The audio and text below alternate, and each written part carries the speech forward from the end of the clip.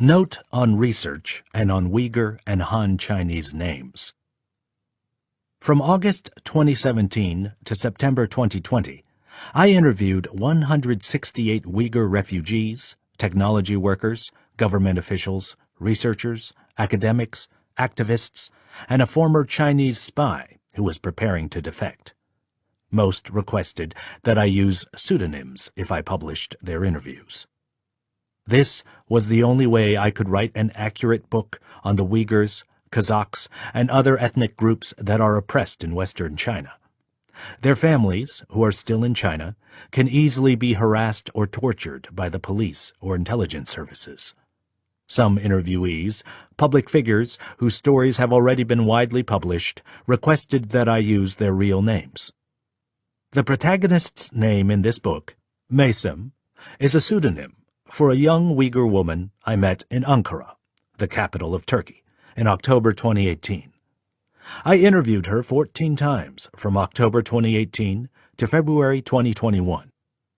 As I researched this book, I questioned myself about the wisdom of interviewing refugees who, under the cover of fake names, could take license to stretch their stories or change their accounts to cope with unbearable trauma. In fact, there is a long tradition among journalists and scholars of relying on refugee testimony when documenting political upheavals and human rights atrocities, sometimes withholding their names and identifying information. Researchers and writers have long relied on the testimony of white Russian, Jewish, Cuban, Chinese, and North Korean refugees. Like some of these other writers, I spent my career as a foreign correspondent, interviewing refugees and people in sensitive situations, whose careers or lives were at risk. I knew how to get around the downsides. I rigorously cross-checked the statements of key characters with people who knew them and had heard their stories before. I also cross-checked my interviewees' statements with other refugee accounts, media reports, the chronology of events on the public record, the Uyghur Victim Database at shahid.biz, the speeches in state media of Chinese leaders, human rights reports from Human Rights Watch, the Uyghur Human Rights Project, the U.S. Congress and U.S. State Department, and the work of a small group of researchers who analyze satellite imagery, computer data, and Chinese corporate reports. For key interviews, I spoke with each person in anywhere from 4 to 25 sessions, spending between 8 and 60 hours with each one, revisiting the same questions and listening carefully for inconsistencies or omissions. In 2 out of 168 interviews, I found the stories changed in minor ways. In one other interview, I found that the interviewee withheld information that reflected poorly on him. He was attempting to convince me he was a victim and not a perpetrator. I didn't use these 3 interviews. In all other interviews, the stories remained consistent down to fine details in dates, places, addresses, and names. Most of these details were verifiable on Google Maps satellite imagery, in leaked Chinese state documents, and online tender documents the interviewees provided to me, in annual reports published online by Chinese corporations, and in my own observations and travels inside Xinjiang. From December 2020 to February 2021, I worked with a rigorous fact-checker, Wenyi Li, a Taiwanese technology journalist and native Mandarin Chinese speaker, to double-check the material in this book. She reviewed interview recordings and transcripts, called the interviewees and double-checked their stories, listened to their stories an additional time for changes or omissions, and rigorously checked the original Mandarin Chinese sources cited and translated in English-language press reports and research. I further checked passages on the mechanics of artificial intelligence, facial recognition, semiconductors, DNA collection, and other technical fields with academic experts. These experts, some well known in their fields, vouched for the technological validity of what Uyghurs witnessed and told me about China's surveillance state. I take responsibility for any remaining errors. Since China's surveillance state is growing in sophistication, I withheld or obscured some pieces of identifying information, such as the exact chronology, locations, ages, and the amount of time that transpired between events. When writing the story of the protagonist Mesem, the pseudonym is also the name of a historical Uyghur heroine, I removed identifying dates and places and obscured the amount of time that passed between events during her imprisonment. This was the only way to protect my sources while remaining true to their stories. If I'd revealed too much, the intelligence services would have no problem tracking down whom I spoke with, along with their families and friends. Uyghur names consist of the individual's name first and the family name second. Han Chinese names follow the reverse standard of family name first, individual's name second. Out of respect for the people who appear in this book, I've written their names in English as they prefer to write it themselves. Some prefer to write their Han Chinese names in English with the given name first and family name second, Kai Fu Li, as opposed to the usual convention, Xi Jinping. When writing Han Chinese words and names in our alphabet, the pinyin system, the international standard for the romanization of Standard Chinese, is used throughout. Prologue. The Situation. In the region of Xinjiang in western China, people call their dystopia the situation. Since 2017, an estimated 1.8 million Uyghurs, Kazakhs, and people from other primarily Muslim minorities have been accused by the government of harboring ideological viruses and terrorist thoughts, and taken away to hundreds of concentration camps. Many of the camps were repurposed high schools and other buildings, turned into detention centers for torture, brainwashing, and indoctrination. It is the largest internment of ethnic minorities since the Holocaust. Even if you don't end up in a camp, daily life is hellish. If you're a woman, you might wake up every morning next to a stranger, appointed by the government to replace your partner, whom the police disappeared to a camp. Every morning before work, this minder will teach your family the state virtues of loyalty, ideological purity, and harmonious relations with the Communist Party. He'll check on your progress by asking you questions, ensuring you haven't been infected with what the government calls the viruses of the mind and the three evils, terrorism, separatism, and extremism. After your morning indoctrination, you may hear a knock on the door. The local neighborhood watch official, appointed by the state to keep an eye on a block of 10 homes, will check your house for irregularities, such as having more than 3 children or owning religious books. She may ask why you were late for work yesterday. She'll probably say that the neighbors reported you. For the crime of forgetting to set the alarm, you must now report to the local police station for an interrogation, where you must explain the irregularity. After her daily inspection, the neighborhood watch official scans a card against a device hoisted on your door. It indicates she has completed her survey. Before work, if you drive to the gas station or the grocery store to grab something for dinner, at each place you go, you scan your ID card at the entrance, in front of armed guards.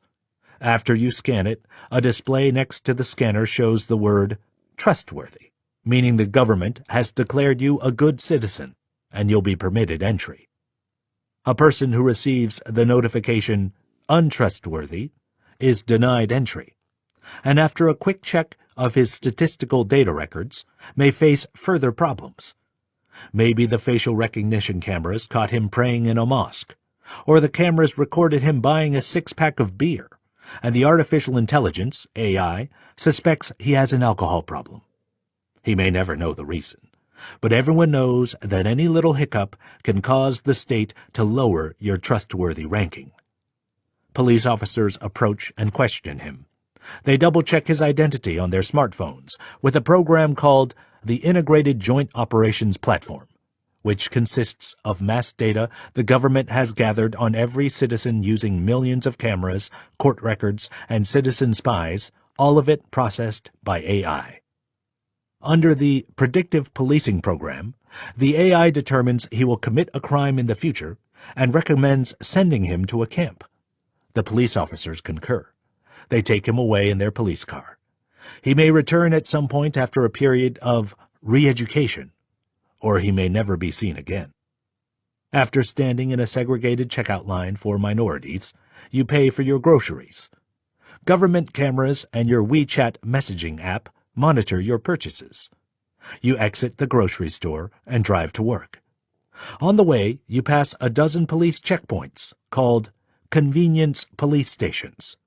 Convenient for whom?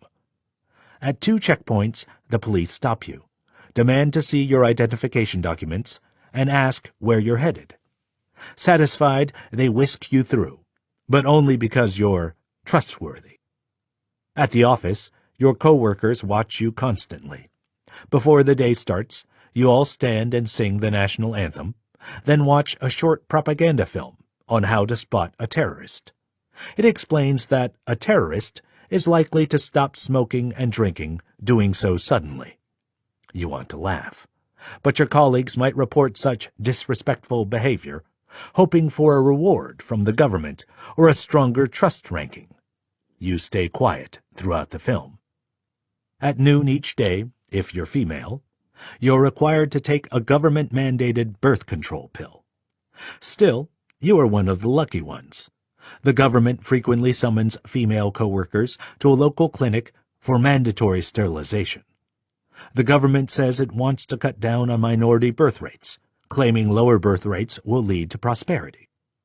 After work is finished, you drive home, pass another dozen police checkpoints, and then scan your ID card to pass through the gate at the entrance of your neighborhood. A ghetto surrounded by a fence or concrete wall, where no one can enter or leave without scanning their card. At home, your children tell you about the party virtues of patriotism and harmony they learned that day in school. You don't debate their lessons. The teacher told the students to report parents who didn't agree with them. After eating dinner and watching the evening news, in front of a government camera installed in the corner of the living room, you lie down in bed with your government minder. Hopefully you can fall asleep.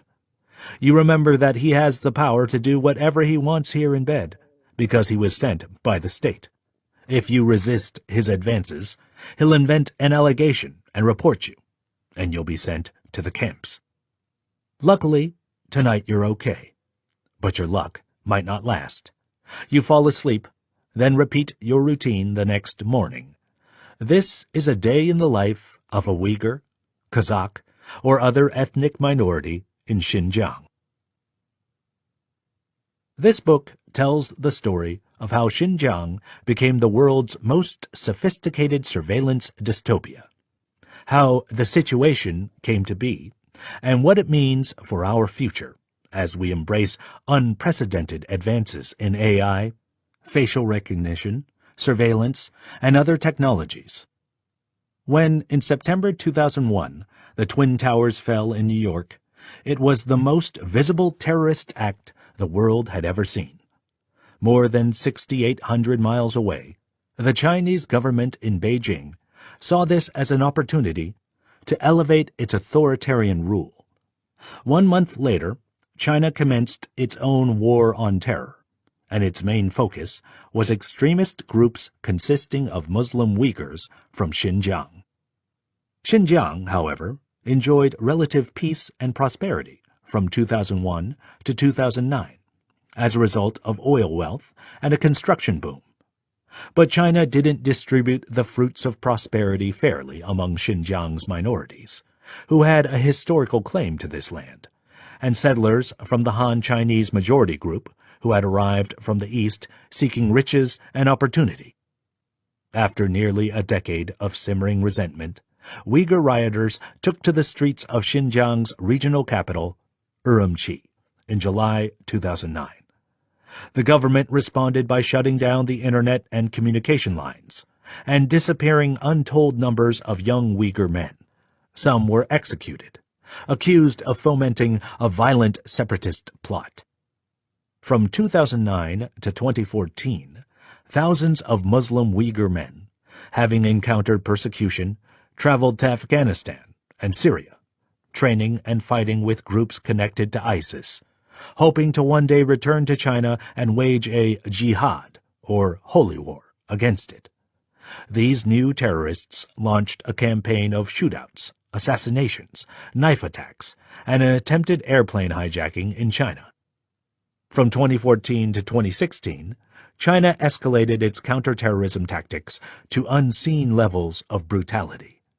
It resorted to old-school, heavy-handed policing and community policing efforts that in reality amounted to recruiting snitches in households, schools, and workplaces. But this was not enough, the government felt, to completely squash the terrorist threat. In August 2016, a strong man named Chen Quanguo became the region's highest leader, taking on the role of Communist Party chief of Xinjiang. He deployed new technologies to surveil and control the population. Using mass data, he introduced a predictive policing program in which a suspect could be detained because the AI predicted he or she would commit a crime. He opened hundreds of concentration camps, officially called detention centers, vocational training centers, and re-education centers. By 2017, the number of people imprisoned within them swelled to 1.5 million, out of a Uyghur population of 11 million. China's goal was to erase one people's identity, culture, and history, and to achieve a total assimilation of millions of people. You can't uproot all the weeds hidden among the crops in the field one by one. You need to spray chemicals to kill them all, one official said in January 2018. Re-educating these people is like spraying chemicals on the crops. And with that, China created the perfect police state. Chapter 1. The New Dominion. Long live the great, glorious, and correct Communist Party of China. Government propaganda slogan. See a terrorist, strike a terrorist, shouted the policeman. Near an outdoor market, 3 tall, burly counterterrorism officers, dressed in black SWAT uniforms, sunglasses, and bulletproof vests, stood in front of a line of shop owners. The shop owners were rehearsing a drill, and each of them wielded a wooden baton. At a policeman's mark, an alarm bell sounded. They began the drill. Strike hard, strike fast, and pin an imaginary terrorist on the ground. Love the party, love the country, they shouted together. I casually snapped a photo of the scene with my cell phone and started to walk away. One of the police officers was wearing sunglasses with a built-in camera linked to China's Skynet surveillance database. The camera was connected by a wire to a mini-computer in his pocket. He turned left and glanced at me. If I were a local resident, he could probably see my name and national ID number on his lenses within seconds. Before I knew it, I was surrounded by police. I didn't know where they came from or how long they had been watching me, but they didn't look happy. A 6'4" man in a regular police uniform, with an officer's cap and a white button-down shirt, grabbed my phone and demanded my passport. "Come with us," he said. It was a frigid December day, and I was posing as a backpacker in Kashgar. I had arrived the previous morning on a 2-hour flight from Urumqi, disembarking at the small, ramshackle Kashgar airport. My tourist visa allowed me to visit this little-known frontier, a predominantly Muslim region of desert oases and freezing mountains twice the size of Texas, in China's far west on the edges of Afghanistan and Pakistan. During the previous decade, I had carved out a niche by documenting the rise of authoritarian governments worldwide and the increasingly sophisticated ways they deployed new technologies to surveil, control, and even murder their people. I'd covered insurgencies, dictatorships, and a genocide throughout North Korea, China, Myanmar, and Russia. But when I was detained by the authorities in Kashgar, I realized I'd never seen a surveillance state so well-honed and menacing as this one. It's likely that I'd been watched from the moment I arrived. Fellow journalists had warned me that my hotel room would be bugged, and any laptops or smartphones I left in my room would be scanned. With 170 million cameras nationwide, some able to identify anyone from up to 9 miles away, and government devices called Wi-Fi sniffers gathering data on all smartphones and computers within their range, the state probably knew a great deal about me the moment I stepped off the plane. A public security officer, the term China uses for police who have broad powers of search and seizure, inspected my passport. "Japan? Cambodia? Egypt?" he asked suspiciously, looking at the stamps. "What do you do for a living?" "Business consultant," I said. "Just visiting. Backpacking." I was nervous.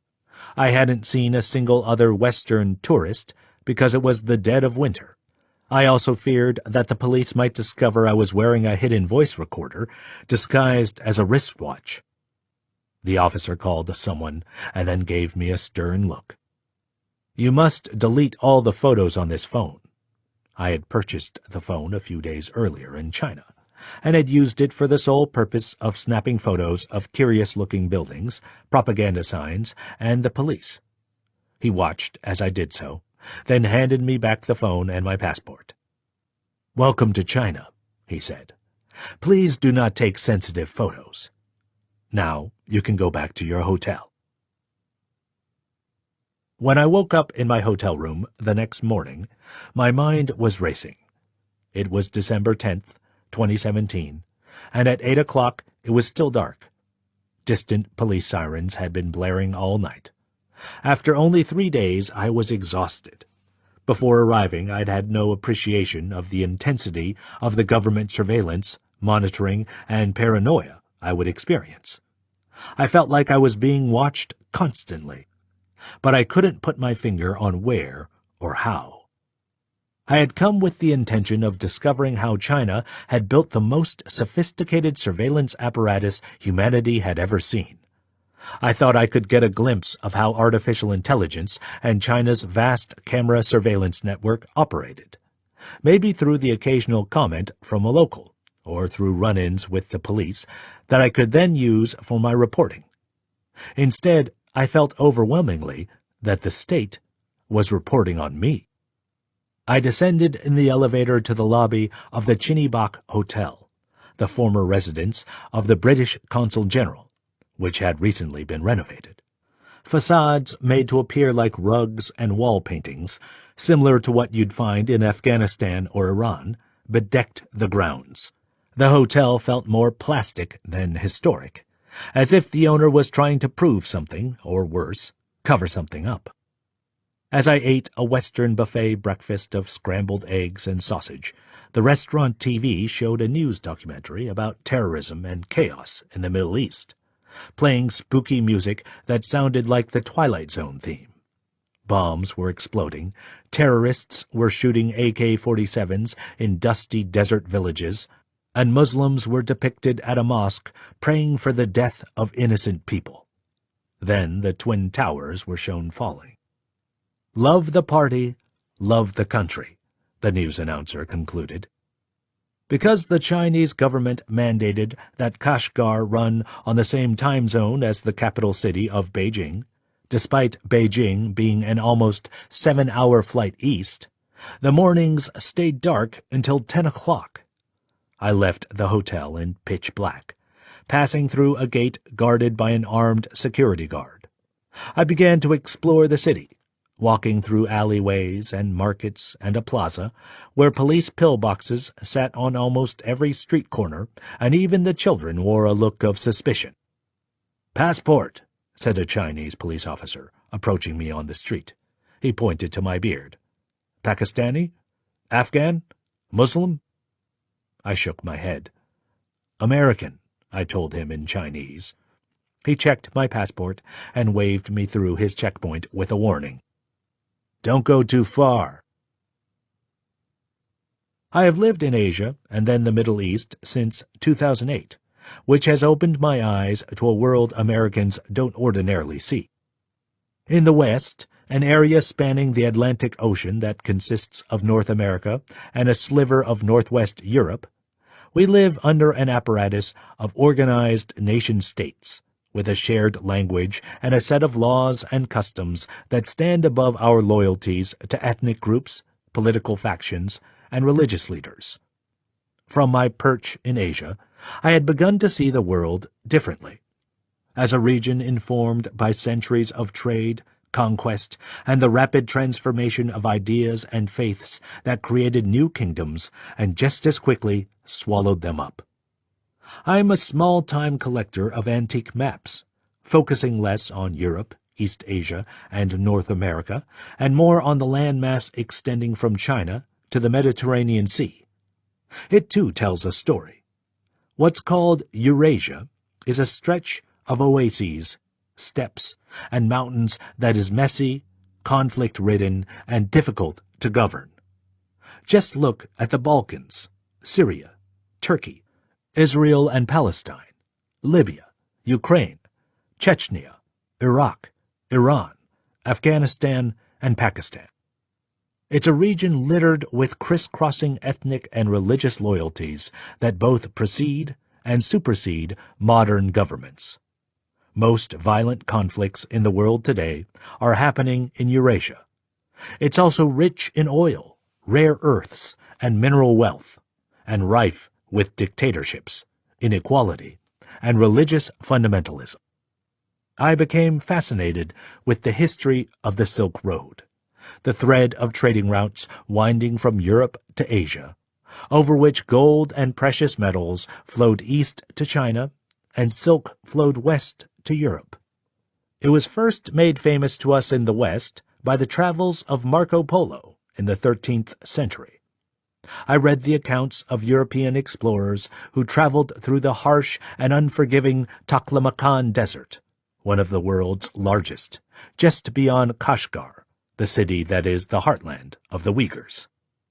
Quite suddenly, the sky grows dark, wrote the German archaeologist Albert von Lecoq in 1928.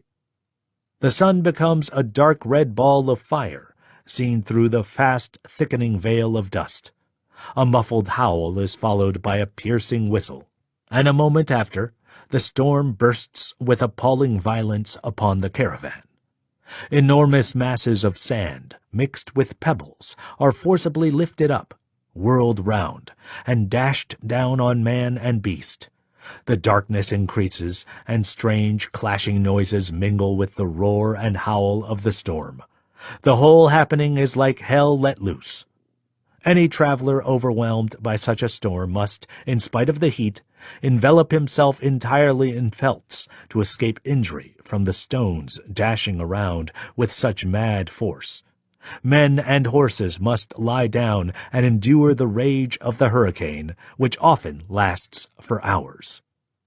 The deadly sandstorms were called black hurricanes, and because of them, the Taklamakan could be lethal. The British consul general at Kashgar called the desert a land of death. Sven Hedin, the Swedish explorer, called it the worst and most dangerous desert in the world. The British correspondent, Peter Hopkirk, wrote that in the local Turkic language, the word Taklamakan meant, "Go in and you won't come out." Looking at a map of China's western frontier, the desert looks like a football that stretches about 600 miles east to west. 6 oasis towns surround it, historically called the Alta Shahar, with Kashgar on the western side. For centuries, explorers and traders like Marco Polo would rest in the city after an arduous trek through the mountains of what are today Iran and Afghanistan, before heading farther into dangerous terrain. When I was growing up in Chicago, Illinois, I knew Eurasia only as Iraq and Afghanistan, nations made relevant after the attacks of 9/11. I scarcely thought about Azerbaijan or Uzbekistan or Tajikistan. They were backwaters, a muddy mess of post-Soviet nations that happened to be Muslim, but were peripheral. But the longer I stayed in Asia, the more I learned that my Western-centric perspective was deeply flawed. The story of the world was not what I read in the New York Times about the spread of democracy and the people's embrace of the free market, a reprieve from an ideological Cold War that ended when I was a toddler. Across Eurasia, I watched as democracies failed, oil baron oligarchs seized power, and religious and tribal leaders escalated warfare. As I read more and more history, anthropology, and global news coverage, it began to hit home that the Midwest of the United States, where I'd grown up, was only a few hundred years old, whereas Kashgar, the relatively small city where I woke up that cold December morning, had for centuries been a Silk Road cultural and trading gateway, once a cosmopolitan resting point for travelers of the world. In the years after 9/11, I watched as China, whose culture had long fascinated me, began to reach westward through the region called Xinjiang. Since 2013, China had been building a $1 trillion network of roads, ports, oil pipelines, and railroads. It's called the One Belt, One Road Initiative. China wants to move away from its overexploited coast, trying to establish global trading routes that could become an alternative to crossing the Pacific Ocean.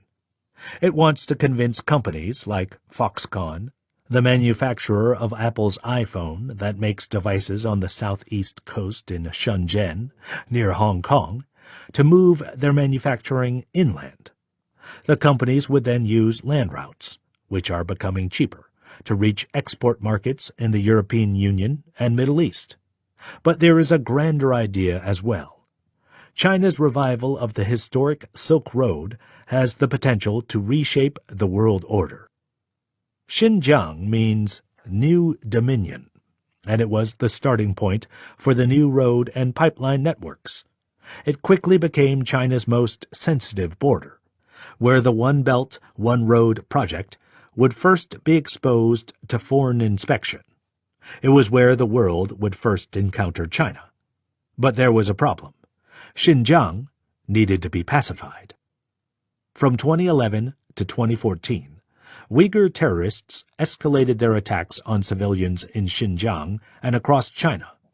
They launched 2 car attacks that included a bomb in Tiananmen Square, stabbed and slashed commuters with knives during an assault at a train station in Kunming in southern China, assassinated a prominent imam, a Muslim religious leader in Kashgar, and attempted but failed to hijack an airplane flying between 2 cities in Xinjiang.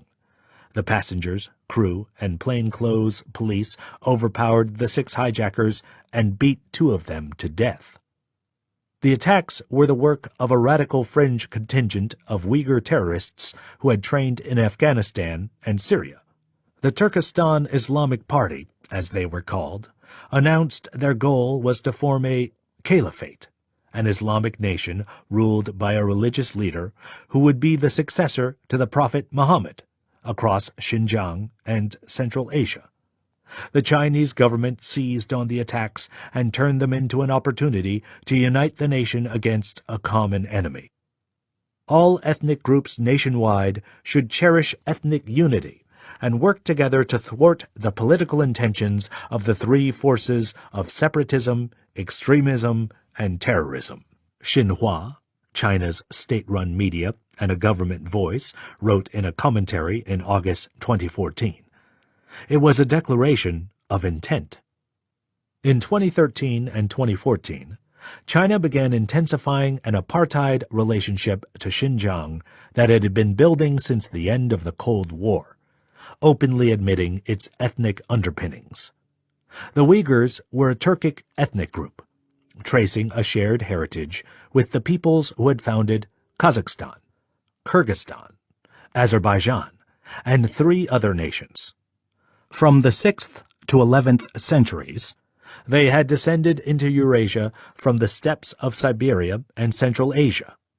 Then, in 1453, they conquered the capital of the Eastern Roman Empire, Constantinople, today Istanbul, establishing the Ottoman Empire, which lasted 450 years until its defeat in World War I. Despite the shared heritage, the Uyghurs occupied a very distant frontier from the center of the Ottoman Empire. Various Turkic and Chinese Muslim leaders ruled independent city-states, or swore fealty to Mongol, Manchu, and Han Chinese dynasties as distant subjects. By the mid-18th century, China's Qing dynasty, created by the Manchus in a power struggle against a Mongol group that had dominated the region, had taken over what is today Xinjiang. But Xinjiang, early on, was hardly targeted and oppressed. The Qing Manchus prohibited Chinese settlement in densely Uyghur areas for fear of destabilizing them, and did not interfere with Uyghur religion, food, or dress, wrote James Millward, history professor at Georgetown University. This culturally pluralist imperialism worked well, and despite a series of minor incursions from Central Asia into southwest Xinjiang, from the mid-18th to the mid-19th century, the region was on the whole peaceful, enough so that the Uyghur population increased fivefold and the economy expanded. But the Qing dynasty fell apart in 1912, sparking 38 years of nationwide rebellions and strife between military leaders and foreign-backed factions, and also a movement to reform and modernize schools and society in Xinjiang, until China was united under communism in 1949. Then the Uyghurs and other Turkic ethnic groups became second-class citizens, relegated to a system of segregation, given short shrift when they applied for jobs, opened bank accounts, or bought new cars and homes. Pledging an end to ethnic strife and separatism, China's leaders unveiled, over the next 6 years after the terrorist attacks intensified in 2013 and 2014, a vast social experiment in suppression, control, and brainwashing, intended to secure total loyalty to the state. The Chinese government transformed the region into a testing laboratory for the most cutting-edge surveillance technologies of a dystopian future. There could be an alliance between authoritarian states and these large, data-rich IT monopolies that would bring together nascent systems of corporate surveillance with an already developed system of state-sponsored surveillance, the financier George Soros declared at the World Economic Forum in January 2018. This may well result in a web of totalitarian control, the likes of which not even Aldous Huxley or George Orwell could have imagined. He predicted that China would be among the first countries to adopt an unholy marriage between an authoritarian government and technology companies.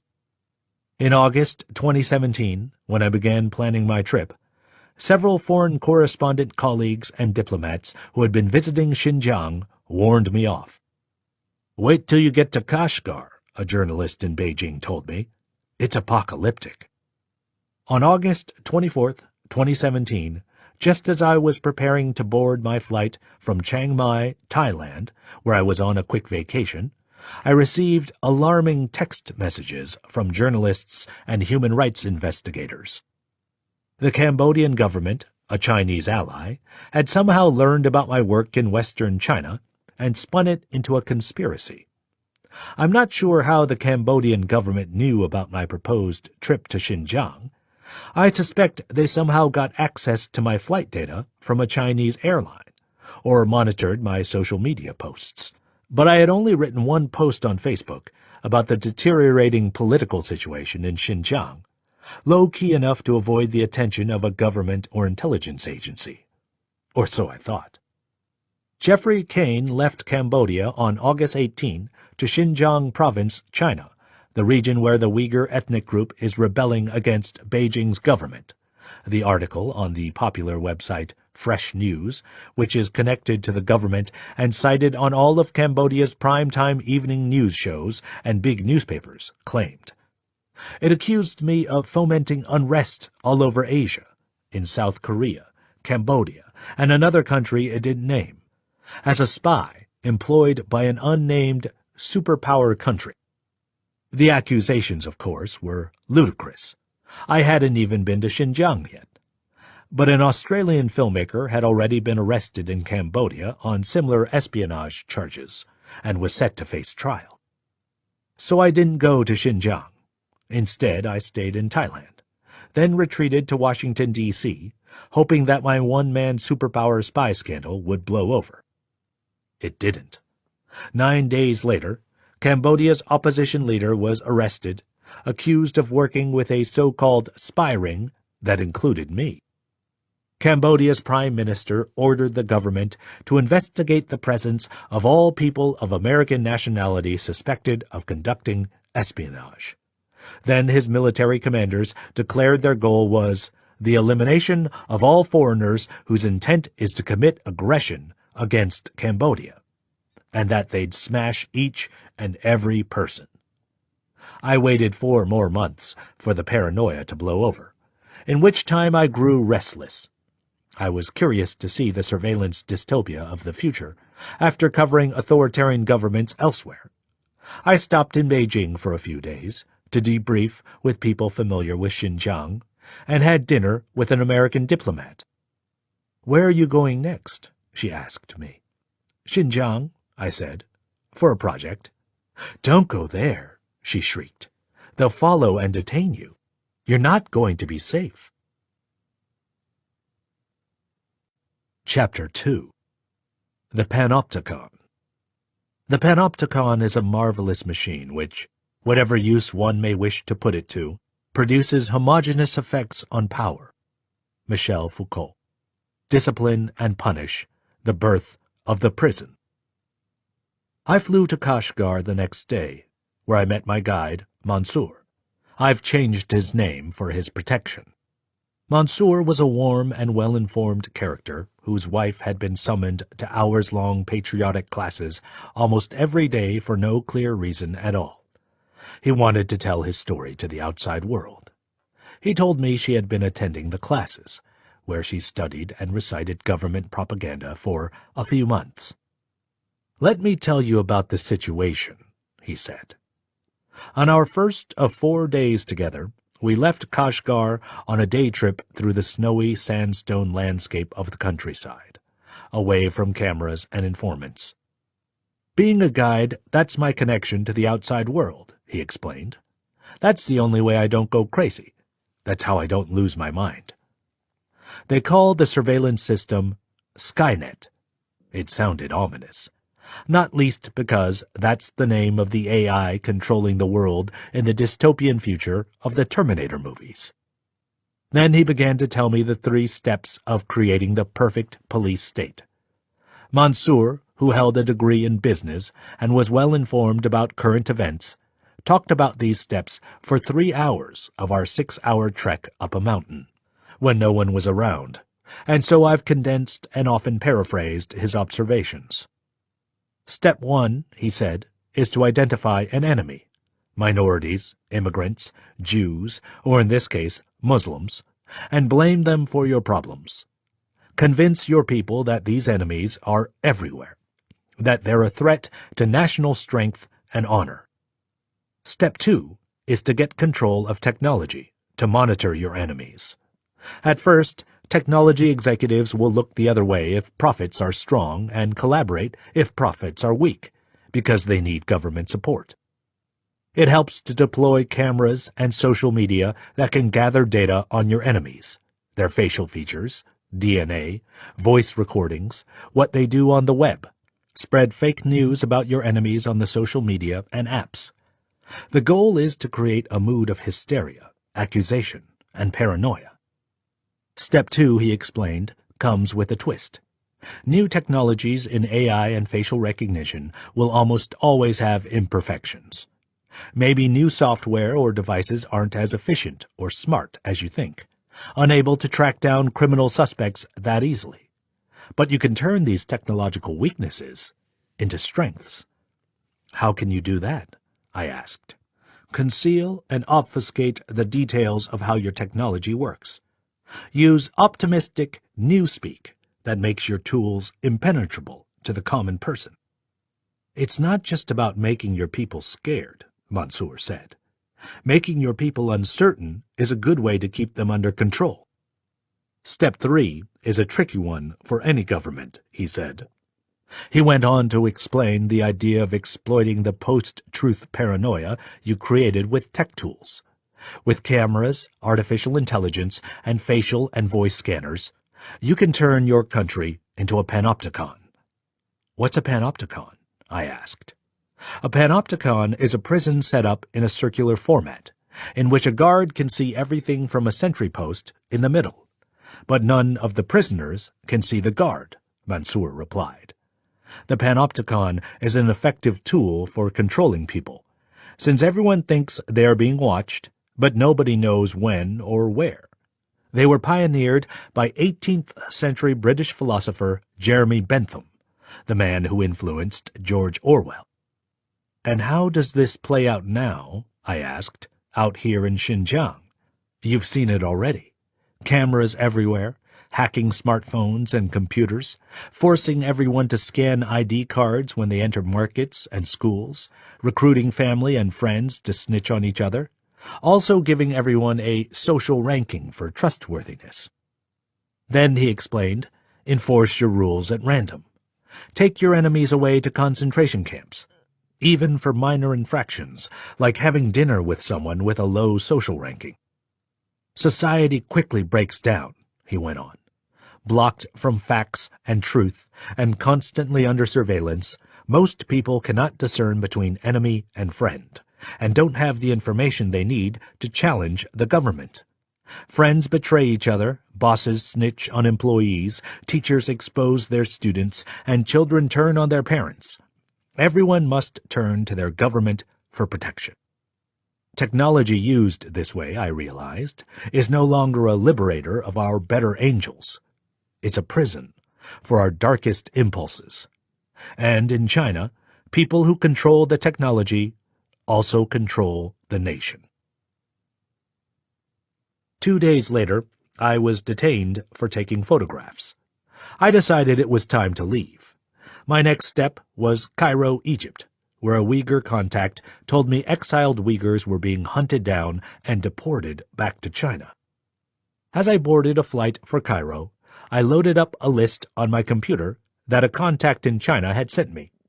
75 behavioral indicators of religious extremism. He told me police in Xinjiang were handing out the list, advising citizens to be suspicious of certain behaviors that might indicate people were terrorists. Following are some of the warning signs. People who store large amounts of food in their homes. Those who smoke and drink but quit doing so suddenly. Those who buy or store equipment such as dumbbells, boxing gloves, as well as maps, compasses, telescopes, ropes, and tents without obvious reasons. Landing in Cairo, I grabbed a taxi to a small hotel off Tahrir Square, the city center, passing by Islamic minarets and spice sellers jostling for position in the sweaty crowds. I found some people who want to meet you in Cairo, my Uyghur contact in Washington, D.C. emailed me after I settled in. I agreed to meet Osman and Osman in a rented study room at a kids' after-school academy, where I pretended to be teaching them English. This was the security cover we'd agreed on, since the Egyptian police had been looking for them. For 6 months, these two men and their families had been effectively stateless and on the run, staying in a new home each week. When Osman walked over to the window to let the smoke from his cigarette drift into the open air, his hands were trembling. "They sold us out," he exclaimed. "They're bowing to foreign power. We thought we'd be safe here, but we aren't safe anywhere." It had all started in September 2016, he said, when Egypt and China began signing a series of agreements in which China eventually promised $11.2 billion to help fund a new government capital, an electric railway, a satellite launch, and other infrastructure investments embraced by the One Belt, One Road project. As part of these deals, the two countries committed to exchange information on extremist organizations. That meant China had the right to demand information about all of us Xinjiang exiles from the Egyptian police surveillance, Osman confirmed. On July 3, 2017, 13 days after Egyptian and Chinese security officials agreed to exchange information, Egyptian police began raiding dorms, restaurants, and homes. They hauled away Uyghur students and residents and deported them back to China, even if they were legal residents of Egypt. We knew this was not good, Osman said. Our clock was ticking, and they were coming for us. In July 2017, the doorman called his apartment.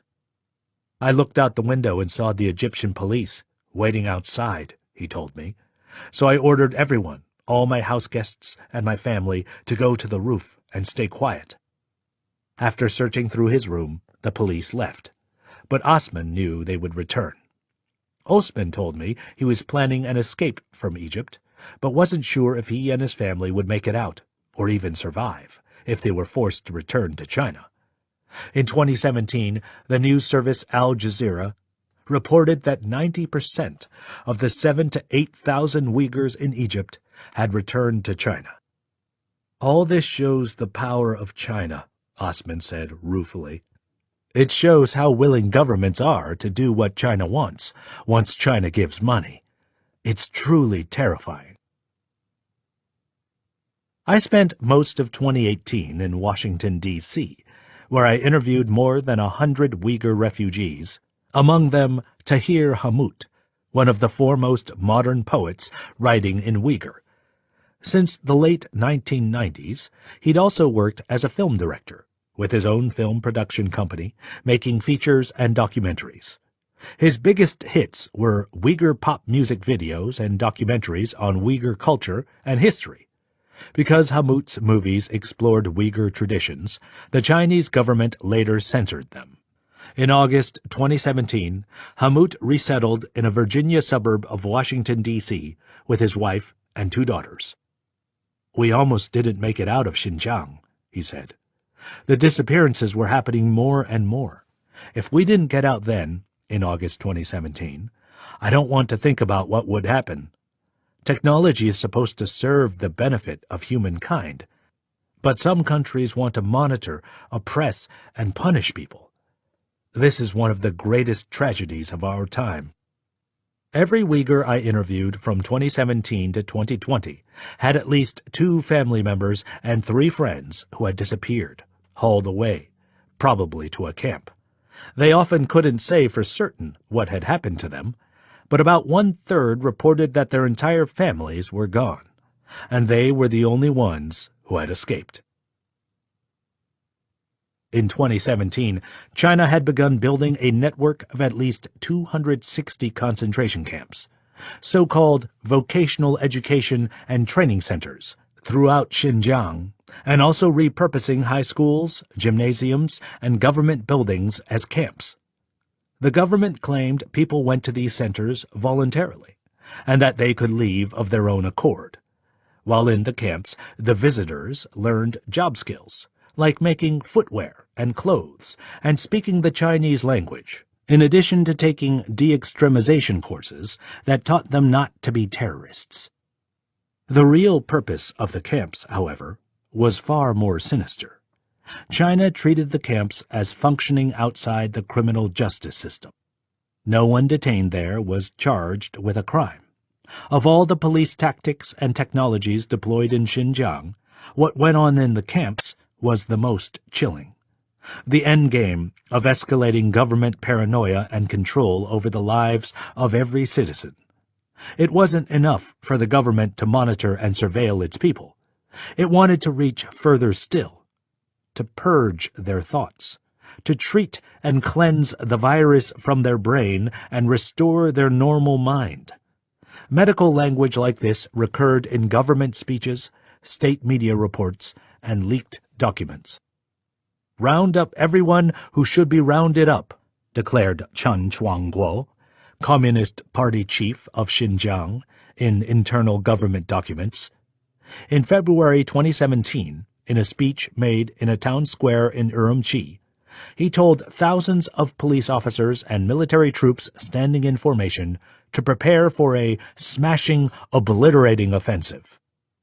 In late 2016 and 2017, the early days of the re-education programs, Uyghurs, Kazakhs, and other primarily Muslim ethnic minorities in Xinjiang were asked to report to police stations, or they were visited in the night and hauled away by police officers, who put a cloth over their head and drove them to a camp in the back seat of a police car.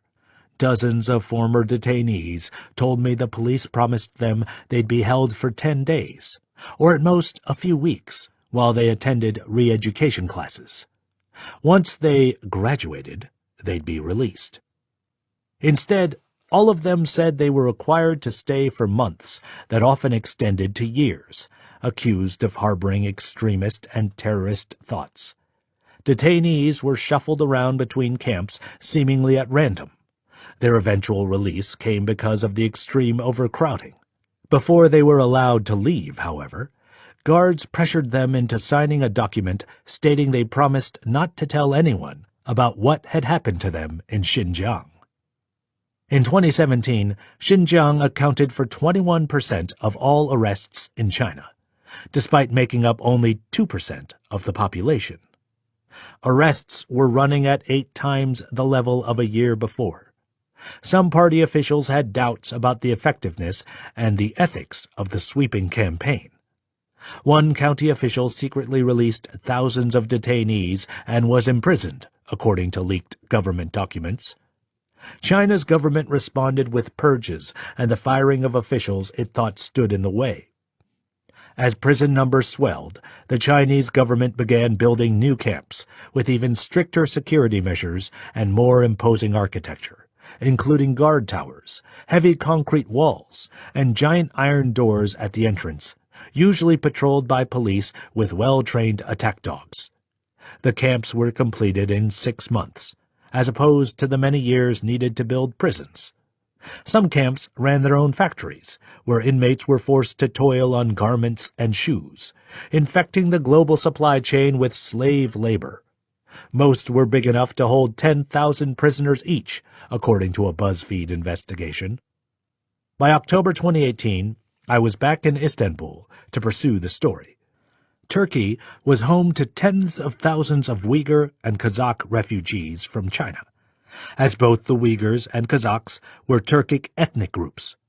The president of Turkey, Recep Erdogan, welcomed them and would later become one of the few Muslim leaders to condemn China's treatment of the Uyghurs.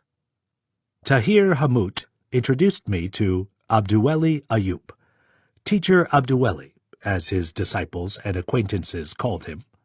A strong-willed and hot-tempered linguist and writer, Abduweli had studied at the University of Kansas, and through his blog captivated Uyghurs with stories of life in the West. Because of his American education and contacts, and the kindergarten he ran in Xinjiang that taught the Uyghur language, the Chinese government deemed him a danger after he returned to China in June 2011, and just over 2 years later detained him for 1 year and 3 months. China tortured me. They sleep-deprived me. They wanted me to renounce it all, he told me. It wasn't an old-style genocide with the intent of killing an entire group. They were more sophisticated. They wanted to erase my thoughts, my identity, everything, who I was and everything I had written. History and culture are where our memories lie. Erase the memory, the being, the spirit, and you can erase a people. Abduweli managed to get out of China after he was released from the detention center, and became a refugee in Turkey in August 2015. He was remarkably well-connected. An influential literary figure within the Uyghur community, he published his subversive writings online and got all kinds of accolades from his peers. After we met in Istanbul, he took me to Ankara, the capital, where he introduced me to a young Uyghur woman, Mesim, then in her late 20s. "You need to meet her," Abduweli told me on the train. "She hasn't come out in public yet. Her story is incredible." One evening in October 2018, we gathered for tea in her sparse, large apartment on the outskirts of the city, barely decorated because she had recently moved in. Mason was completing her master's degree in the social sciences and preparing to apply for a PhD in the United States. She had a pale complexion and long brown hair, and a delicate way of speaking and handling herself as she prepared tea. But her small and slender frame didn't fool Abdueli and me. We sensed a tough, strong personality from her way of speaking. As she moved between small talk about her favorite teas and life in Ankara, she dropped in literary references and bold statements about the state of the world. "People say a woman shouldn't be educated," she said. "I say education for women will change the world." She dashed around from the kitchen to the living room, preparing food one moment and pulling out books from her library the next. In Xinjiang, the Chinese government was targeting fellow Uyghurs, hiring them as agents and informants, and having them call exiles to pressure them into betraying friends and neighbors they knew overseas. Dozens of Uyghurs in Turkey told me that on these calls, Uyghur agents would send them photos and videos of family members held in Chinese detention centers. The agents promised the exiles they would be allowed to talk with their long-lost siblings, parents, and children back home, and would ensure their families' well-being if they sent information on the whereabouts and activities of other Uyghur exiles in their neighborhoods. Mason wasn't sure at first whether to tell me her story. She was ashamed that she had left her family behind. Many of them were missing, almost certainly in concentration camps. "My burden is heavy. My family is gone, and I am a pawn in a new world order," she said. "But I will tell you how we got here." Chapter 3. Skynet has found you. Show absolutely no mercy. Xi Jinping. In Xinjiang, when I was growing up, Mason began, the party cared for everyone, and everyone had their path set from a young age. Men usually became police officers, and women became school teachers. Mason was a rare exception. She was born into a respected family, graduated at the top of her class in secondary school, then gained entrance to an elite Chinese university, and was on track for a job in the diplomatic corps, unusual accomplishments for a young woman from an ethnic minority. The change in the way the state treated its citizens in Xinjiang was so gradual that at first Mason didn't notice what was happening around her. Like tiny cracks in an eggshell, it came in increments.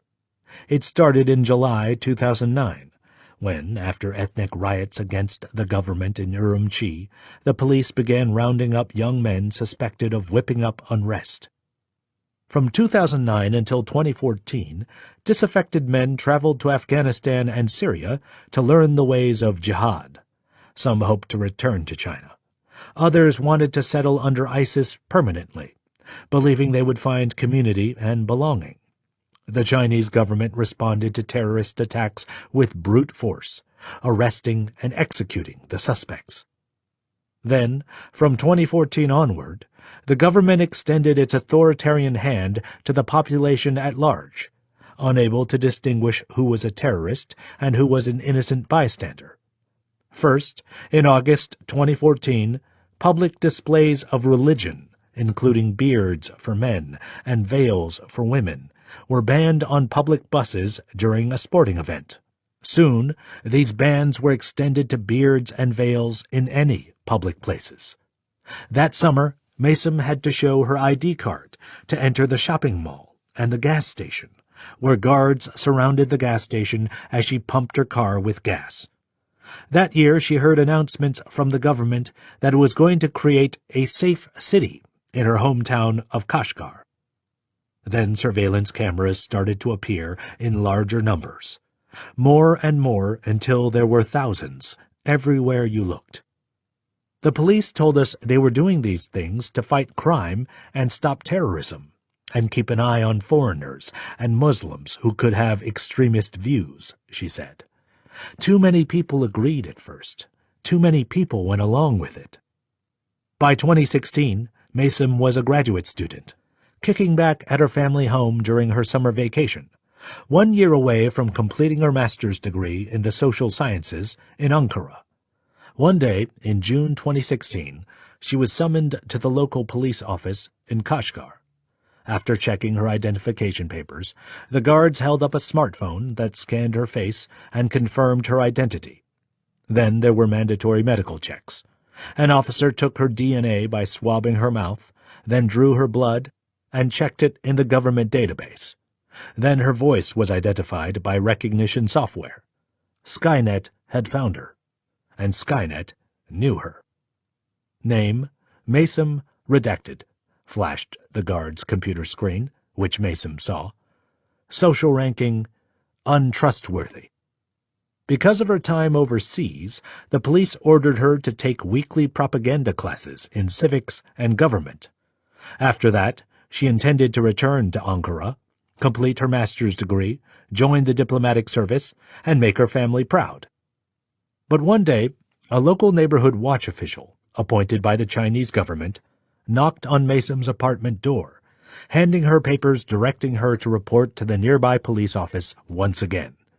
When she checked in at the front desk, 3 Chinese men in suits approached and hustled her into the back seat of a black 4x4 SUV. They went off together for an hour-long drive. When they reached their destination, the guards there told her it was a re-education center, where she would begin more intensive daily civics classes. The classes would begin at 8 a.m., and she could go home at 6 p.m. But within minutes, she was relocated to a second, higher-security compound that the guard called a detention center, which she would not be allowed to leave.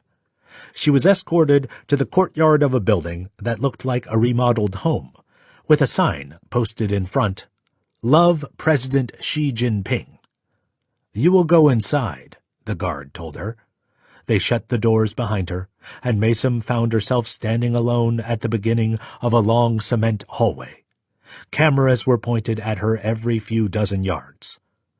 The walls were covered in paintings with propaganda slogans, Maysom said.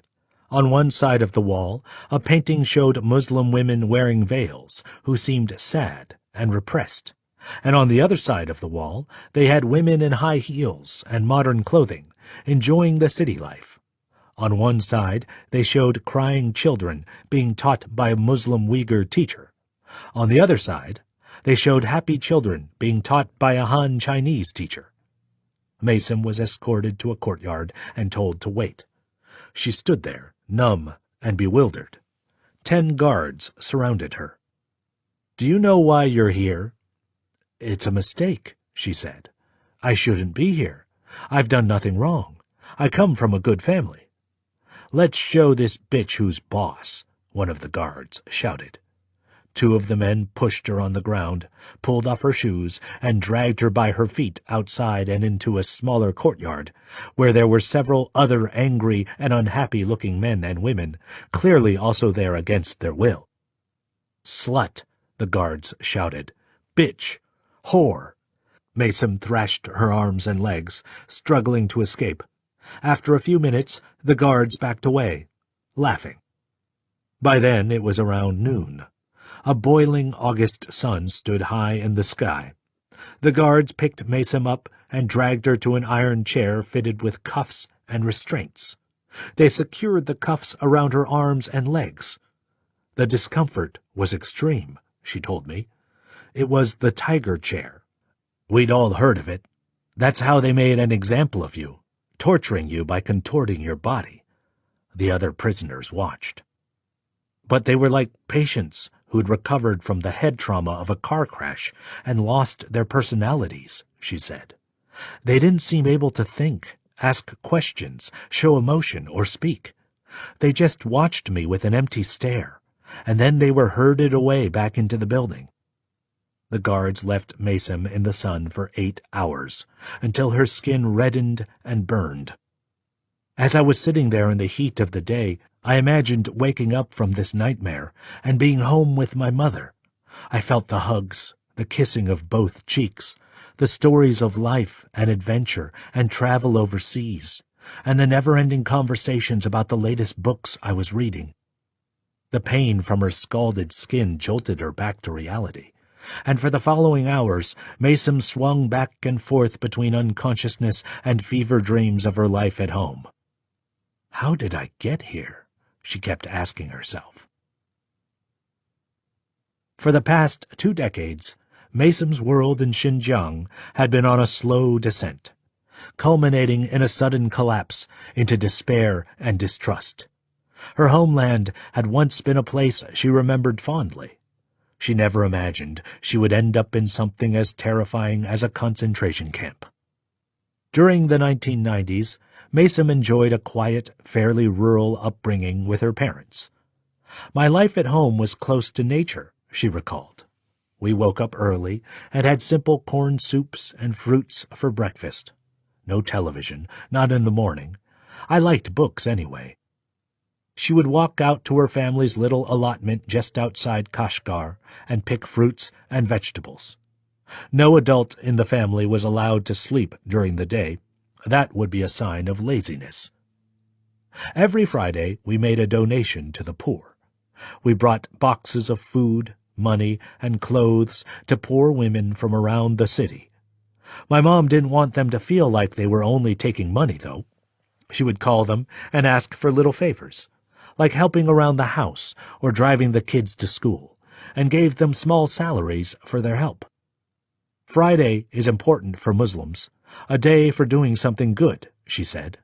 Many other families did this too. During her calm childhood, Maysom's creativity and imagination flourished. As a 7-year-old, she was driven by her family along dusty riverbeds to a desolate shrine in the desert. She peered out the car window at the vast expanse around her. "I was scared of the Taklamakan Desert," Maysom recalled.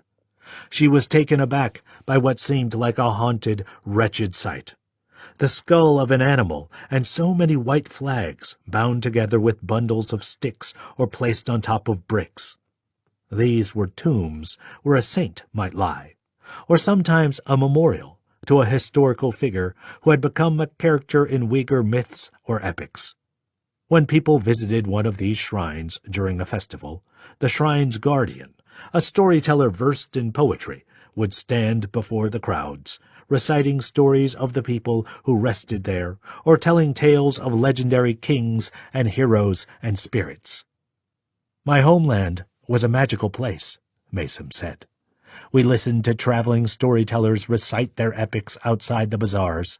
Heroes, gods, adventurers, conquerors, battles, quests. The audience swayed and shouted with the movements of the poetry. We believed in spirits in the trees and the mountains, and demons and genies in the desert.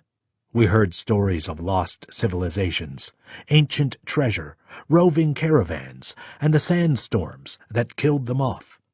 We embraced the beauty of being at the center of the world, the crossroads of empires." At that age, Maysom would wander with her parents into the bazaars of Kashgar, with their alleyways of carpet sellers, vegetable markets, and kebab spinners. They'd merge into the crowds on the main thoroughfares, standing around a roving poet telling a story.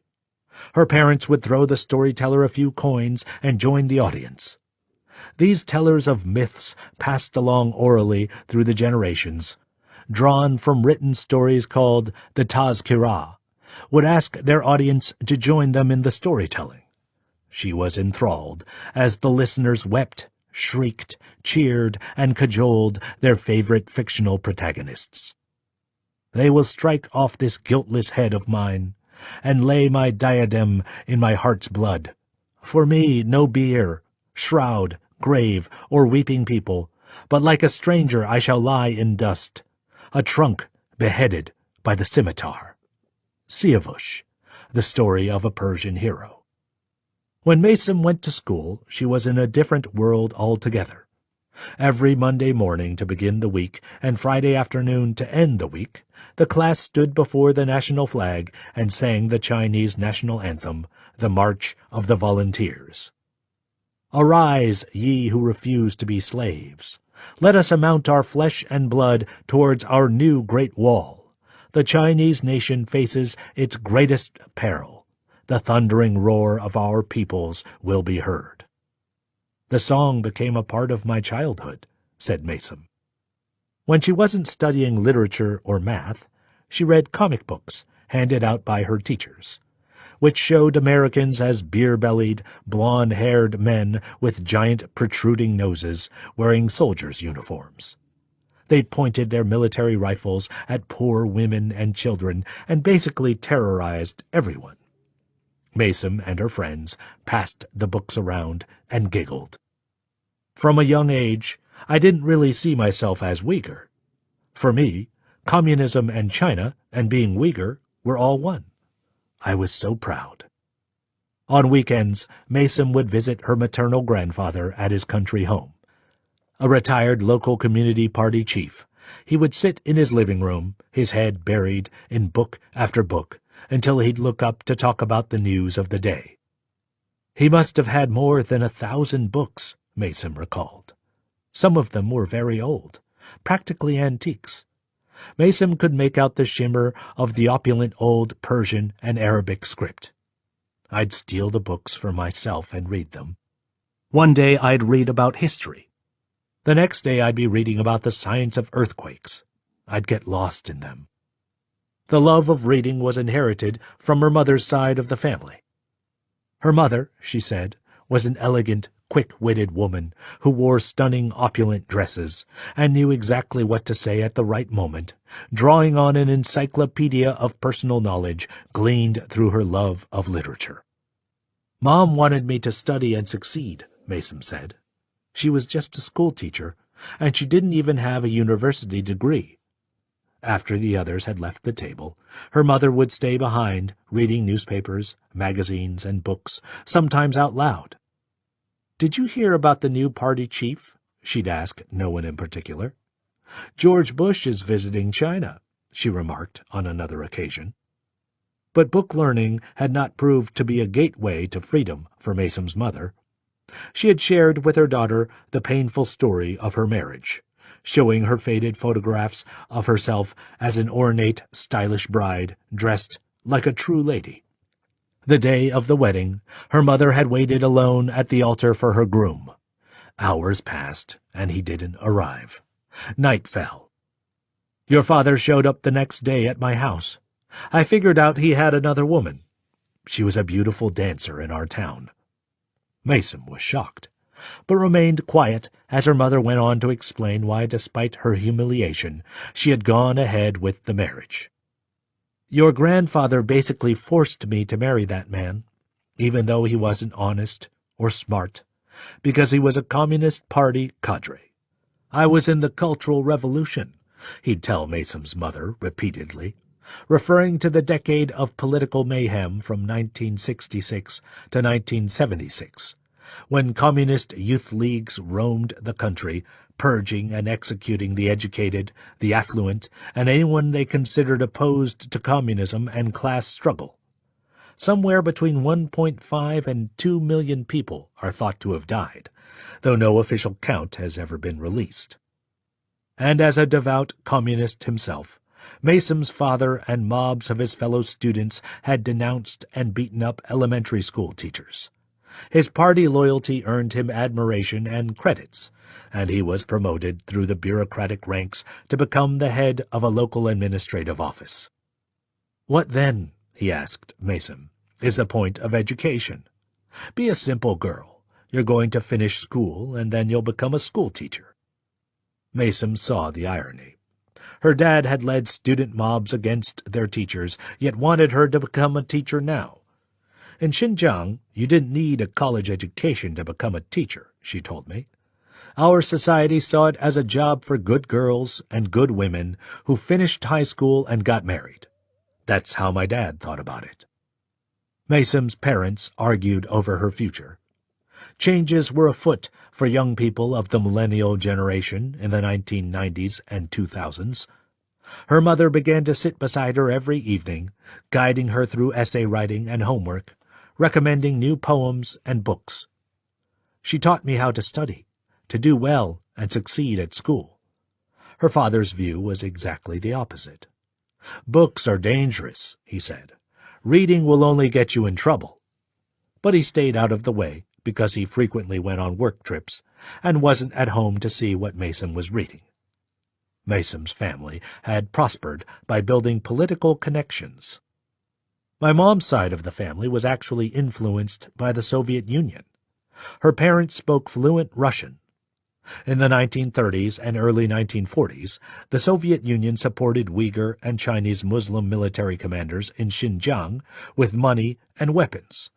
The commanders and warlords were fighting China in a campaign to break away and create an independent Uyghur nation, one the Soviet Union hoped would become a communist satellite in its geopolitical struggle with China.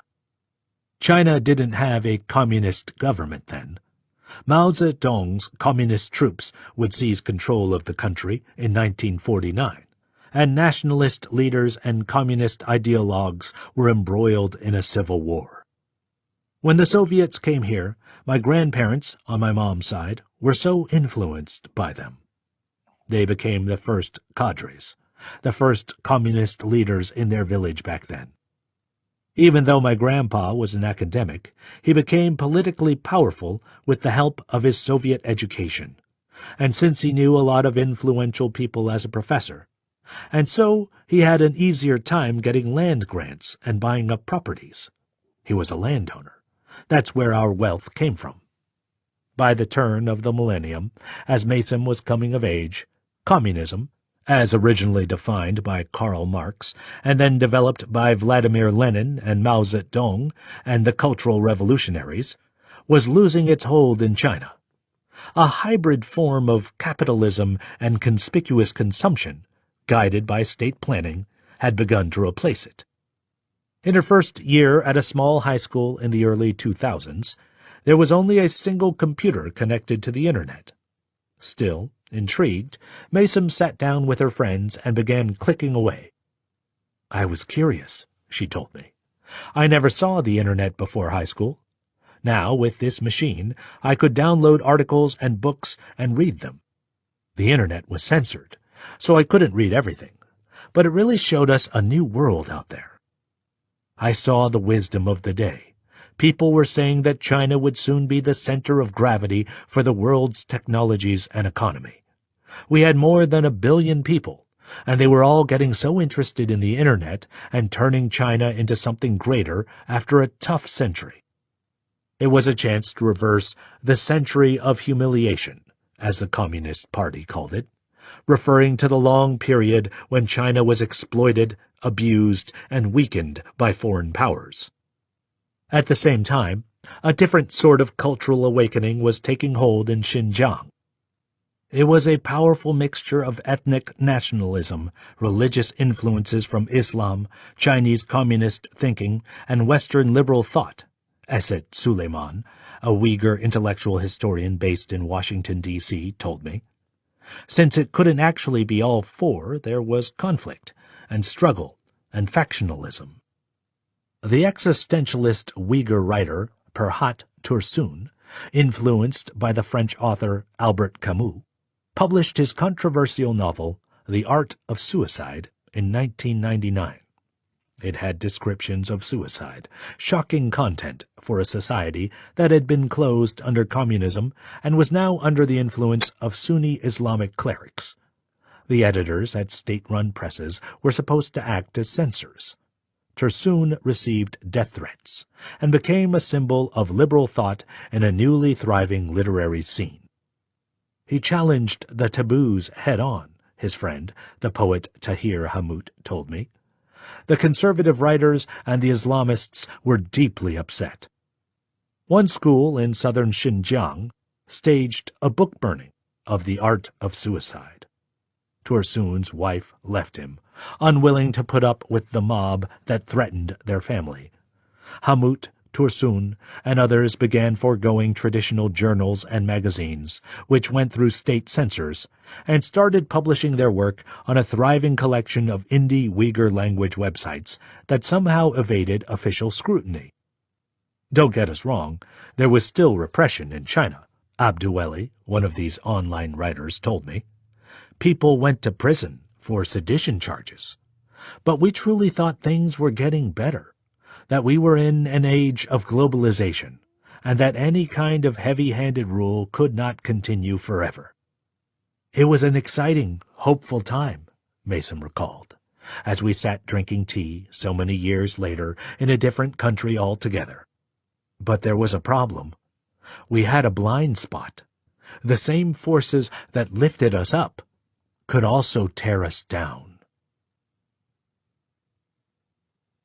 Chapter 4. China Rises. There is no force that can shake the foundation of this great nation. Xi Jinping. As China asserted its newfound importance in the world through trade, economic growth, and technology, Mason found herself swept up in a torrent of patriotic pride. As I got older, I knew I wanted to be a diplomat. I wanted to serve my country and do something distinguished that matters. When she sat for the national exam on June 15, 2007, Mason spent a grueling 6 hours a day over 2 days answering multiple-choice questions on math, literature, and history. I was nervous about the results, she said. Then the envelope arrived in the mail. Mason and her parents held their breath as she opened it. I scored among the highest in all of Xinjiang. That meant everything to me. I was going to Beijing, to the capital, but I was scared. I'd never lived away from home before. 3 months later, in September 2007, Mason traveled with her father to Beijing to begin her major in the social sciences. I saw this small, harmless-looking girl, and we introduced ourselves to each other, remembered a medical student who, though a few years older, would become a good friend to Mason. She was in the cafeteria with her father as they got ready to say goodbye. She was crying. But Mason was excited, too. I said goodbye to my dad and set out for class in the capital. Beijing was scary. It was also glamorous. I had first visited China as a college student on a summer exchange trip in 2007. I was part of a group of university students. We were allowed to speak with the CEO of a new tech company, who described the exuberance felt in China as it began to realize new opportunities. When I was growing up, all we knew about Americans was the big nose, he joked, referring to the same cartoon stereotypes of Caucasian Americans Mason had laughed at in her comic books. Now we are the manufacturing center of the world, he said, and we're moving up the value chain. We're starting to make our own computers and software, too. The mood, indeed, was buoyant. A group of us paid a visit to a street in Beijing called Zhongguancun, Electronics Street. There we heard from a Chinese Microsoft employee. Microsoft, you can say, has become the central pillar of new technologies in China. It's difficult to express in words how far we've come. 7 years earlier, Bill Gates, then the CEO of Microsoft, had dispatched his senior advisor Craig Mundie to China. His mission was to create a new business arrangement to help the government of a country keen to adopt technology. A country of 1 billion people with an estimated 120 million PCs, meaning 120 million potential Windows users. Chinese users had been buying pirated versions of Microsoft Windows on the street for a few dollars, and Microsoft had responded by aggressively suing in Chinese courts, losing many cases. The Chinese government, meanwhile, was concerned that Windows contained malware installed by the U.S. government that could be used to spy on China. I remember going back to Redmond, the location of Microsoft's headquarters in Washington, and saying, "Our business is just broken in China," Mundie told Fortune. But where we were most broken was that our business practices and our engagement did not reflect the importance of having a collaborative approach with the government. As a result, in 2003, the company offered China and 59 other countries the right to look at the fundamental source code for its Windows operating system and to substitute certain portions with their own software, something Microsoft had never allowed in the past, Fortune reported. Listening to Mundie's advice Gates had realized that Microsoft was at fault. Flat pricing for Windows all over the world, whether in rich or poor countries like China, wasn't viable. It made piracy inevitable. As a goodwill gesture, Gates built a research and development laboratory in Beijing called Microsoft Research China, later renamed Microsoft Research Asia, MRA. The lab was constructed in an emerging stretch of city blocks, Zhongguancun. This was a place where until recently, farmers had roamed the area with ox carts, and men in cheap suits hawked power strips and printer ink from street-side kiosks, where pirated software was so common that the street got the name Crook Street, wrote the journalist Mara Vistendahl. But Zhongguancun was being turned into a science park that eventually came under the direct supervision of the government. Gates entrusted a rising star named Kai-Fu Lee, a citizen of Taiwan, to set up MRA. Lee had made a name for himself in the fields of voice recognition and artificial intelligence.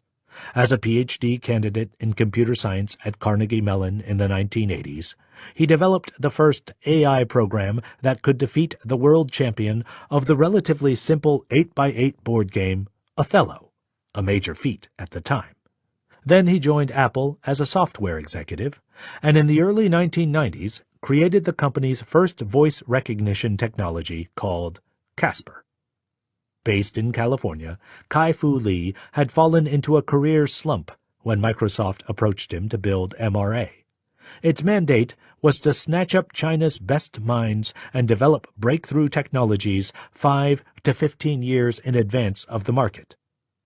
Microsoft Research Asia went on to train over 5,000 AI researchers, Lee wrote in his book AI Superpowers, including top executives at Baidu, Alibaba, Tencent, Lenovo, and Huawei, 5 of China's biggest and most valuable technology companies.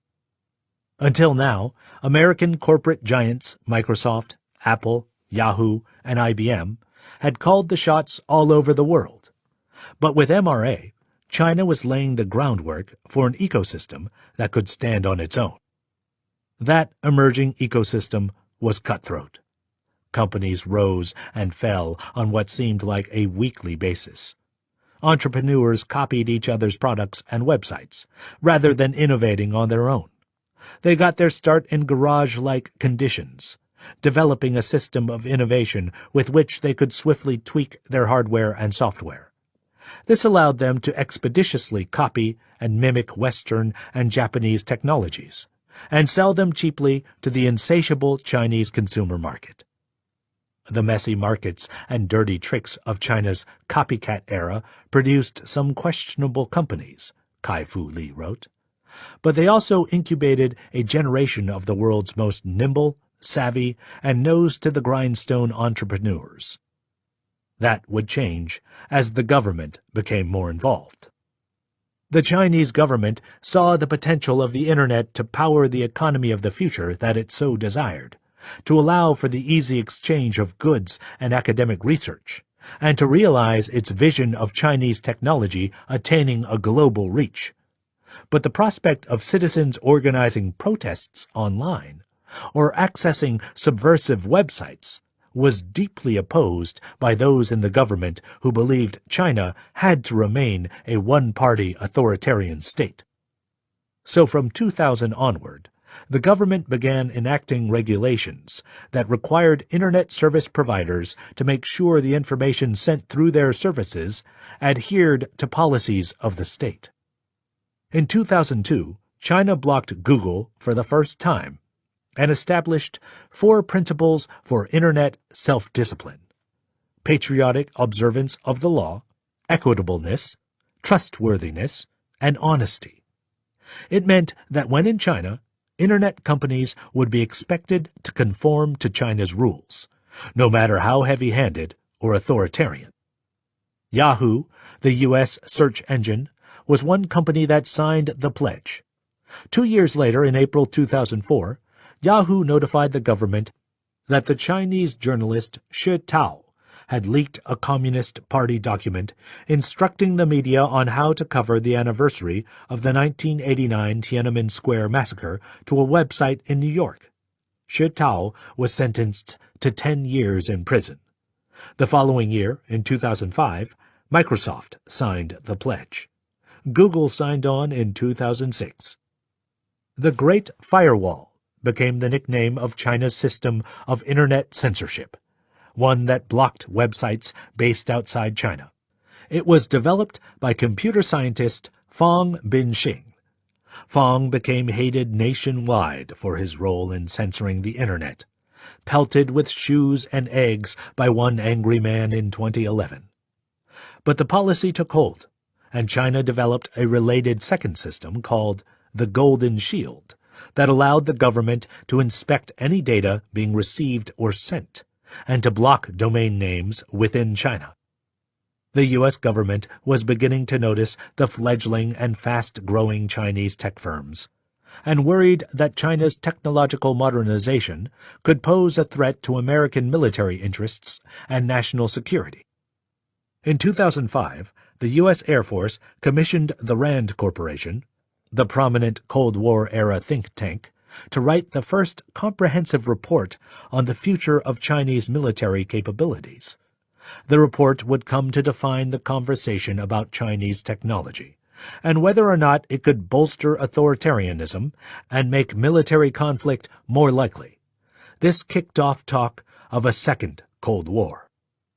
The Chinese military is in the midst of a C4ISR, command, control, communications, computers and intelligence, and surveillance and reconnaissance revolution.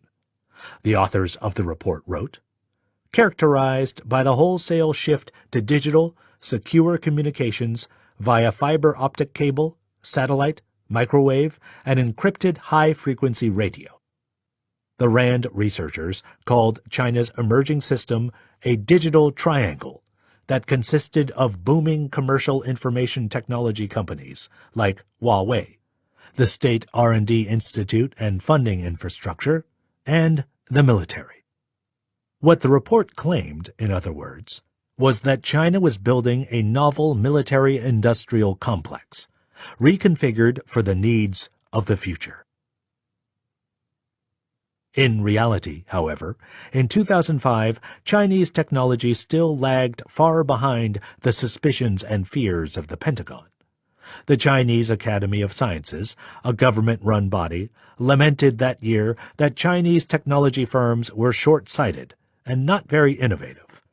The government knew it had to catch up if it wanted to sustain its dream of an economic miracle. The Chinese internet is unusable, a Chinese writer in Beijing told me in 2014, and there's a huge problem.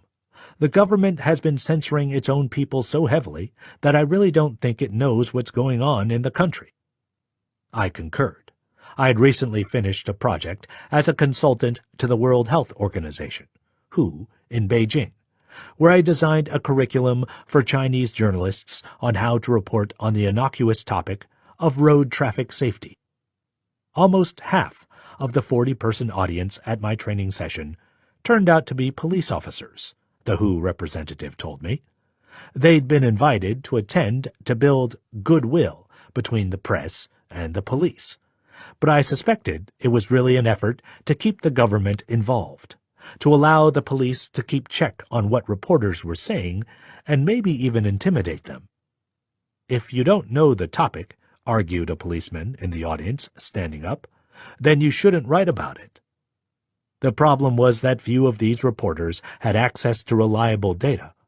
They couldn't report authoritatively on the epidemic of fatal road crashes and haphazard law enforcement on China's lawless streets.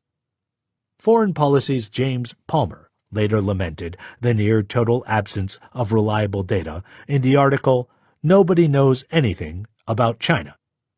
We don't know the real figures for GDP growth. We don't know the true size of China's population.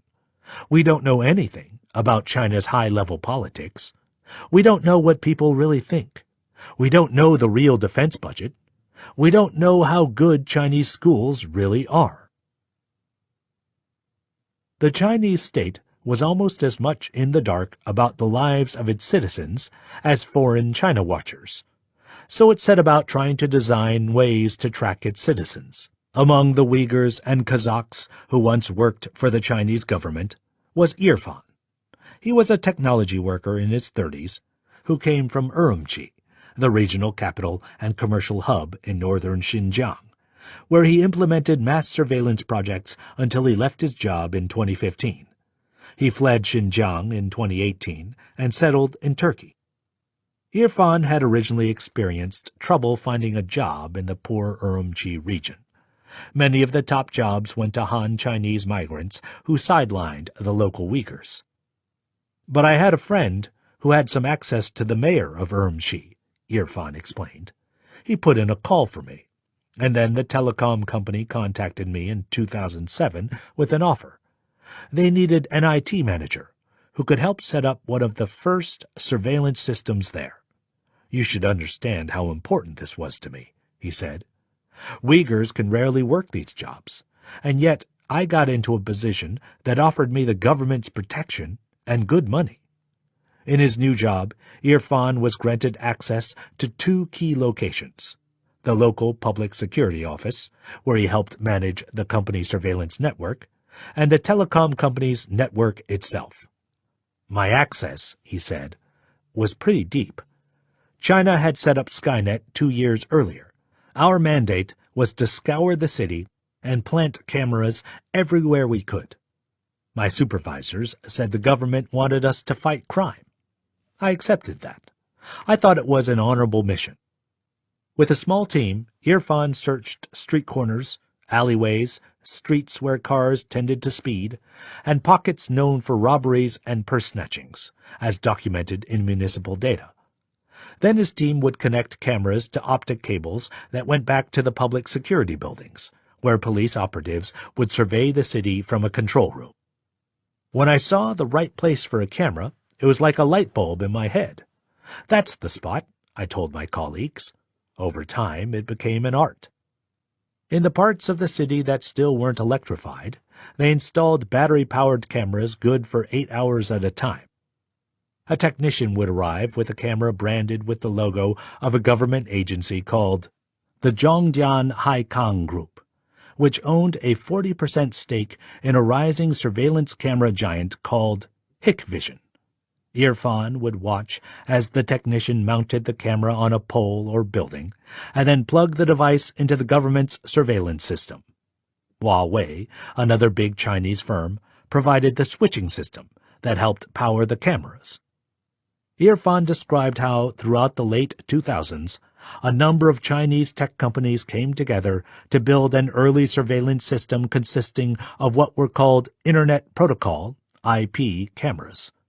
These cameras sent video over a network, making obsolete the old network of closed-circuit television, CCTV, that needed a local recording device, like a videotape recorder. It was a relatively new and more efficient technology that China quickly mastered, tapping into the potential of the Internet to send data from cameras to control centers. Irfan knew that something important was beginning. Until now, American, European, Japanese, and Taiwanese companies had pretty much dominated the market for surveillance cameras. But most of these giants were stuck in analog, selling CCTV cameras. They were put off by the expensive price of a single IP camera that was otherwise vastly more efficient when linked up to a Wi-Fi or data network, able to process a feed at a much higher quality and without the need for a tape or laser disc to record anything. In the United States and elsewhere, part of the reason for the disconnect was that people tended to be slow technology adopters. Surveillance camera manufacturers like the American firm Cisco and the Swedish company Axis sold their products through 2 U.S. distributors that resisted the shift to digital. They simply lacked the expertise to install early digital surveillance cameras. The camera firms were instead focused on outsourcing their manufacturing to China, hoping to cut costs. Emerging in their place were the Big Two, Hikvision and Dahua. They would eventually dominate 1/3 of the video surveillance industry worldwide, helping power the new police state. The state surveillance system, with that broad term Skynet to describe all of the systems, ran right through our telecom company, Irfan said, drawing a picture of how the surveillance cameras sent back video feeds to the Public Security Bureau. There wasn't much of a division between business and government at all. Mosques, places of worship, were our big targets early on. After installing the latest in what quickly became a vast network of cameras, Irfan would return to his control room in a nondescript concrete building, where he and other information technology workers sat in front of large wall-mounted video screens. The 7 floors were filled with server hardware, and the computer coders managing them, trying to find ways to position cameras toward the capture of lawbreakers, gangsters, and other criminal suspects. But robberies happened fast, and the perpetrators zipped off before they could be apprehended. The pressing question was how to identify them faster, Irfan said. With the help of their Unix operating system, also designed by Dahua and Hikvision, they could power and control the hardware. Unix, an open-source and highly customizable operating system, allowed any company to design its own version of Unix for its own purposes. The answer? Artificial intelligence. Throughout 2010 and 2011, Irfan and his colleagues became increasingly aware of how they could train AI algorithms to recognize faces and behaviors, match them up with a national database of citizens, and help police find perpetrators. Irfan watched as new equipment with a focus on AI arrived at the center. His manager announced that Irfan's team would attend a training in 2011. The name of the training was Safe Cities. The getaway, in China, was supposed to be for learning how to use the Safe Cities systems. But actually, it was 15 days of drinking and karaoke, and the organizers hired 20 pretty girls to tag along with us. They were basically escorts. So we didn't learn anything. We worked under high pressure catching criminals. This was our rest and relaxation. On day 15 of the training, Irfan got his certificate of completion and returned to the office. It was time to fight crime, to see what the new Safe Cities system was capable of. Since I hadn't really learned anything at the training, I didn't know why I thought I could fight crime now, he joked. Armed with the latest AI technologies, Irfan sat down in the control room. He was in shock as he witnessed someone murder a restaurant owner not far from his office. He typed in commands to get close-up photos of the killer as he was making his escape. This was my moment, he told me. We were putting our entire system to the test. We were guessing who he was with our facial recognition technology. But the technology wasn't good enough yet to match his face for certain.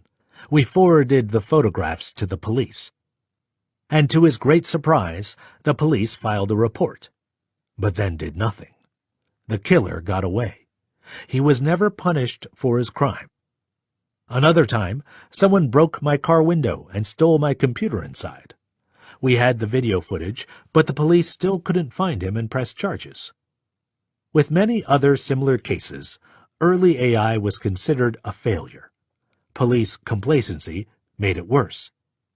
We learned that you can't just rely on computer software to get things done. You still need the human hand. And why did the police do nothing? He said. I later figured out what their priorities were. One day, outside Irfan's office, a Uyghur independence advocate unveiled the blue Uyghur flag with its crescent, a symbol of the occasionally passionate independence movement that had emerged in the region since the end of the Cold War. Of course, the police showed up right away. Alerted by the nearby cameras, the police arrested the dissident, hauled him away, and took down the flag. Irfan's job was to keep building the system, and he knew how to enhance it. We had the hardware, we had the cameras, we had almost everything we needed to make this work, he said. But we realized that we were missing the key ingredient. We needed more data.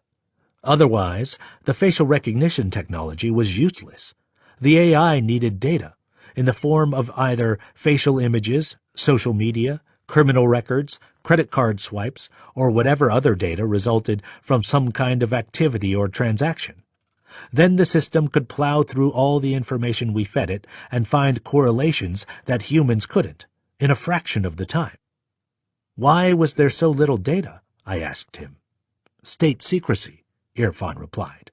The government didn't have good information on its own country and its people, and so we didn't have the quality data that we needed to feed into the AI software.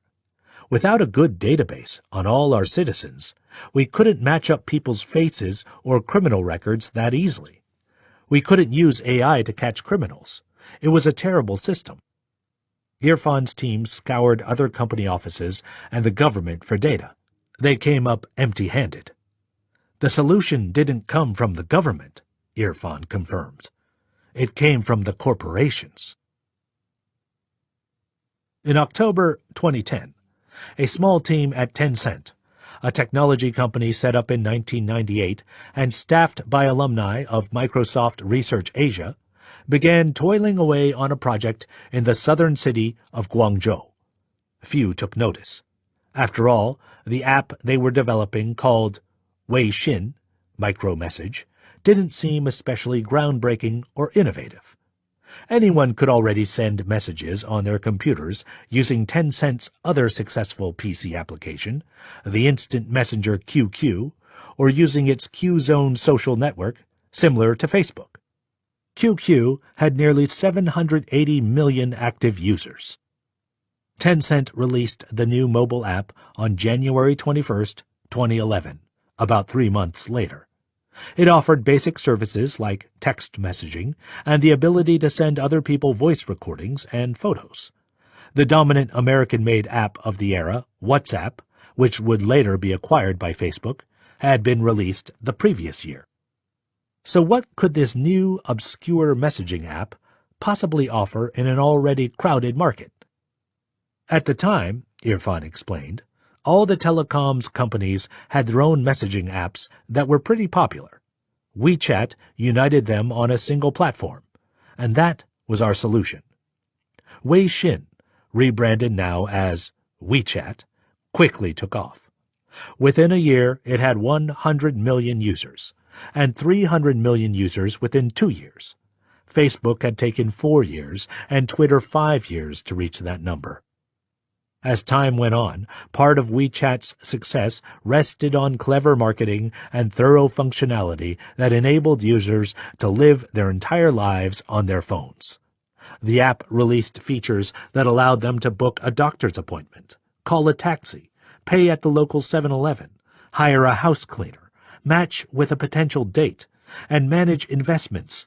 Novel functions at the time when WhatsApp was still relatively minimalist, and before the age of Tinder and Uber. Other functions were quirky but attractive to users looking for their next burst of dopamine.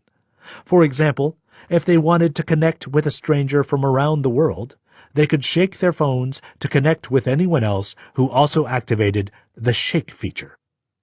It also helped that the competition, Facebook and Twitter, were blocked in China. WeChat dominated lives in China, especially among the young. Crucially, it meant that everything WeChat users did was gathered and could be monitored. People were becoming surveillance experiments, Irfan recalled, as WeChat provided a massive online database of human experiences, of purchases and likes and breakups and text messages. The ecosystem was coming together. We were building the large amount of data that we needed for mass surveillance. Then in April 2013, Irfan said, I got an assignment from my managers, who took their own orders from the government. Xinjiang's regional government had been dealing with a series of terrorist attacks in the region and wanted to gather intelligence on terrorist suspects. I was in charge of installing about 4,000 servers in Xinjiang. The servers were going to store all QQ and WeChat metadata and phone numbers of people in Xinjiang. The Safe Cities Project, now expanded to mass data gathering from people's smartphones, had begun to make Irfan feel uncomfortable. Some people in our office were unhappy, he told me. Does the government really need a database of everyone's WeChat metadata to fight crime? The Public Security Bureau was able to scoop up metadata from WeChat. We gave the government access to our telecommunications servers as part of the project, and so the public security bureaus could store the metadata in Xinjiang. It was all secret. They didn't tell people they were reading their metadata. How did Irfan's office obtain WeChat's metadata in the first place? In China, we didn't need to ask for permission. If the Ministry of Public Security requests the metadata, at least in Xinjiang, every Chinese app developer will turn it over. Metadata is generally the simplified data that describes or identifies other parts of data, like the phone numbers you called, but not the phone conversations themselves. Irfan said the government didn't have the capability to store actual phone conversations on the new Xinjiang servers, unless particular calls were targeted and intercepted by public security officers or their intelligence-gathering counterparts, state security officers. That didn't matter yet. Metadata was enough. The State Security Bureau in Xinjiang could map out anyone's relationship with pretty much anyone else they messaged or called through WeChat. That web of connections meant they knew which friends and contacts and family members to reach if they had to question or detain someone. As Irfan wound down his project, the mood in his office was continuing to change. There were only a few Uyghurs working there. Pretty much everyone was Han Chinese, and more the Han Chinese managers were suspicious of Irfan, a Uyghur, whom they saw as a second-class citizen who shouldn't be trusted with sensitive state secrets. Irfan continued working at his office despite the mood of distrust around him, but he feared China was figuring out how to build an apartheid society based on technology. It had gathered the data it needed from the WeChat messaging app and from Irfan's telecommunications network that monitored phone calls and data transfers. Could China take the surveillance any further? Irfan wondered. He believed the state could. Chapter 5. Deep Neural Network. Do not panic. Believe in science. Do not spread rumors. Chinese propaganda banner. Despite all these advancements, there was still a problem. China's tech businesses were essentially pushing Me Too products, apps and services inspired by their American and European counterparts, and then adjusted for the Chinese market. Chinese corporations, backed by the state, had a practice of using what business people called forced intellectual property transfer when dealing with foreign partnerships. Foreign companies typically had to partner with a Chinese company to enter China's closed market.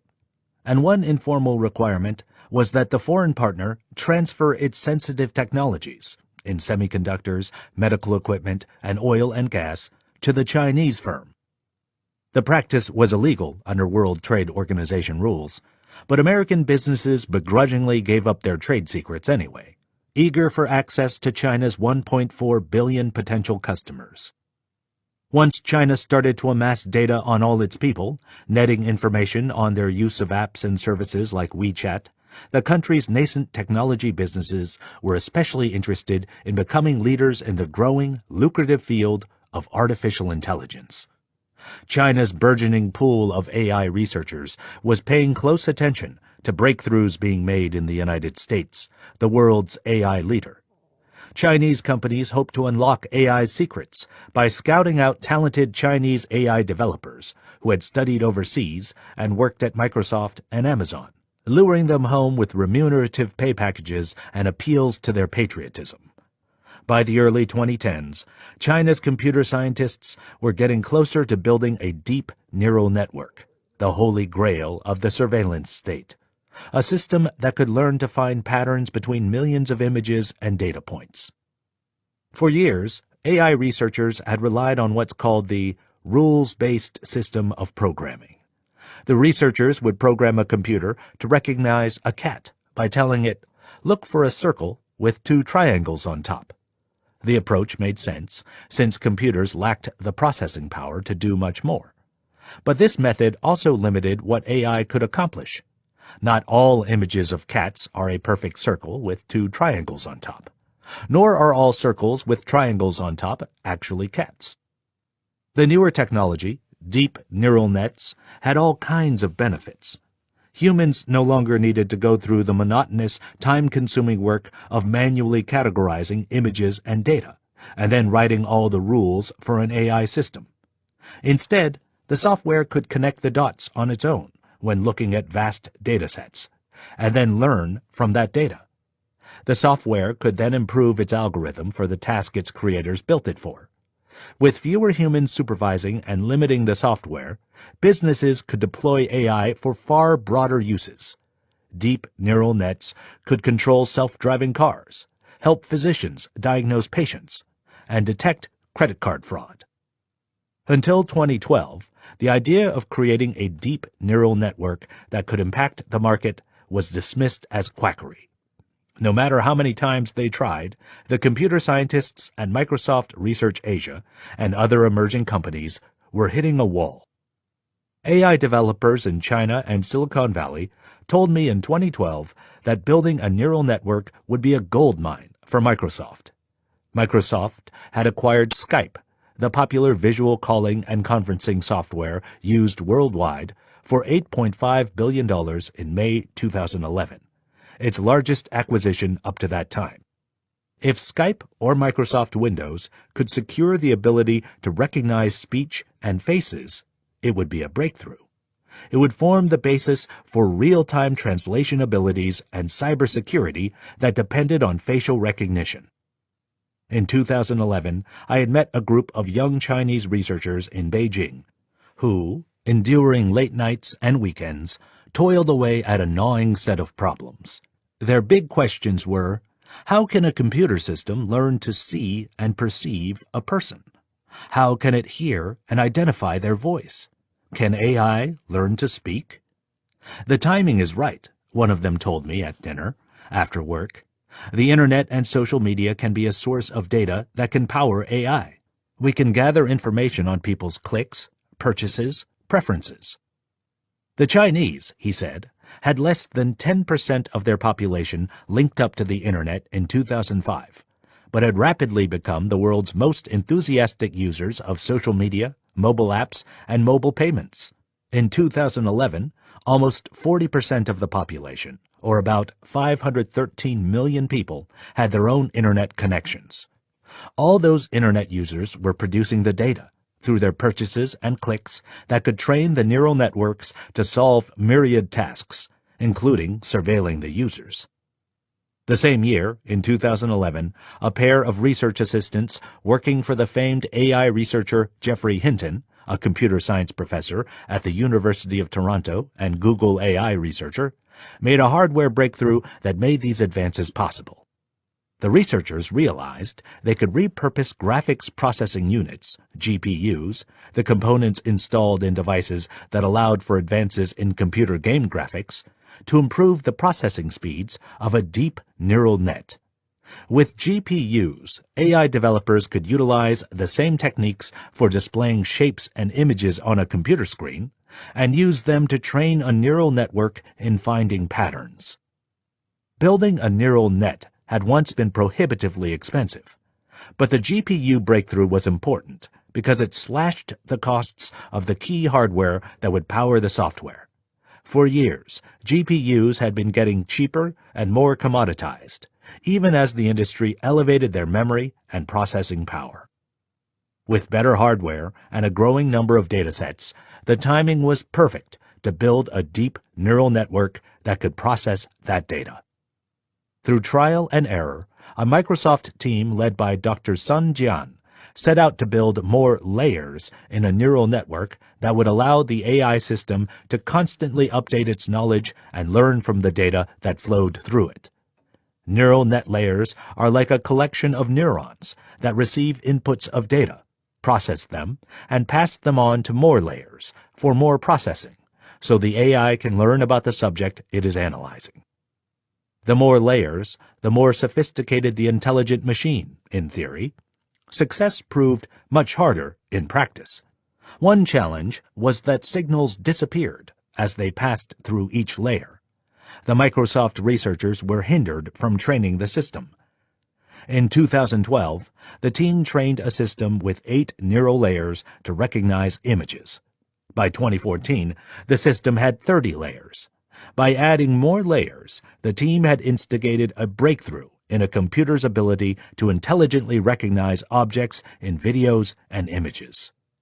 "We didn't even believe this single idea could be so significant," Dr. Sun said. The Chinese technological ecosystem began attracting the attention of venture capitalists, no longer centered only in the traditional finance and technology hubs of Silicon Valley and New York. These venture capitalists wanted an early start in 2 industries with huge potential for the surveillance ecosystem: facial recognition technology and voice recognition technology. The first big investment was in facial recognition technology. In 2013, Sinovation Ventures, the AI-focused venture capital firm set up by Kai-Fu Lee, backed the growing facial recognition platform Megavision, with an undisclosed sum. Then SenseTime, Megv's competitor, founded in Hong Kong in 2014, released the first algorithm that under certain conditions could detect people more accurately than the human eye, and claimed it beat Facebook, a landmark in the AI industry. Public security applications, SenseTime's product development head and Microsoft alumnus Yang Fan admitted, were a lucrative market. "There's a strong, hard demand driven by smart cities and surveillance," he told Forbes Asia. But facial recognition software needed cutting-edge semiconductors that could power the AI. Where would they come from? SenseTime and other Chinese AI companies turned to U.S. companies for the semiconductors to power their software. And American companies, it turned out, were interested in the applications of Chinese software technologies for mobile apps and law enforcement. U.S. telecommunications company Qualcomm set up a relationship with Megv. It supplied semiconductors to Megv and could in turn use Megv's artificial intelligence software for its own devices. "We see explosive demand in China," Li Shu, co-founder and CEO of SenseTime, said at a business conference in June 2016, on the stage with Jeff Herbst, vice president for business development of NVIDIA's venture investment arm. Founded in 1993, NVIDIA emerged in the 1990s and 2000s as the leading manufacturer of GPUs. Now it was poised to cash in on the emerging AI boom. NVIDIA soon began inking high-profile deals with Chinese facial recognition firms. Chips made by NVIDIA and its major competitor, Intel, were used to build some of the world's most powerful surveillance computers at the Urumqi Cloud Computing Center, which opened in 2016. These computers watched more surveillance footage in a day than humans could in a year. "When I'm in China, every light post has a camera," Herbst said. "It feels like everything is being watched. But the problem is, you got all this video coming in, and there's a guy sitting in a control room looking for something to happen. It all needs to be automated, right?" Li Shu recognized that public security was interesting to the Chinese government, but also that the existing surveillance system is severely handicapped by the lack of a smart engine, especially in terms of video processing. He set out to offer an alternative. Li Shu knew that NVIDIA's chip technology, repurposed from similar technologies in graphic processing, was fundamental to its work, and that NVIDIA was using 14,000 of them in servers across Asia to power its facial recognition technology. "I feel like we're going to have a long relationship with you guys," NVIDIA's Herbst told Li Shu at the business conference. He may not have intended his words to sound ominous, but they were. By 2015, the building blocks of a surveillance ecosystem were falling into place. It consisted of software that could recognize faces, scan text messages and emails, and pick up the patterns in speech and human interactions. Now the investors were putting money in another pillar, voice recognition, or software with the capability to understand and process the human voice. Back in the late 1990s, a promising young researcher named Liu Qingfeng had turned down an internship offer at Microsoft Research Asia and instead dedicated his career to his startup, iFlyTek, with a mission to develop cutting-edge voice recognition technology.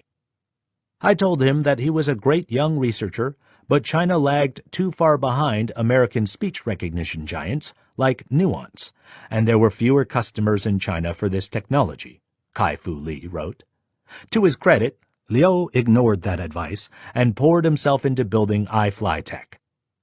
In 2010, iFlyTek set up a laboratory in Xinjiang to develop speech recognition technology for translating the Uyghur language to Mandarin Chinese, technology that would soon be used to track and monitor Uyghur populations. By 2016, iFlyTek was the supplier of 25 voice print systems in Kashgar that captured the unique signatures of a person's voice in order to help identify and track people. All these companies were coming to Xinjiang, Irfan recalled. I saw all of them. Their equipment, their software.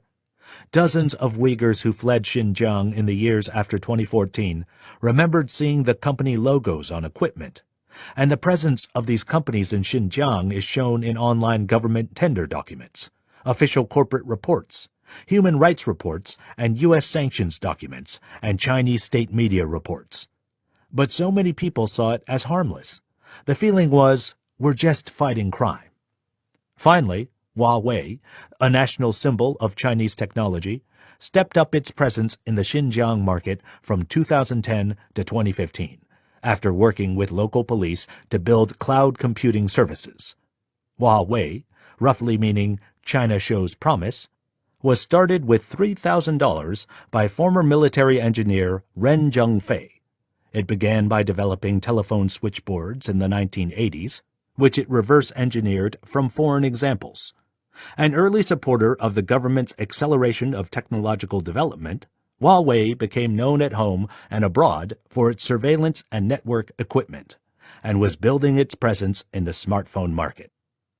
Ren, whom former employees talk about as though he were an almost mystical figure, one who speaks in parables of streams and mountains, had big plans for a global expansion.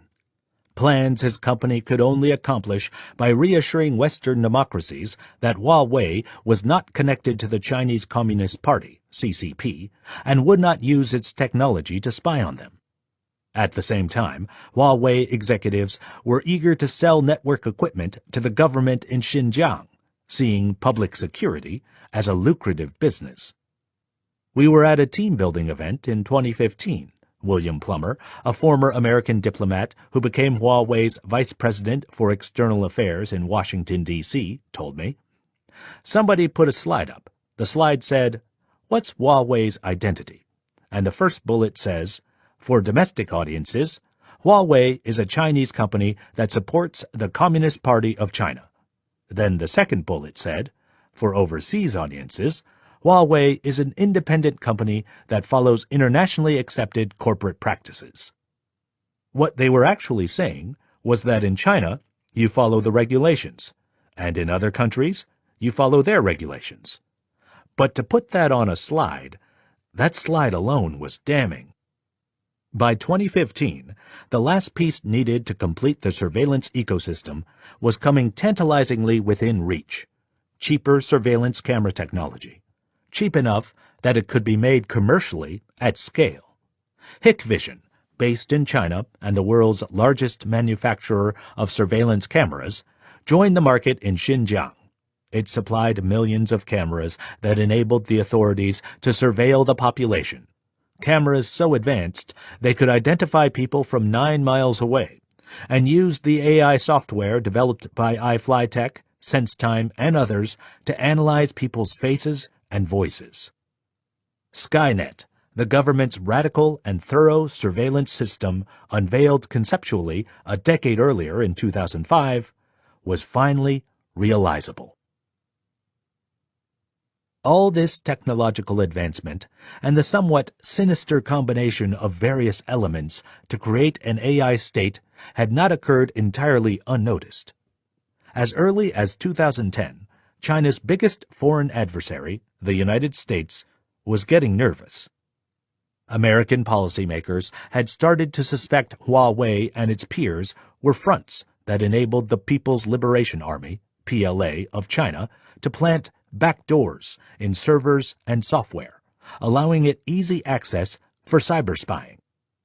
We assess with high confidence that the increasing role of international companies and foreign individuals in U.S. information technology supply chains and services will increase the potential for persistent, stealthy subversions.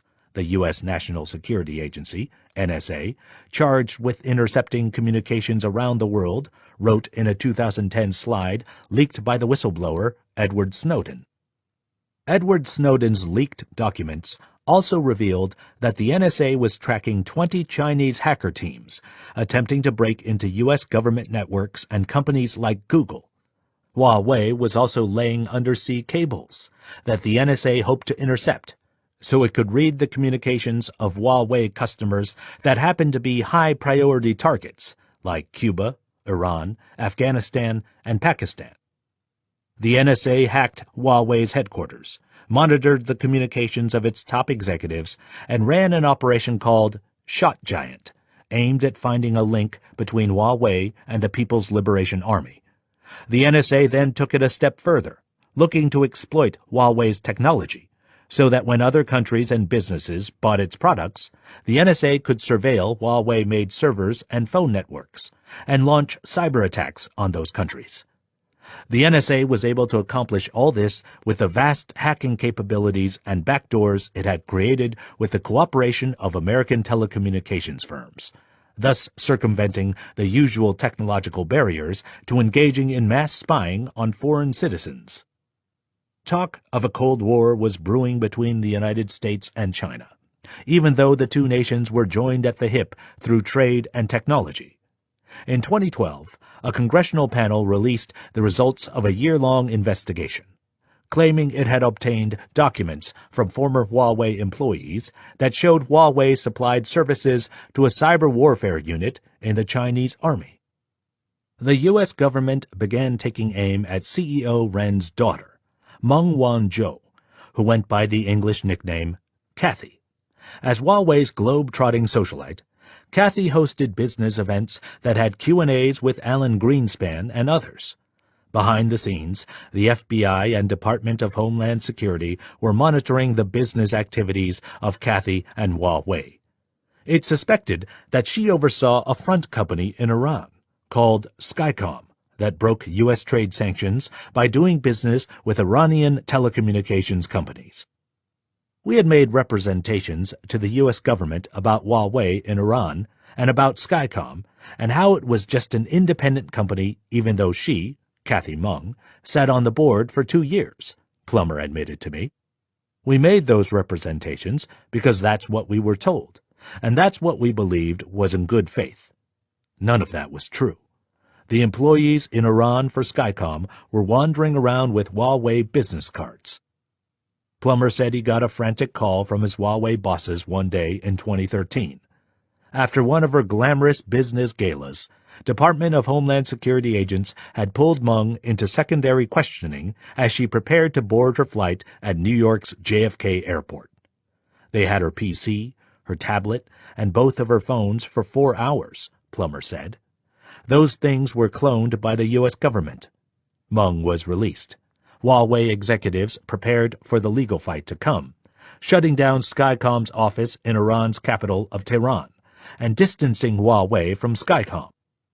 And while the United States slung mud at Huawei and China, accusing them of planting the alleged backdoors that allowed for state-sponsored hacking and of running a front company, the NSA was caught planting its own backdoors in American network products being shipped to China.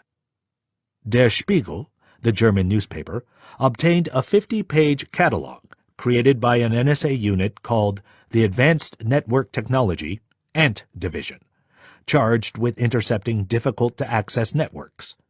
The NSA intercepted shipments from the U.S. server company Cisco headed for China and secretly installed surveillance devices. Cisco claimed it had no knowledge of this hack by its own government. Another NSA product, Halix Water, was labeled a backdoor implant. It hijacked Huawei's firewall, allowing the NSA to plant malware and rewrite memory. This monitoring behavior of the United States is within expectations, Ren Zhengfei told reporters in London. It has just been proved. China soon showed its own hand in the emerging geopolitical rivalry.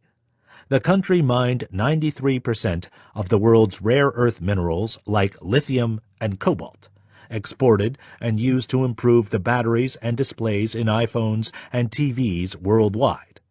In September 2010, a Chinese fishing trawler collided with two Japanese Coast Guard boats nearby the disputed Senkaku Islands.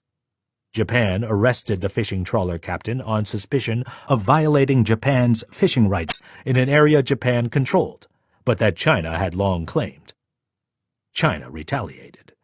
It blocked rare earth exports to Japan, jeopardizing the production of the hugely popular Toyota Prius, which needed at least 2 pounds of rare earth elements in each of its engines.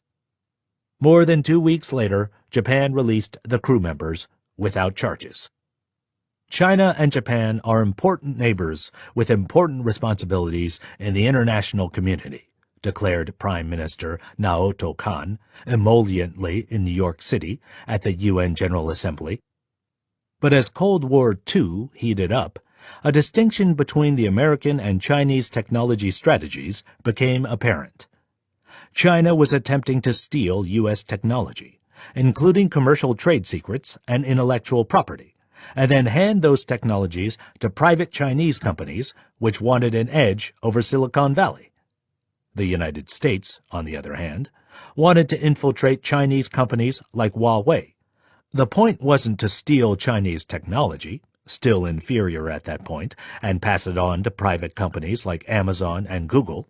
Rather, the goal was to gather information on possible military links and national security threats from China and its companies. While on a reporting trip in June 2014, as I wandered the streets of Beijing, Shanghai, and China's tech hub, Shenzhen, I felt a palpable self-styled nationalism growing, especially among young people in China. The talk of another Cold War seemed to be unsettling people, a development made worse by government propaganda. A Chinese technology executive tried to explain China's new self-confidence to me. "You know that Google exited China," he said with pride. After 4 years in the Chinese market, Google had shut down its Chinese search engine in 2010, in the midst of a dispute over a hack of the company and censored search results. "That doesn't matter," he explained.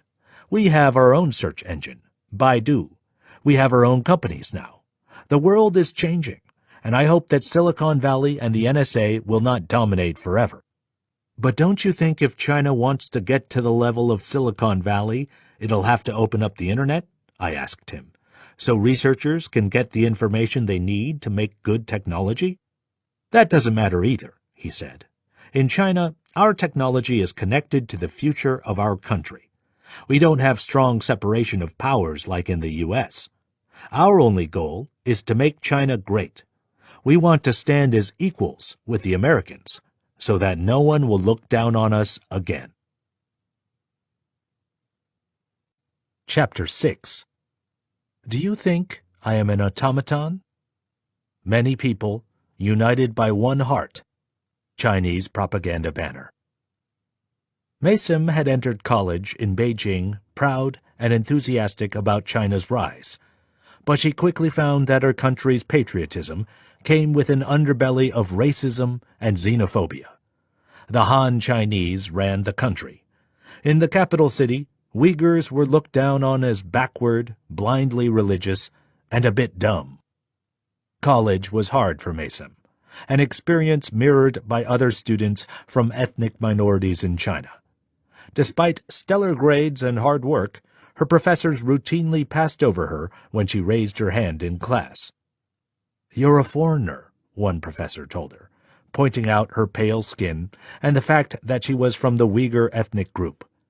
"I'm Chinese," she responded, but Maysim's entreaties fell on dumb ears. The university was, to say the least, a lonely experience.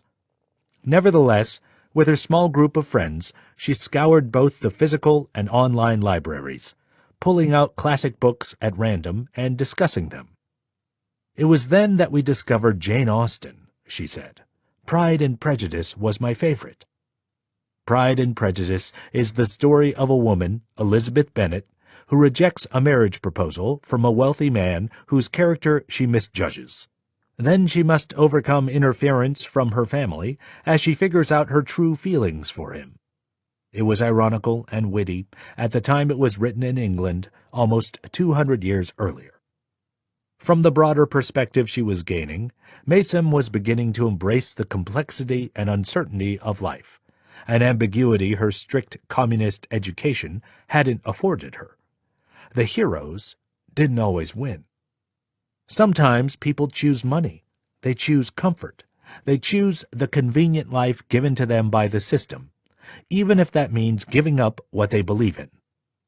But Maysim was consoled by one line in another favorite book, Jane Eyre, when Jane addresses Mr. Rochester, who has tried to make Jane jealous by pretending he wants to marry another woman. "Do you think I am an automaton? A machine without feelings? It is my spirit that addresses your spirit, just as if both had passed through the grave and we stood at God's feet, equal, as we are." The academic resources of the university proved fruitful for Maysim, who began building her own collection. It included not only Jane Austen and Charlotte Bronte, but writers like Joseph Nye, the political thinker who developed the concepts of hard power, soft power, and smart power, embraced by both the Clinton and Obama administrations. Those books were supplemented by old Persian and Greek epics, bought from local bookstores. "I wanted to be like my grandfather," she said. "I wanted to be a true scholar, a woman of learning." At summertime, Maysim brought a portion of her small library back home, reading material she could plow through for the next 3 months. But this wasn't welcomed by her father. Fearful and still remembering his days in the Cultural Revolution, he built a pit of rocks in their yard, piled the books inside it, doused them in gasoline, and tossed in a burning match. "Books," he said, "will only get you in trouble." During her college years in Beijing, Maysim felt like the world resisted her imagination, her ideas, her identity. Her father frowned upon the literary life. The university treated her like a hick, and she realized the same prejudice would probably result in her government rejecting her ambition to become a diplomat, no matter how hard she worked or how talented she was. Maysim wasn't the only one to feel her dreams were being thwarted. A sense of skepticism and frustration was increasing across Xinjiang, where growing demands for autonomy and freedom, and the feeling that local people were being denied justice at the hands of the country's ethnic majority, were actively rebuffed by the state.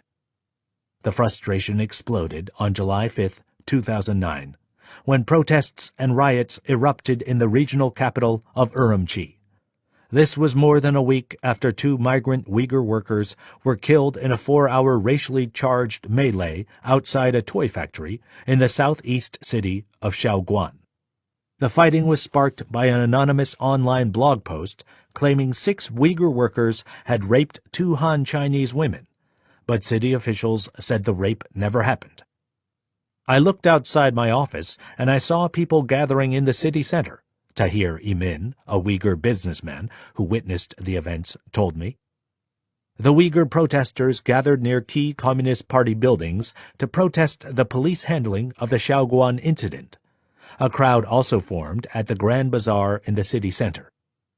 Within a few hours, the angry crowds morphed into about 1,000 full-scale rioters, angry young men, and most of the rioters were men, as shown in news footage, roamed the thoroughfares, standing in front of cars and buses in the streets, ordering them to stop, pulling out the drivers, turning buses on their side, and setting them on fire.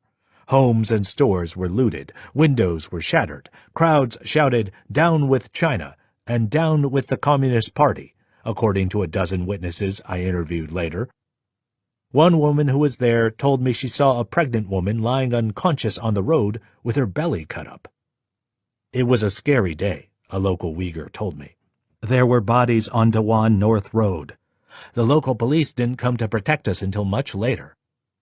Riot police showed up and attempted to disperse the crowds, who retaliated by throwing stones. The government said that 197 people died during the riots, which flared for several days. For China, the riots signaled it was time to act. On July 6, 2009, the government shut down the Internet, attempting to stem information on ethnic riots from reaching the outside world. China wanted to convince its people and the world that it was not home to racial tensions, that its citizens enjoyed ethnic unity and harmony. But once the authorities had isolated Xinjiang, they moved in on the population. Chinese law enforcement agencies carried out a massive campaign of unlawful arrests in the Uyghur areas of Urumqi, reported Human Rights Watch, many of which resulted in disappearances of the detainees. Uyghur protesters told me later that plainclothes police in unmarked cars kidnapped them, took them to desolate neighborhoods outside the cities, tied them to trees, and beat them with batons and rifle butts. "I turned on the TV after the riots were over," said Tahir Imin, "and I saw the governor of the region, Xinjiang, lowering his head and calling the protesters terrorists. All the other TV feeds were cut." In 2009, the Chinese government was reactive to events in Xinjiang. It still lacked the ability to preempt social unrest, but as it gained technological expertise in the years to come, all that would change. China was determined not to permit Xinjiang to continue as a restive, rebellious province. It was the obvious target for the surveillance state. Maysim, luckily, was far off from the Urumqi riots at her university in the comfortable capital city of Beijing. In May 2009, Maysim and her friends heard that Ilham Tohti, a prominent economics professor and a respected Uyghur intellectual, was holding an open course at the Minsu University of China every Saturday. When she entered the large lecture room, it was packed with students jostling to find a seat. Professor Tohti sauntered in, carrying books, his hair slightly frazzled, and from the look on his face, his mind restless. Tohti didn't have the majestic physical figure Maysim and the friend she was with had imagined for a man so admired. He was short and a little fat, Maysim's friend remarked, and it's not like he had a handsome face or anything. But when Tohti spoke, he was blunt and powerful. "I don't care whether you are a policeman, a spy, or you love the Communist Party. I really don't care," he began. "We built this nation together. You are in my class to learn that." In January 2011, Ilham Tohti had written, "I love this land which has nurtured me, but I worry about my homeland and my country falling into turmoil and division. I hope that China, having endured many misfortunes, will become a great nation of harmonious inter-ethnic coexistence and develop a splendid civilization." Born in 1969 to a prosperous family in western China, Tohti grew up in an apartment block for government employees, where the local Muslim Uyghurs lived together with the dominant ethnic group, the Han Chinese. His father, a military veteran, died tragically during the Cultural Revolution in 1971 at the age of 28. He wrote, "The older generation has kept silent about the past. As a result, while we were proud of our father, I don't really know what kind of a person he was and how he died." Many of Tohti's family members, including his second brother, sister-in-law, and nephews and niece, held respectable ranks in the Ministry of Public Security, the powerful government organ that acts as the chief law enforcement body. After graduating college in 1991 with a degree in geography, Tohti taught development economics and studied overseas in South Korea and Pakistan. He learned on his own how to speak English, Korean, Japanese, Urdu, the language of Pakistan, and Russian. A businessman on the side, he made a small fortune on the Chinese stock market, investing small amounts of money and profiting from China's economic boom. Tohti almost decided to start his own business, but the state of his country troubled him. Having witnessed a great number of cases of ethnic conflict and killing, political unrest, and failed social transformation during my extensive travels, my desire grew stronger and stronger to completely devote my energies to researching Xinjiang and Central Asian issues, so that tragedies abroad won't take place in China. Tohti built a name as a social critic and began to be harassed by the authorities. In 1999, he was forbidden to publish articles. Then he was barred for 4 years from teaching at his alma mater and employer, the prestigious Minsu University. Once he started getting involved in social issues, we became distant. His daughter, Juhar Ilham, who resides in a Washington, D.C. suburb, told me. She was a teenager living in Beijing at the time and had been close to her father. I was really frustrated. I wanted love from my parents, but his nose was tied to his computer. I began to have a bad attitude. Sometimes, when he wanted to show me something related to his work, I closed the door and walked out. Seeing that he stood in a unique position to advance a cause from among an ethnic group where not many people have enjoyed a quality education, Tohti joined the chorus of those taking to the nascent Internet to voice their views. In 2005, he set up a popular website called Uyghur Online, inviting Han Chinese and Uyghur intellectuals to discuss sensitive topics on his web forum, even if their perspectives and opinions clashed. They, my relatives, have often bitterly entreated me in the hope that I will speak out less, Tohti complained. They wanted me to mind my own business and focus on making money. Tohti urged a moderate, reasoned, tolerant approach. The explosive economic growth of the past 2 decades had brought with it the uprooting of family and community social structures, mass migrations to cities in search of affluence and opportunity, and the resulting theft, pickpocketing, drug trafficking, drug abuse, and prostitution. People, it seemed, no longer trusted each other. Tohti watched as the Han Chinese members of the Bingtuan, called the Xinjiang Production and Construction Corporation in English, built new suburbs and farms and ran its own paramilitary organization. The Bingtuan thought of itself as a civilizing force over the frontier.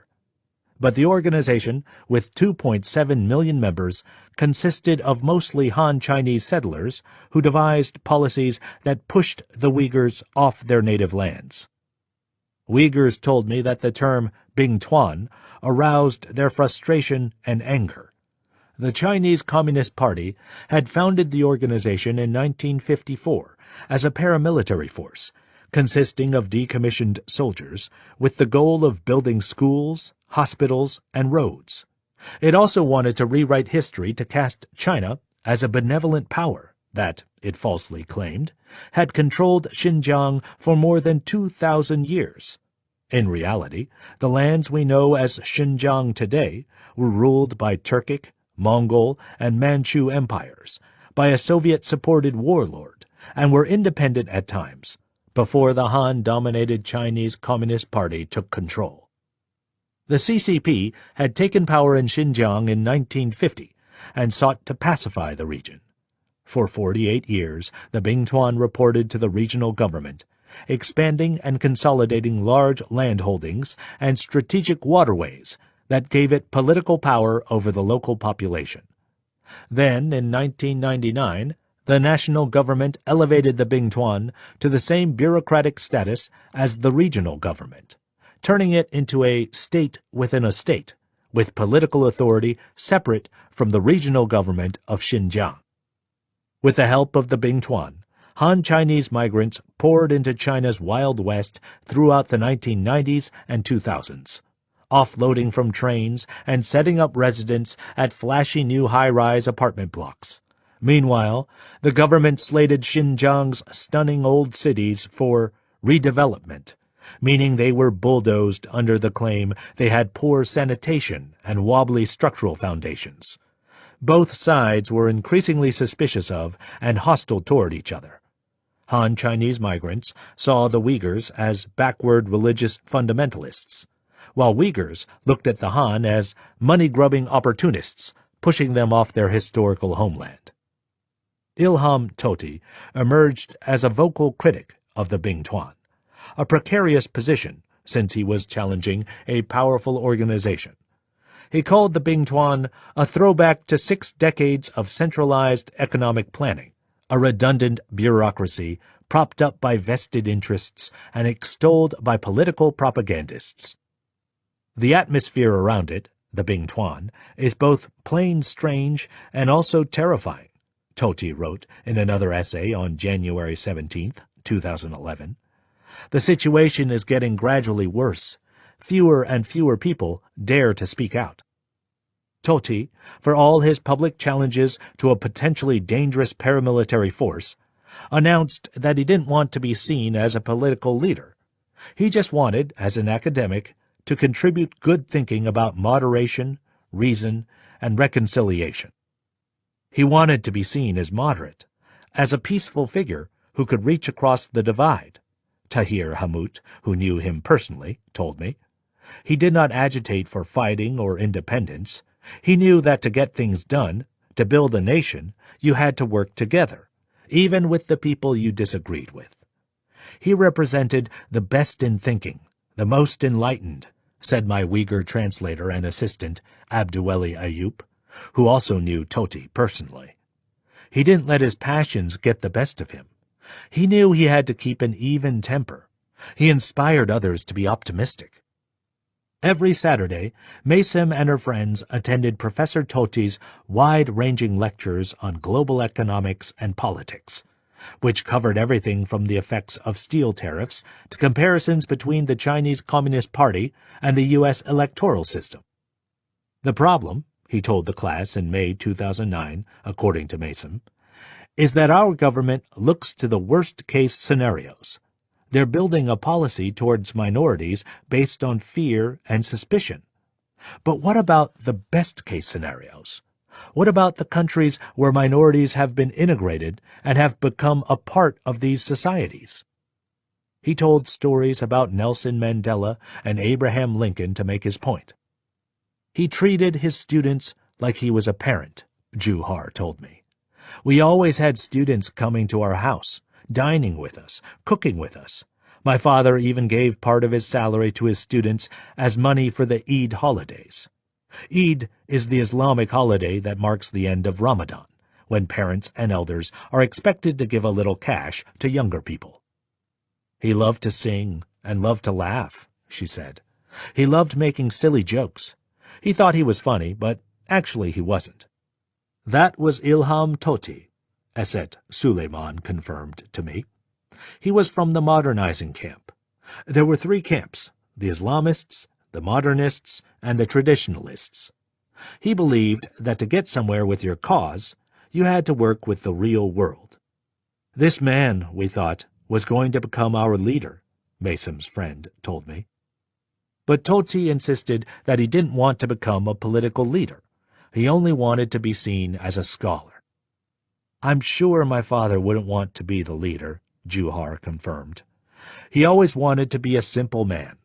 But this was a time when people wanted someone to lead them. Chapter 7. The Great Rejuvenation. The great rejuvenation of the Chinese nation is no walk in the park or mere drum-beating and gong-clanging. Xi Jinping. Ilham Tohti was correct when he said that China was showing a new, less tolerant, more authoritarian face. A changing of the guard was underway that would redefine how China saw its leaders and how those leaders cracked down on their enemies. In 2012, at the same time Tohti was lecturing about reconciliation, I landed in Chongqing, an industrial port city in southwestern China. I was looking into the revival of old-school Maoism, a nostalgia spurred by a star Communist Party leader named Bo Xilai, who ran the city like a mayor. At this time, Bo was the defendant in a massive trial generating headlines all over the world. Yet just 2 years earlier, in 2010, because of his governance model, Time magazine had named him one of the 100 most influential people in the world. Bo bucked the trend of runaway economic growth and favored anti-corruption drives, mafia busting, and a reinvigoration of the spirit of Chairman Mao.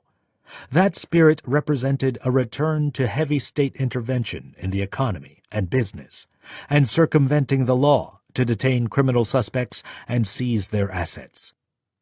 But his wife, a successful lawyer named Gu Kai-lai, sealed Bo's downfall. She stood accused and was later convicted of murdering a former family friend, the high-rolling British citizen Neil Heywood. She had introduced Heywood to influential allies who wanted him to work as a fixer for a real estate project in Chongqing, luring in British investors. After the project fell through, Heywood asked Gu for a portion of his promised commission and pursued the money from her wealthy son in London, igniting a feud between Heywood and Gu. In her court confession, Gu said Heywood attempted to blackmail her family and threatened her son. Outraged, she hatched the plot for his murder. Gu met Heywood in a hotel room where, after drinking whiskey together, he got drunk and began vomiting into the toilet. Afterward, Gu held him down on the bed, and from a soy sauce container dripped the deadly toxin potassium cyanide mixed with green tea into his mouth, killing him. In August 2012, Gu was convicted and sentenced to death for Heywood's murder, though the sentence was ultimately commuted to life imprisonment. In September 2013, Bo himself was also sentenced to life in prison for taking bribes, embezzlement, and abuse of power. The court found that he took bribes worth more than $3.3 million, which included a villa in Cannes, in the south of France, and that he abused his power by firing the police chief in an attempt to stop the investigation into his wife's murder of Heywood. And with that, China had purged one of its most powerful and revered political families, transforming them into a symbol of the corruption and excess that had beset the new China, which needed fixing with a national rejuvenation. In the gray and gritty streets of Chongqing, the legacy of Bo Xilai was clear. China was growing and people were getting rich, one gruff, middle-aged man slurping noodles at a street stall told me. But my job as a construction worker was always tough, and my family had a hard time putting food on the table. The new China should not be just about making money. That's what causes corruption. The new China needs to be about being strong and united. Even though he said he was going after corrupt officials, Bo became a symbol of everything that was wrong with the new China. There was crime, corruption, the idea that we should leave behind who we are. People wanted to grab the spoils, a Chinese friend told me, who, like others, didn't want to be named for fear of angering the government. You could say he was a kind of scapegoat. The runaway growth of the previous 2 decades had lifted hundreds of millions of people out of gut-wrenching poverty. But economic growth came with soaring inequalities, corruption, and crime. China, a growing chorus of leaders believed, had lost its way. Until his disgrace, Bo Xilai was rumored to be a favorite to be appointed the chairman of the People's Republic of China, the equivalent of president, at the coming Communist Party Congress in November 2012. Once Bo was dislodged from political power, the man who rose in his place was a bureaucrat named Xi Jinping. His father, a former vice premier, had been a leading figure. At 15, Xi was sent to work on an agricultural commune, common practice at the time, and embraced communism. His worldview was shaped, like that of many party cadres, by having suffered through the Cultural Revolution as a teenager. an experience that taught him the hardships of life and toughened up the shy teenager who loved classical poetry. "I always had a stubborn streak and wouldn't put up with being bullied," he said in an interview in 2000. "I riled the radicals, and they blamed me for everything that went wrong." In May 1966, 4 years after his father was purged from the Communist Party for supporting a novel Chairman Mao opposed and sent to work in a factory, Xi Jinping's high school classes were halted. Chairman Mao had declared the Cultural Revolution that whipped up the masses and purged his enemies for total control, forging a personality cult. Chaos swept across the nation, and student mobs began denouncing their teachers and parents. Red Guards patrolled the streets, beating up people who wore bourgeois clothes. Businesses, schools, and other symbols of capitalist excess were looted and abandoned.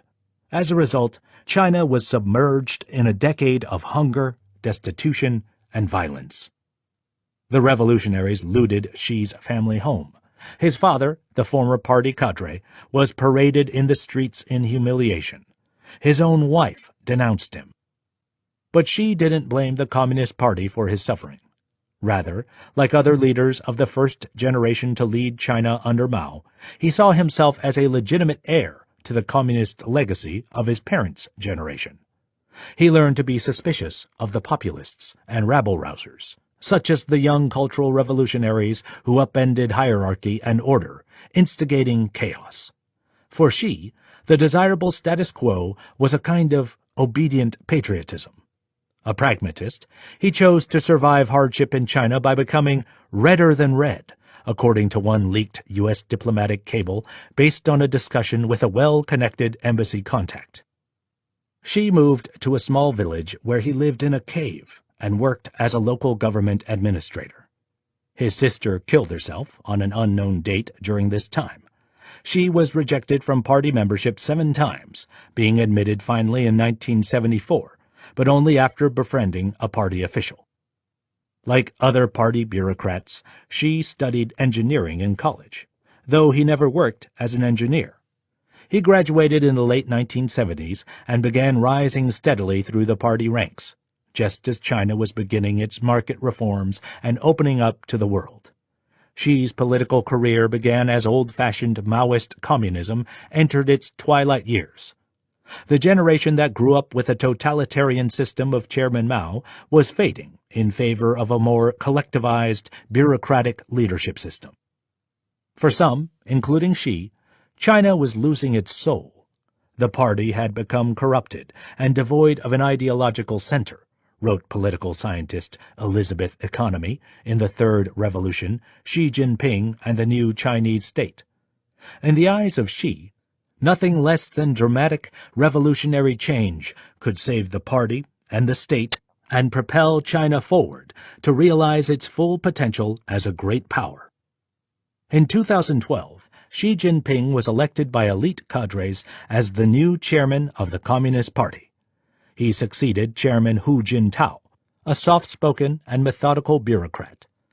Hu was a type common among leaders of his generation, a man without an outsized personality or charisma.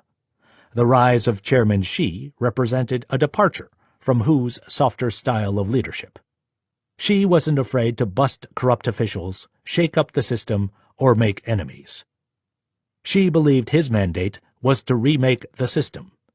China was about to undergo a patriotic rejuvenation, away from the corrupting market forces of the past and back to national unity and discipline. Xi wanted to lead the movement. Exuding a natural charisma, Xi fashioned himself as a Renaissance man, who nonetheless projected the comfortable presence of a member of the Red elite. More simplicity and less indulgence was his trademark calling. He radiates incredible strength, a European diplomat told the French journalist François Bougon. He was also an intellectual. Xi liked to list the names of the national authors he'd read in every major country he visited. When he traveled to the United States and met with President Barack Obama, Xi claimed in a speech to have read Hemingway, Whitman, Thoreau, and Thomas Paine's Common Sense. When he visited Russia, the list was Krylova, Pushkin, Gogol, Lermontov, Turgenev, Dostoevsky, Nekrasov, Chernyshevsky, Tolstoy, and Chekhov. Whatever the country, she droned on and on. "It's totally ridiculous," a Chinese friend told me in Beijing. "You could write an SNL skit about this stuff, except it'd get censored and you'd end up in jail." Xi was also proud of his military knowledge, having served as the assistant to the defense minister in the 1980s. Military might, he believed, was an expression of national power. "He has experienced much and gone through many a difficult period," said the Singaporean Prime Minister after meeting Xi in 2007. "I would put him in Nelson Mandela's class of people. A person with enormous emotional stability who does not allow his personal misfortunes or sufferings to affect his judgment. Xi had a powerful sense of history and used it to frame his view of China's future. The 5,000 years of Chinese civilization are an intellectual strength," Xi said. He promised his people they'd live out the Chinese dream, restoring China to the position it held when it was a major power that collected tribute from around the world. "The superiority of our system," he declared in November 2012, "will be fully demonstrated through a brighter future." Part of that future included the rediscovery of China's western frontier of Xinjiang and Central Asia. The Silk Road, which ran through the western part of Eurasia, was once an important bridge for communication between Eastern and Western civilizations, as well as for commercial activities, wrote Wang Jixi, an influential geopolitical strategist and professor at the elite Peking University on October 17, 2012. Momentum was building for what Wang called a march west, a new strategy that would pivot China toward its barren western frontier, since the United States, Japan, and South Korea dominated China's eastern border, the Pacific Ocean. As a Kazakh proverb goes, "The history of a land is the history of its people," Xi said in a landmark speech at Nazarbayev University in neighboring Kazakhstan on September 7, 2013. Over 2,100 years ago, during China's Han Dynasty, a Chinese envoy, Zhang Qiang, was sent to Central Asia twice with a mission of peace and friendship. His journeys opened the door to friendly contacts between China and Central Asian countries as well as the Silk Road linking east and west. Shanxi, my home province, is right at the starting point of the ancient Silk Road. Today, as I stand here and look back at that episode of history, I could almost hear the camel bells echoing in the mountains and see the wisps of smoke rising from the desert. It has brought me close to the place I am visiting. We should take an innovative approach and jointly build an economic belt along the Silk Road.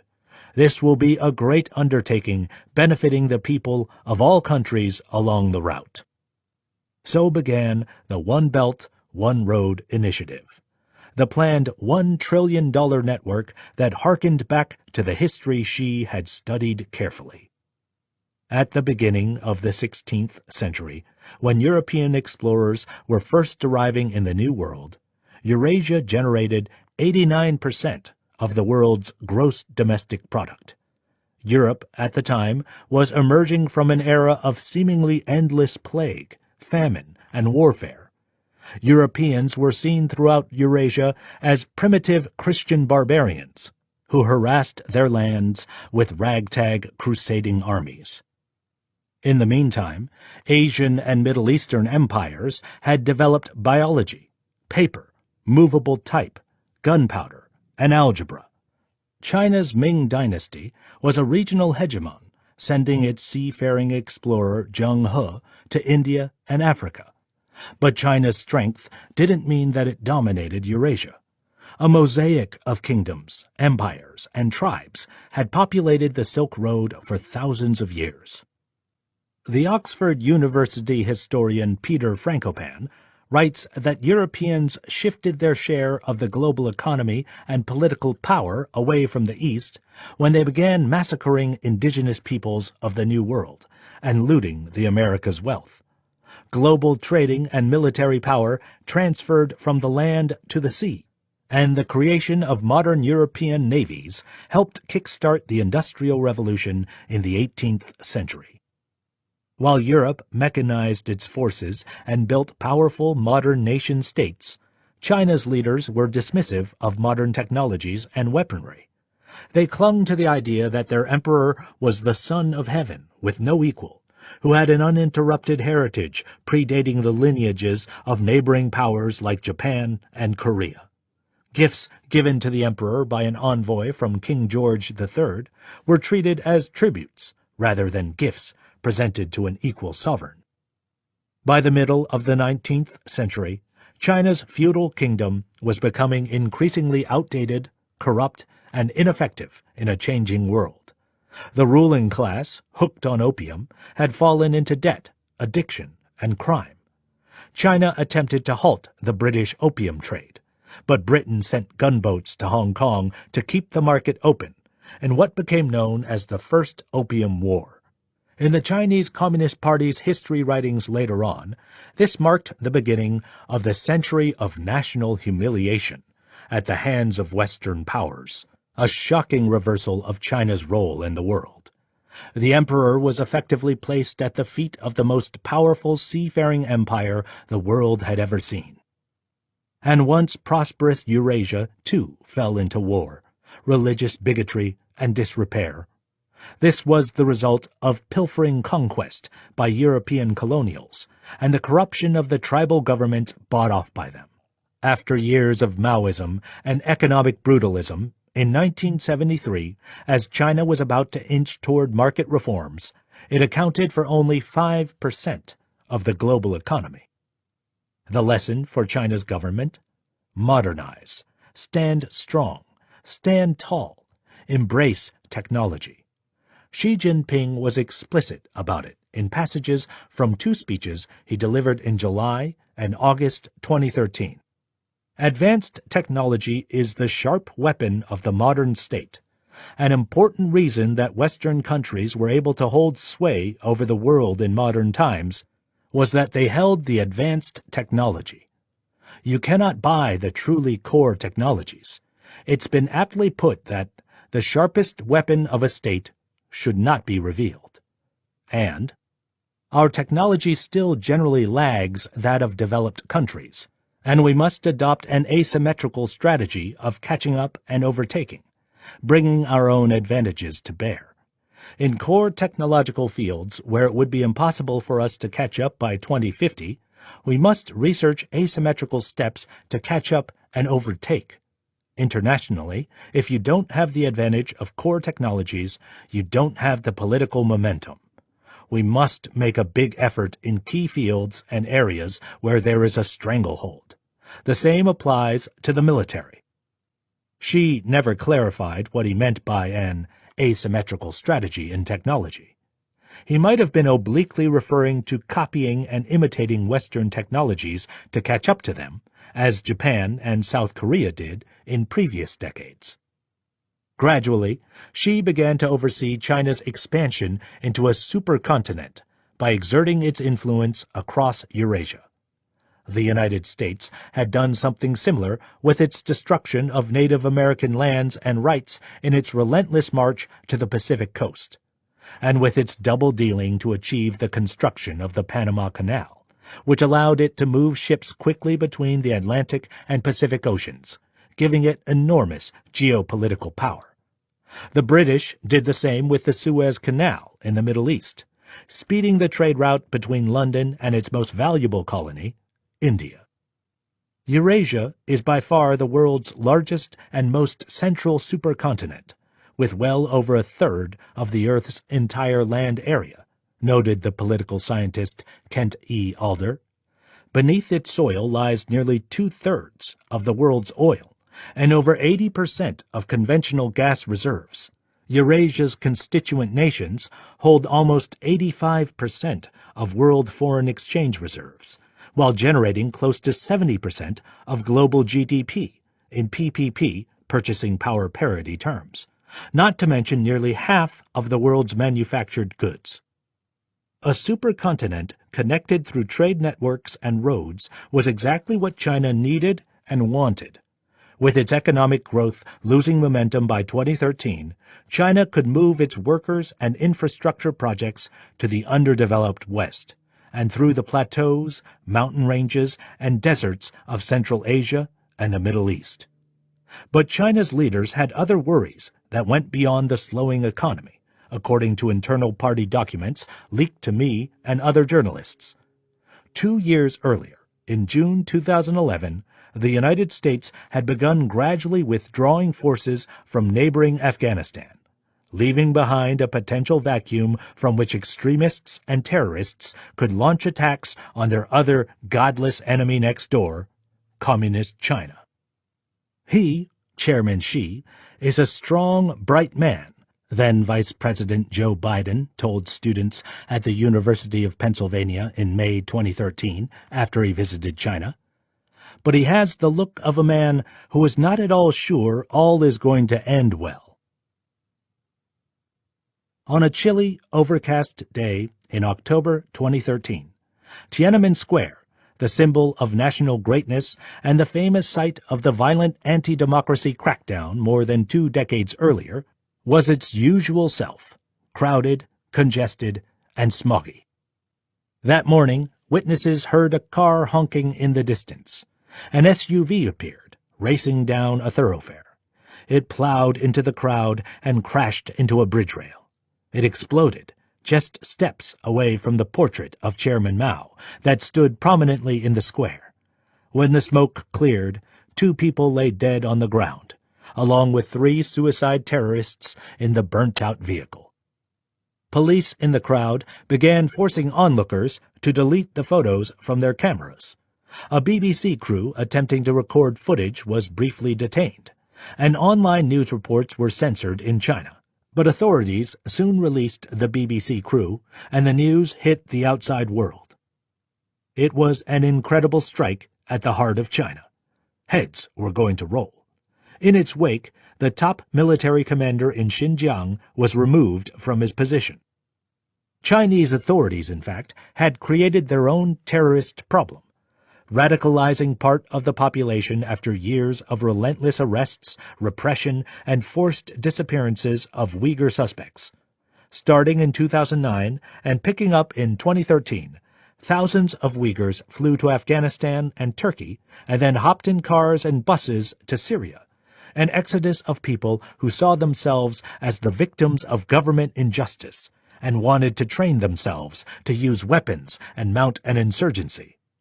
Then we hoped we could return to China, a jihadist who fought in Syria in 2013 and later returned to Turkey told me. Back in China, he had been a doctor and only embraced religious piety after arriving in Syria. We didn't care about the Syrian civil war or who would win. We just wanted to fight the Communist Party of China. The October Tiananmen Square attack was the most dramatic indication of the campaign of terrorism that had developed in China. 5 months later, on March 1, 2014, a group of 8 terrorists, dressed in black and armed with long knives, raced into a train station in China's southwest and started stabbing and slashing people. A SWAT team stormed the station and found 172 victims bloody and wounded. More than 24 died. The only member of the 4-person SWAT team with an automatic rifle shot and killed 4 of the terrorists. Police arrested 1, and the remaining 3 were apprehended 2 days later. The authorities identified the suspects as violent Uyghur separatists. China's state media began calling the attack China's 9/11. A nationwide outrage has been stirred, wrote a commentator in Xinhua, China's state news outlet. Justice needs to be done, and terrorists should be punished with iron fists. Today, Rebia Kader, president of the World Uyghur Congress, a peaceful advocacy group for Uyghur rights, had said the day after the October 2013 Tiananmen Square attack, I fear for the future of East Turkestan and the Uyghur people more than I ever have. Maysim was in a WeChat group with her friends when one of them sent news of the Tiananmen Square car bomb. Chinese authorities said terrorist propaganda was found in what they claimed was the suicide car, including the blue flag of Uyghur independence, according to the reports her friend was reading. Maysim knew these reports weren't always reliable. "I can't believe it," said her friend. "It seems so extreme." Maysim was immediately worried about the reputation of the Uyghurs, that people all over China were turning on them. As she discussed the situation at home with her friends, she felt a heaviness was settling on the land she had grown up in. People began calling their families overseas and said, "Don't come back here." Chairman Xi was on his first and only visit to Xinjiang in April 2014 when two Uyghur militants bombed a train station in Urumqi, injuring 79 people and killing one. The two suicide bombers were killed in the explosion. Then, less than a month after Xi's visit, more Uyghur militants tossed grenades and explosives into a vegetable market in Urumqi. At least 43 people died, including 4 of the assailants, and more than 90 were wounded. Xi Jinping called a series of emergency sessions with his top cadres and advisors. In recent years, he said in one meeting, according to leaked documents, Xinjiang has grown very quickly, and the standard of living has consistently risen. But ethnic separatism and terrorist violence have still been on the rise. This goes to show that economic development does not automatically bring lasting order and security. She was revising the state's view of liberalism that had characterized the national strategy for the previous 3 decades. China was no longer opening its borders in search of new ideas. It was closing them and returning to more totalitarian ways. After the United States pulls troops out of Afghanistan, terrorist organizations positioned on the frontiers of Afghanistan and Pakistan may quickly infiltrate into Central Asia, she said. East Turkestans, another name for Xinjiang, terrorists who have received real war training in Syria and Afghanistan could at any time launch terrorist attacks in Xinjiang. She compared religious extremism to a drug. You lose your sense, go crazy, and will do anything. She had come of age during the collapse of the Soviet Union and came to the conclusion that to preserve China, it was time for muscle, weaponry, and strength, and also for a sweeping campaign against the Uyghur and Kazakh minorities. He called for the use of new technology and told his cadres to study how Americans had responded to the September 11th attacks. "We communists should be naturals at fighting a people's war," he said, pointing out that China should use the public to infiltrate and spy on each other. "We're the best at organizing for a task." With that, Xinjiang's future was determined. Chapter 8. China's War on Terror. We must solemnly reject religion. Chinese propaganda banner in Kashgar. China had already been organizing for counterterrorism since 9/11.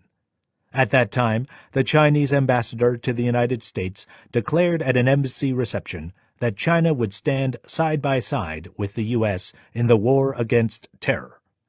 China also began hunting down terrorist suspects in Afghanistan, Central Asia, and the Middle East. But in accordance with Chairman Xi's remarks in 2014, the country began deploying more aggressive intelligence agents around the world, hoping to gather information on terrorist suspects. These spies had a mandate to protect China from terrorist plots, with intelligence officials under pressure to find the enemy wherever they could, and report their successes back to their government leaders. The leaders then paraded these successes in state news outlets. China's spies were caught in a vicious cycle. In countries like Turkey, they were forced to blur the boundary between violent jihadists and peaceful Uyghur residents. although peaceful residents were usually critical of the Chinese government. The more enemies they can find, Abduweli Ayub said, the more they can unify the country. Abduweli had tracked down a Chinese spy preparing to defect. He had gone into hiding in an obscure seaside town in Turkey, where few fellow Uyghurs lived. Here, the spy believed there was little chance he would be betrayed by another Uyghur reporting in secret to the Chinese government. Abduweli offered to introduce me to him. Because Abduweli was well known among Uyghurs and foreign journalists around the world, since he posted articles and commentaries on his popular website, he frequently received tips and letters of interest from people who wanted to connect with correspondents through his network. The spy was one such person who wanted to tell his story before he defected. Being in the media's eye offered him some protection should the Chinese government target him, and it allowed him to get some of his past deeds off his chest. So he was willing to meet an American journalist. Abduweli and I boarded a bus for the long ride to the seaside. "Meet me at the seafood restaurant on the main road," the spy wrote to us on Signal, the encrypted messaging app. At 6 o'clock that evening, Yusuf Ahmet, who allowed us to use his name, walked in, dressed in camouflage pants and a puffy white jacket. He admitted to being on his 5th beer. Quickly, he filled us in about his family life before he had gone into hiding. Yusuf came from a broken family whose father had deserted his mother and siblings. He said that growing up he had sought a kind of masculine prestige, absent of a father to guide his maturing into manhood. He thought being macho would win him the love and admiration of his single mother and other women in his life. "If my wife misbehaved," he bragged, "I beat her. Eventually, she left me." In 2010, having dropped out of high school, Yusuf decided his calling was to take up arms as a fighter in Afghanistan, where he would train for an independence war against the Chinese government in Xinjiang. "I wanted to make my mother proud. My mother was my life. I loved her so much," he said. "My mom and I went to the airport. She was about to send me off on the flight," he went on, "when suddenly the police raced in and arrested us. They'd been tracking us. They knew what we were up to."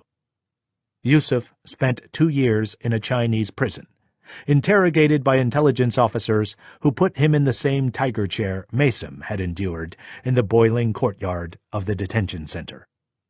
"In the cell next to me, they tortured my mother. I heard her screams. They wanted me to hear her.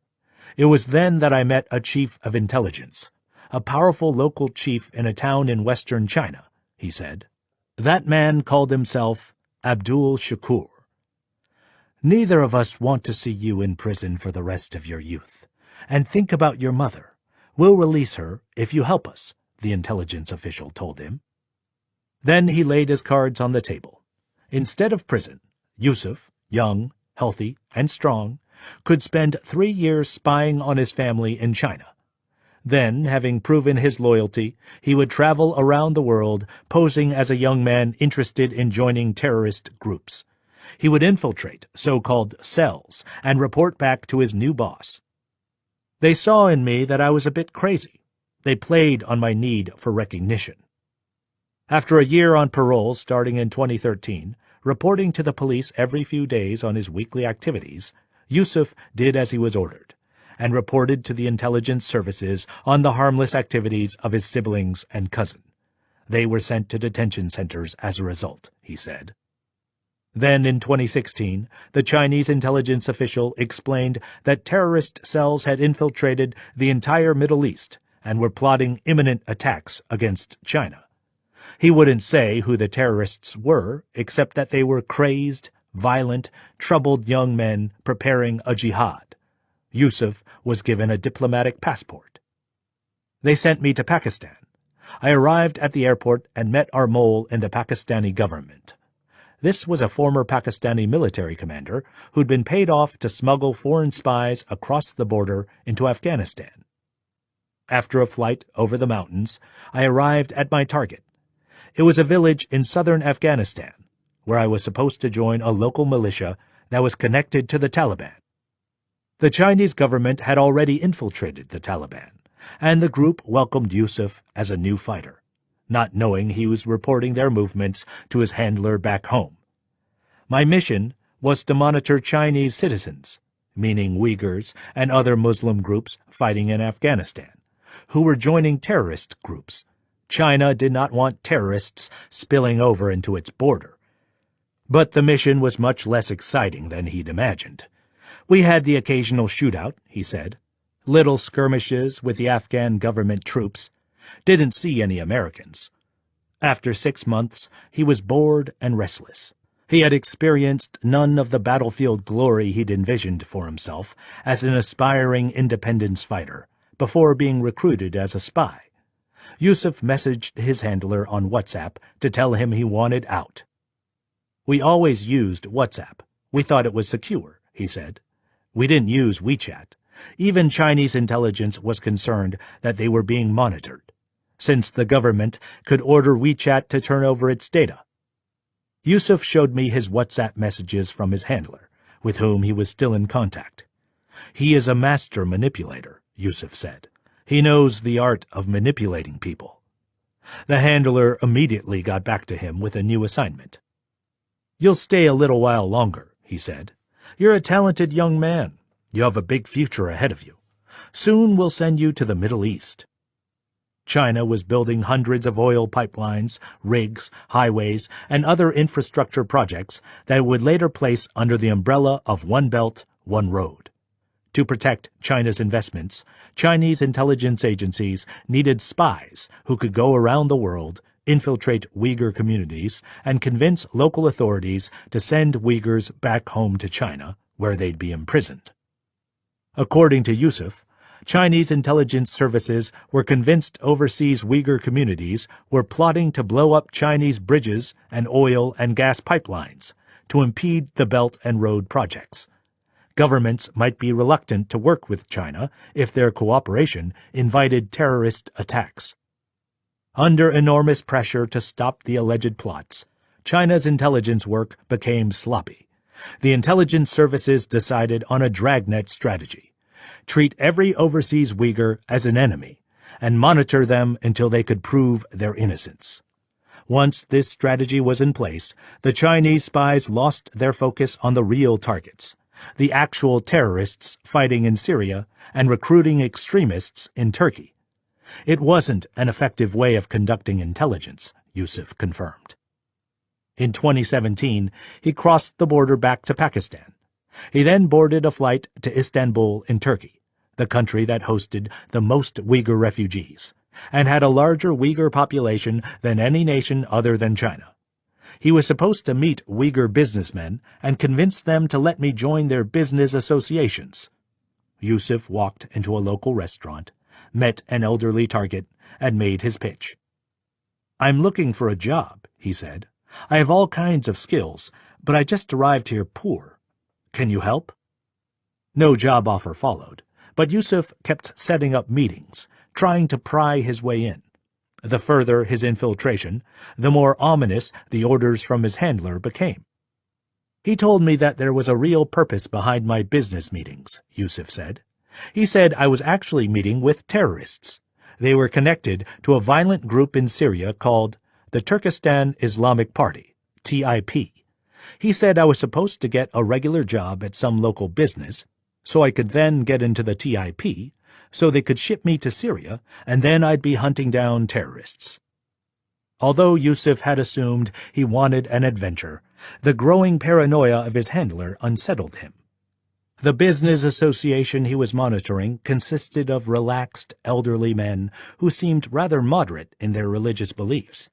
They had little reason to risk being arrested and ruining their businesses. They seemed very unlikely sponsors of terrorists in Syria. Yusuf found himself wondering if his intelligence supervisors, starved of the enemy they needed, were beginning to see adversaries everywhere, and his supervisors still hadn't released his mother, as they'd promised 4 years earlier, in exchange for his spying missions. I'd met members of the TIP in Turkey, where they were coordinating their military operations in Syria. fighting against the government forces of dictator Bashar al-Assad. I'd heard from military sources in Syrian Kurdistan, a place of heavy conflict, that Uyghur fighters were suffering heavy casualties, and many key jihadis had been captured.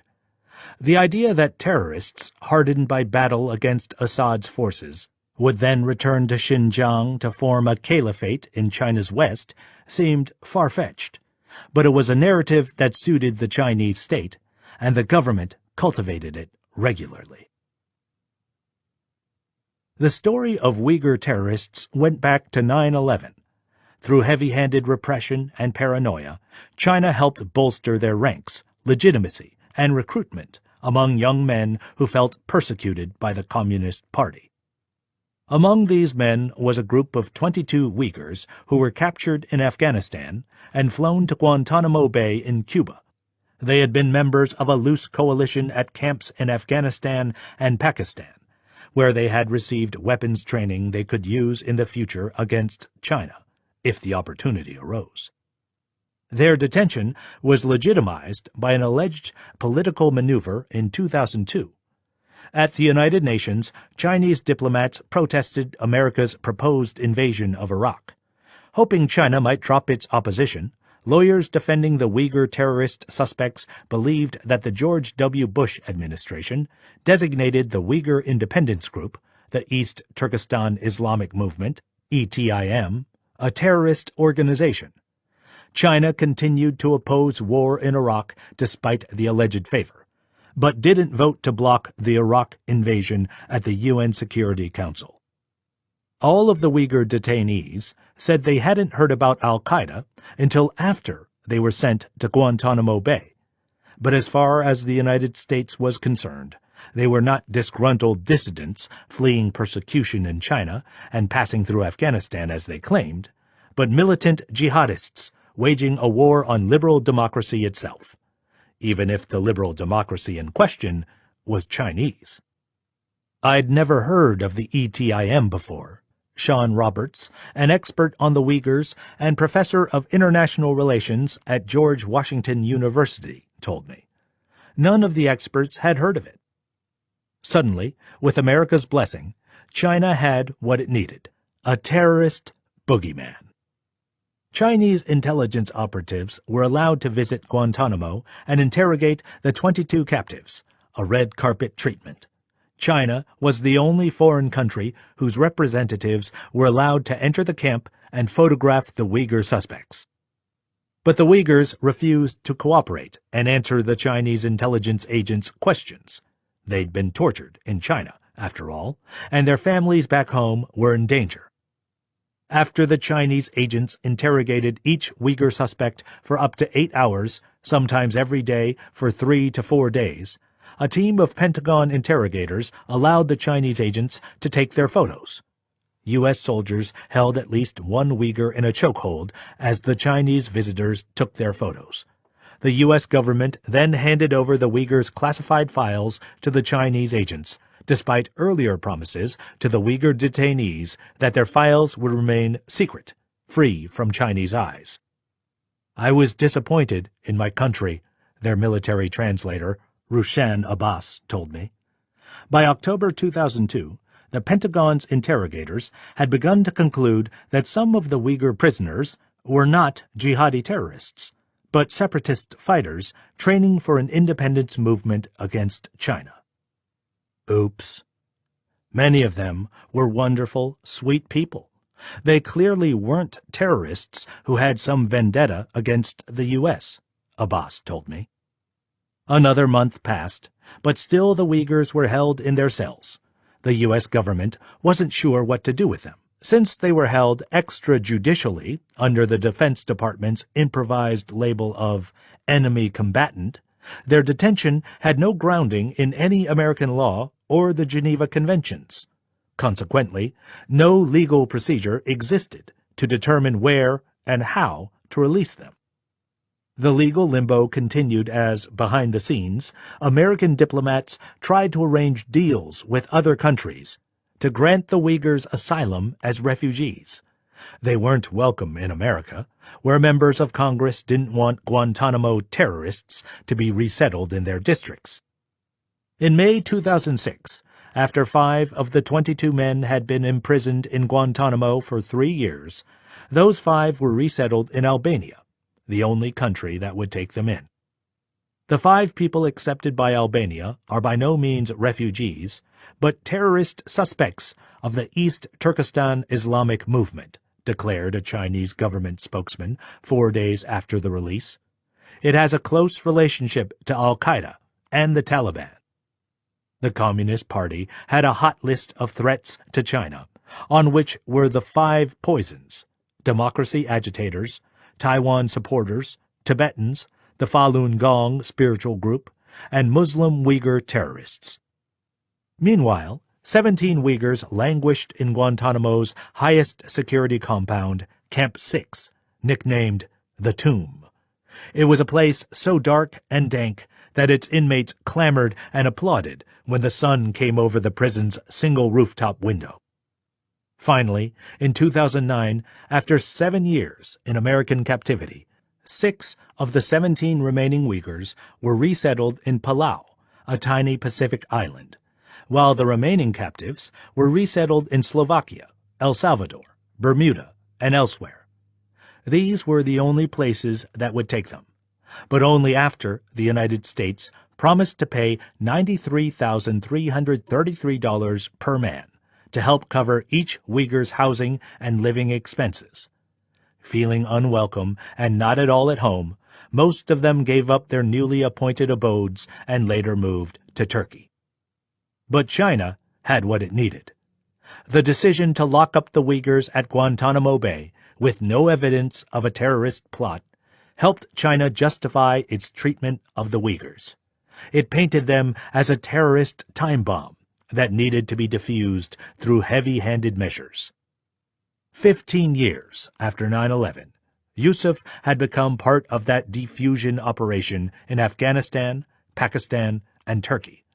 Locate a terrorist hidden in every home, street corner, school, and food truck. No one from the Uyghur ethnic group was to be trusted. Even Yusuf, loyal to his country's cause, grew skeptical and tired of the propaganda over time. Every one of his missions ended in failure, since he couldn't find the terrorists his supervisors insisted were everywhere. I sent back WhatsApp messages telling my boss about what local businessmen were doing, he said.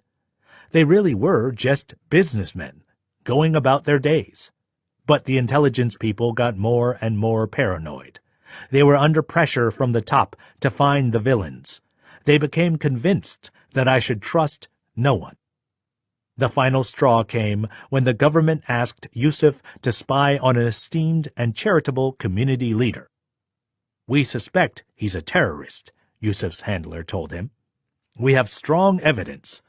They never shared the intelligence, citing the national security threat. They just dropped dark hints. Why else would a Muslim man invest so much money into becoming a philanthropist? Clearly, this must be a front for recruiting terrorists. But Yusuf had hung around the man, attending his events and speeches, and found no evidence that he was up to no good. So Yusuf abandoned his mission to infiltrate the extremists of Turkey and Syria. I wasn't with my wife and kids. I was all alone. A young guy in the Middle East, drinking too much and smoking too much. I began to realize what a horrible thing I'd done. I thought I was going to fight terrorists, but instead I was turning on my people. So I ran off to where I am now and became a gas station attendant to be anonymous. I wanted to disappear. He was devastated that the intelligence operatives broke their promise and never released his mother. Abduweli and I visited the small number of other Uyghurs in the town and asked around about Yusuf. "He's quiet," said one. "We don't really know much about him at all." Abduweli and I had interviewed Yusuf every evening for 4 days after he finished his gas station shift, and we'd been attracting attention from some of the locals. A restaurant manager, a group of teenagers, and other passers-by wanted to know why an American tourist would visit this ramshackle, insignificant seaside industrial town of Zonguldak, which even local tourists skipped over. The threat from Chinese spies wasn't our only concern. Turkey was becoming an increasingly authoritarian state, with political purges of the military and universities. I'd heard from many Turkish professors and former policymakers that intelligence operatives were monitoring people. Be careful, Yusuf warned us. The intelligence services are always recruiting spies, and you might be a target for their surveillance. Yusuf then accepted the possibility that as an ex-spy speaking to journalists, the Chinese intelligence services might retaliate against him. He said he just wanted closure. A foreign correspondent traveling with a Uyghur refugee like Abduweli was conspicuous and odd to locals. Before we gained any more attention, we decided it was time to leave. We returned to Istanbul and, after a brief hiatus from our interviews, went back to Ankara and to Maysom. Chapter 9. The Three Evils: Terrorism, Extremism, and Separatism. The struggle against terror and to safeguard stability is a protracted war, and also a war of offense. Chen Chuangguo, Xinjiang Communist Party chief. By 2013, back in Kashgar, Maysom's father had been instructed by the increasingly paranoid local government to travel the countryside and give patriotic speeches to the farmers. "We stand united with China," he proclaimed. "We stand against the terrorists. Long live Chairman Xi Jinping, our glorious leader." Dad was so proud, Maysom recalled. He came home at the end of the day and talked about how great his speeches were and how it reminded him of the Cultural Revolution. "Let's stand against the three evils: terrorism, extremism, and separatism," he would say to them. He told her the farmers all applauded, though Maysom couldn't tell from her father's accounts whether they really meant it. One day, Maysom's mother came home with shocking news. "A group of boys beat up a girl for wearing a veil at the school," she said. "I caught them and brought them to the principal's office." The principal looked at the case and decided not to discipline the boys. He never gave a reason, but there was a nervousness in his eyes. A fear, her mother believed, that by punishing the perpetrators, he'd get on the wrong side of government authorities, with their increasingly belligerent talk of a Muslim terrorist threat. "They shouldn't wear a veil," Maysom's father said emphatically.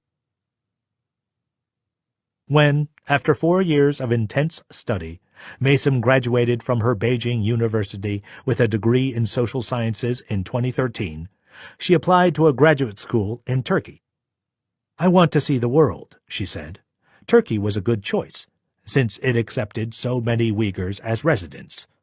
Plus, Beijing made me lonely. I wanted to be a part of something. I began turning to religion, she said, even though she'd grown up relatively secular. I decided that I was, in my heart, Muslim, because China kept pushing me away, as some kind of other.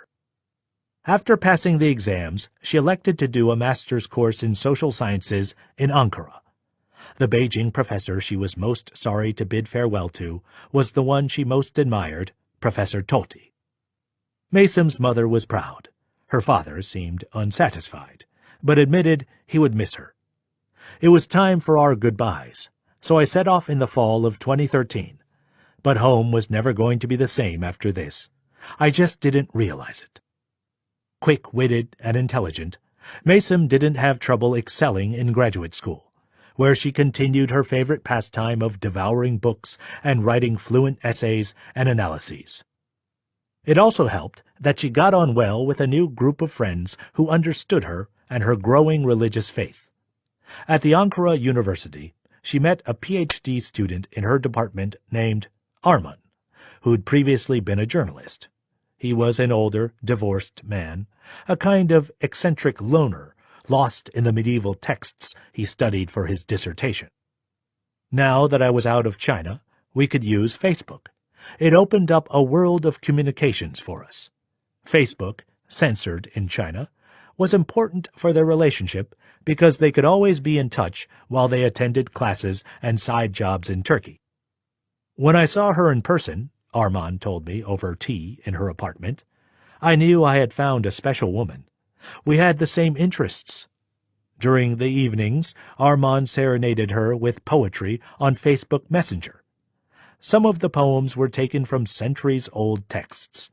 One from the 15th century became their favorite. True lovers are rare. Has a true lover set foot on the path and not found his beloved at the first step? That cannot be. O Navai, show respect. Bring wine to the house of the heart, for where wine is brought, in that house never will there sorrow be. We quickly fell in love, she said. But Maysom had planned to return home to Xinjiang for the summer, so she and Armand promised to stay in touch whenever they could, though not on Facebook, which was blocked in China. She returned to a changing place.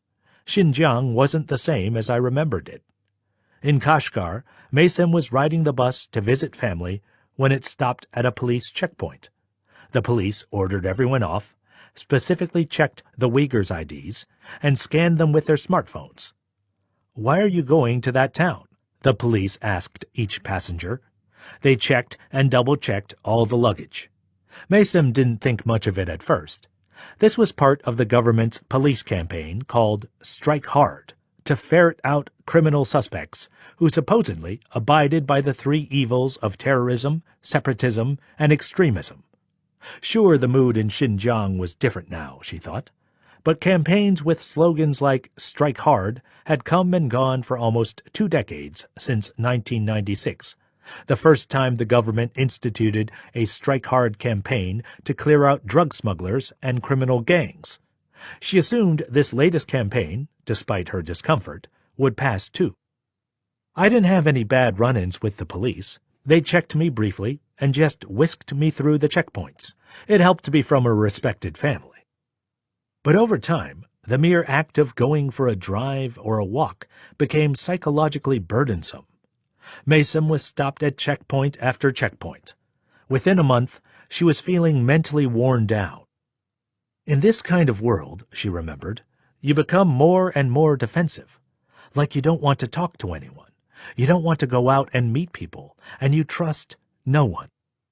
City streets slowly emptied out, since no one wanted to risk going outside and being harassed by the police. That year, essential travel to school, work, the grocery store, or to visit family soon became the only justifiable reasons to be outdoors.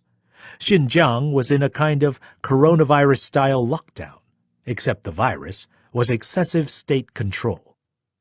One day, Maysom drove with her parents to the gas station.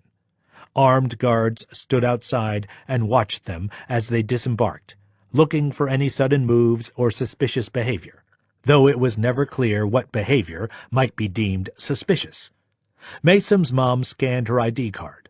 To Maysom, it seemed like the government had been rolling out a crude, early ranking system for Xinjiang residents that assessed their trustworthiness, based on whether they were from the Uyghur ethnicity, were unemployed, or had a family member in another country. Maysom lived in Turkey, which could negatively impact her family's trustworthiness ranking.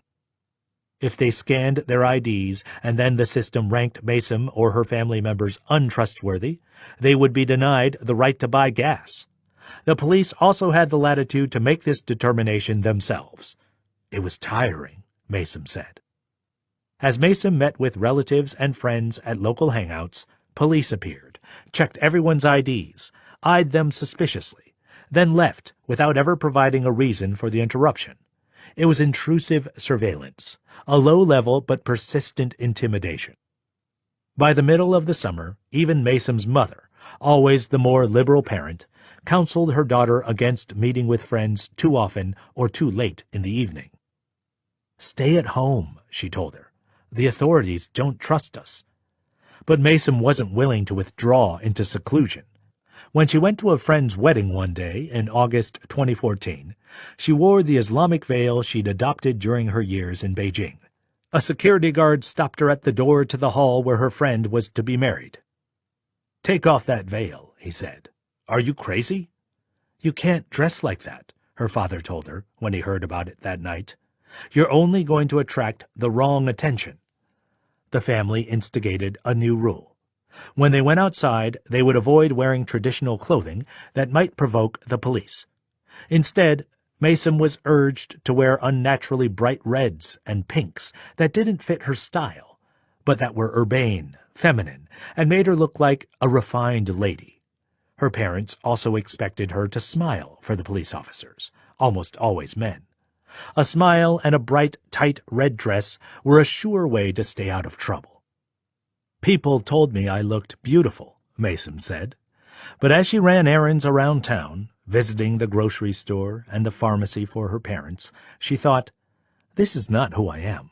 I am not myself." As police surveillance increased at the end of the summer, in August 2014, people had no choice but to wear disguises. At a medical clinic, at the bank, at the gas station, there were often two lines, an expedited one for the majority Han Chinese, and a slower, more bureaucratic one for Uyghurs and other minorities. The Uyghurs had to smile and behave, or else they might be denied service. Mason observed with displeasure how quickly people put on artificial qualities in the presence of power, toadying to state and corporate bureaucrats. State television presented a certain image of Uyghur culture. Every time I saw a Han Chinese TV show about the Silk Roads or about the Uyghurs, it was false and unbelievable, Mason said. We were the minority that was always singing and dancing. To the TV producers, our culture only consisted of the surface things, like our foods and marriage customs. We were exotic. We were becoming like a museum piece for everyone to look at. Mason finally retreated. I just wanted to stay at home and read books all day long. She was becoming distant and unrelatable to her family and friends. "You came here from Turkey?" one acquaintance said to her that summer. "Are you some kind of religious person now?" Chinese officials began placing signs and paintings on the walls of government offices that showed the police and military, depicted as heroes, arresting and defeating Uyghur terrorists, portrayed as backward rural Afghanis. "You're either with us or against us." The mood pervaded Xinjiang, and almost all of Mason's acquaintances made clear, everywhere they went, that they were on the side of the government. One day, Mason's mom was jolted awake by what seemed like the sound of men shouting outside her house. She peered out the window at the Public Security Bureau across the street, the local headquarters of the officers who watched over the population and arrested people. In China, the Public Security Bureau is a symbol of state power. A group of 7 men, dressed in white robes, the traditional Islamic way of dressing a corpse, had charged the police station. The men were calling out someone's name, Mason said. Her mother wasn't sure what was going on. The men didn't look like they were armed, but then she heard gunfire from within the Public Security Bureau and backed away from the window. "We assumed those men were shot," Mason said, "but we didn't know what they were doing, since Mom couldn't see guns or knives in their hands. White robes are a way of saying, 'I am prepared to die.'" Mason's mother checked the online news the next morning and again the morning after, but there wasn't a word about what had happened that night. "I thought it was some sort of terrorist attack, but it was censored in the newspapers." Friends and passers-by on the street acted like nothing had happened. Not long after, the family woke up again to what sounded like distant gunfire, bombs, and grenades. The next day, when Mason's mother walked to the grocery store on the main thoroughfare, there was blood splattered on the street. Black-clad SWAT teams had closed off the market. Once more, no explanation was offered for what had happened. In 2013 and 2014, an estimated 592 Uyghurs were tried on security charges, though there is no way of knowing how many of those accusations were legitimate. China also held 12,000 trials for people accused of hurting the social order, but those in the Uyghur refugee community who knew some of these defendants told me the defendants had merely joined peaceful protests, challenged government bans on religious observance, or distributed banned information. In 2014, the government began recalling Uyghurs living in Urumqi, and, according to Mason, other parts of China, ordering them to return home to their country villages, under the guise of having to renew their ID cards. When they returned, the police took at least one of them away for what they called re-education, for reasons not entirely clear. Others were restricted from moving between villages without the approval of the government. Whispers lit up around Kashgar about disappearances. It was as if Xinjiang was creeping towards war, in which no one trusted anyone, Mason said. The population itself was the enemy. Mason heard that the police were harassing her old professor, Ilham Tohti, with what seemed like an arrest every week. Tohti had always been freed after detainment, accompanied by warnings not to agitate with his students. The pattern gathered momentum in 2012, with a 10-hour interrogation after he published an online essay that accused China's military of monitoring Uyghurs during the Ramadan holiday. 2 months later, he was briefly held under house arrest and released. At 3 o'clock on the morning of February 2, 2013, Tohti and his daughter, Juhar, left their home for Beijing's capital airport to board a stopover flight to Chicago's O'Hare Airport. Tohti was set to begin a research fellowship at Indiana University, Bloomington, in the United States. Their flight was scheduled to depart at 10 a.m., but Tohti thought the authorities would be less likely to monitor them if they left in the middle of the night. At the airport, security agents pulled them aside and inspected their passports. "We were at the airport, about to leave," Juhar told me. "I was going to stay for about a month, and he was going to stay for a year. The police were prepared to let me leave the country, but not my father. I asked him what I should do, not wanting to leave him behind." Tohti was clear in his advice. "I think you should take this chance and leave." He pushed his daughter away, afraid she would refuse to leave and place herself in danger too. "Go. Just go," he said. Juhar crossed through airport security for her stopover flight to Chicago, unsure when she would see him again. "There is a lot of tension around here," Tohti, speaking from China on July 24, 2013, told the reporter from Radio Free Asia, a nonprofit exile news service in Washington, D.C. "In the past few days, I have been under constant surveillance by police vehicles and national security police officers. I have realized that I don't have too many good days ahead of me, and have a feeling that they, the Chinese government, may not have the best intentions in dealing with my situation.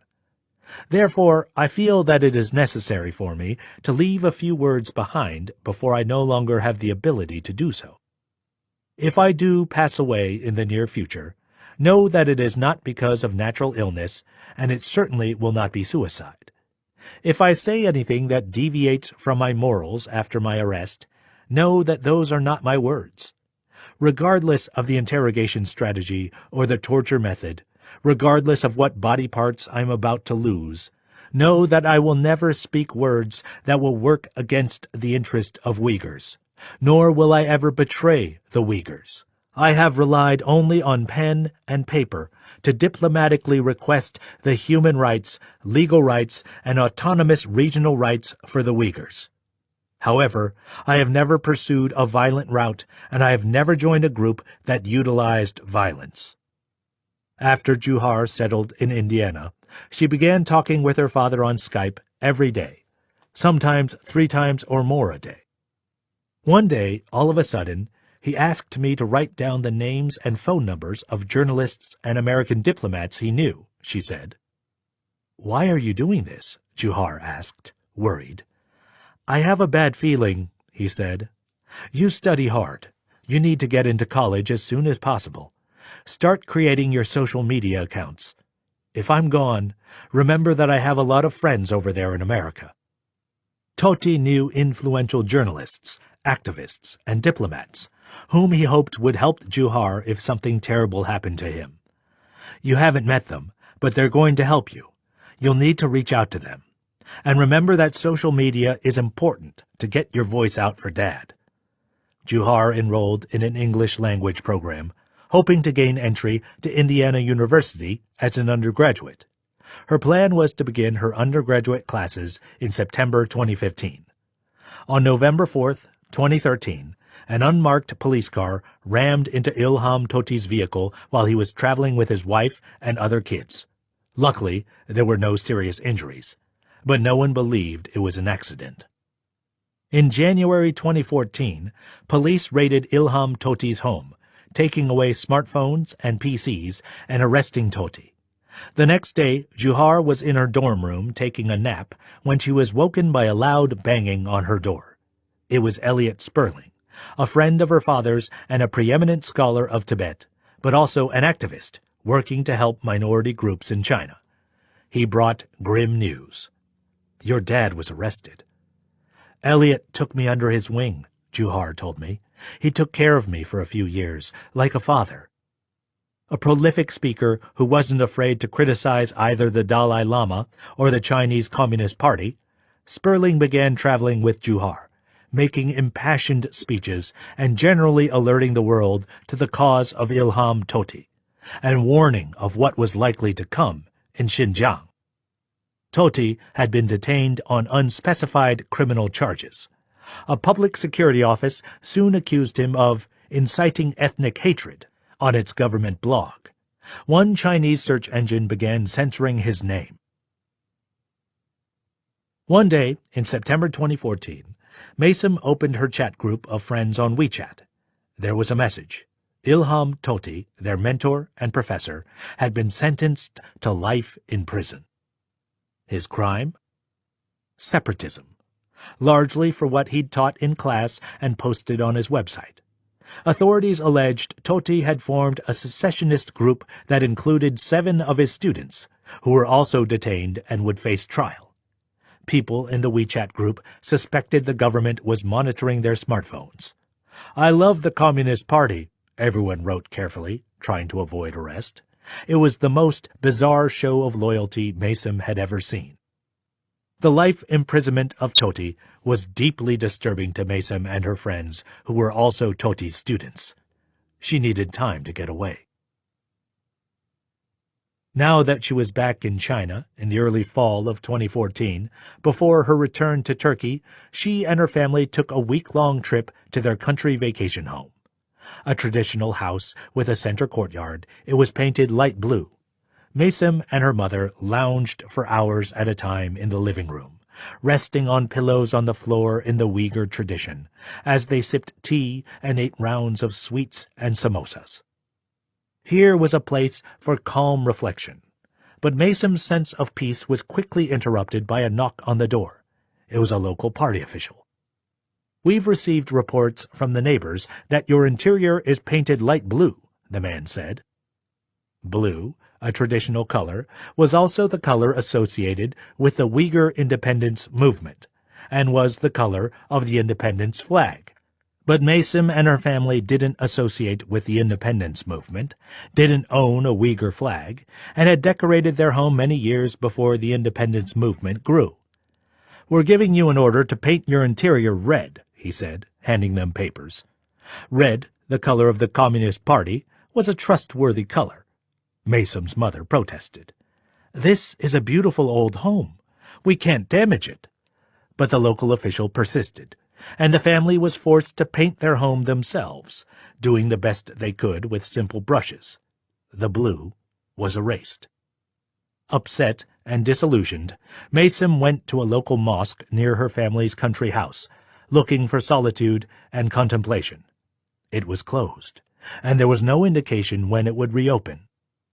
"Do not let them pray," read a threatening graffito on the door. The closed mosque was a sign of a widespread destruction and desecration of Uyghur culture that would greatly accelerate within 2 years. Starting in 2016, the government, as part of a project euphemistically called the Mosque Rectification Program, would demolish many mosques and damage others. It removed the mosque's Islamic features, such as minarets, and justified its actions under the claim of structurally unsafe construction. One investigation found that the government destroyed as many as 5,000 mosques in Kashgar over a 3-month period.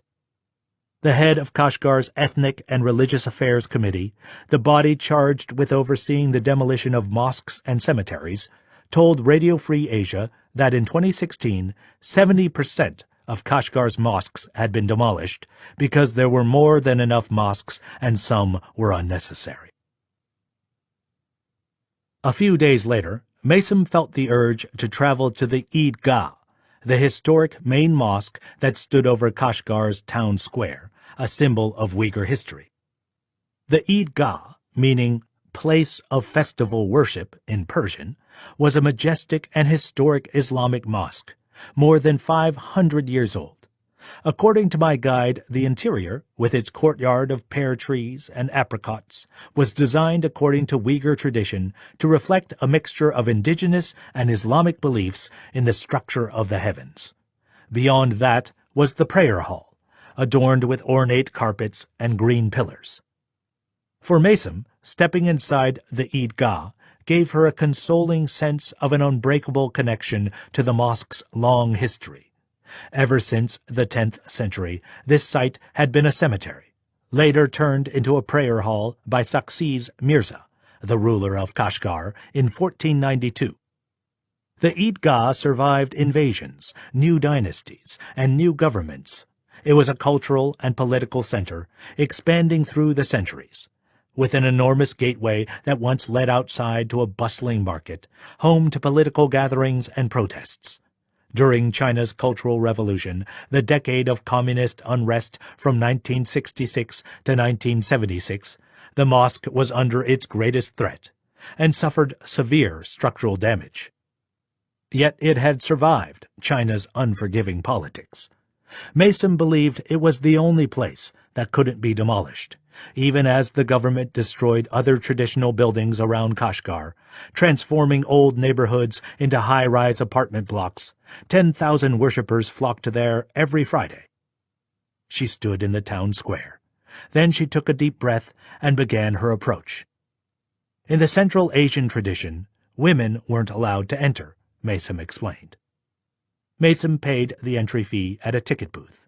She managed to get through because her ID card said she lived in Beijing, a designation that had not changed since her time at the university, so the man at the entrance didn't realize she was a local.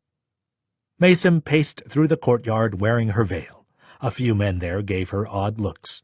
Inside the prayer room she kneeled on the ornate carpet, bent down, and touched her forehead on it. "I pray to you for the longevity of my parents and my own longevity," she said softly, "so that we may see your justice."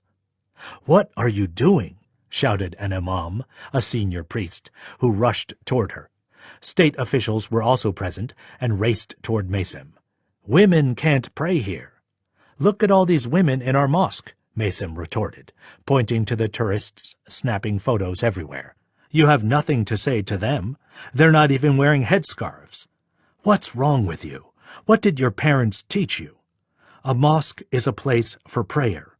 I want to pray. That's all." Mason was escorted out and given a warning.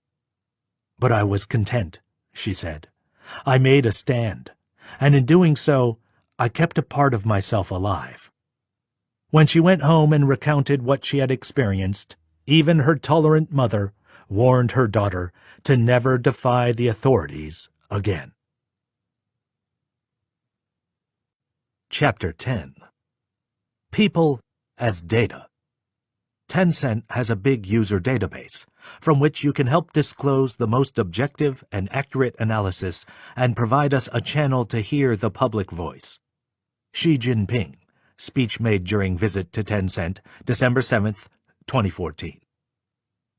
Mason was far from certain whether the authorities noticed her subversive mosque visit or had the wherewithal to care.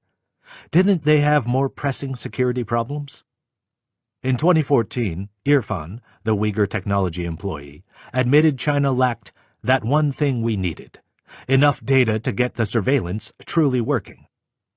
That year, the Chinese government rolled out pilot projects all over the country, through private companies, for a system that would monitor purchases and web browsing habits and rank all citizens by their trustworthiness.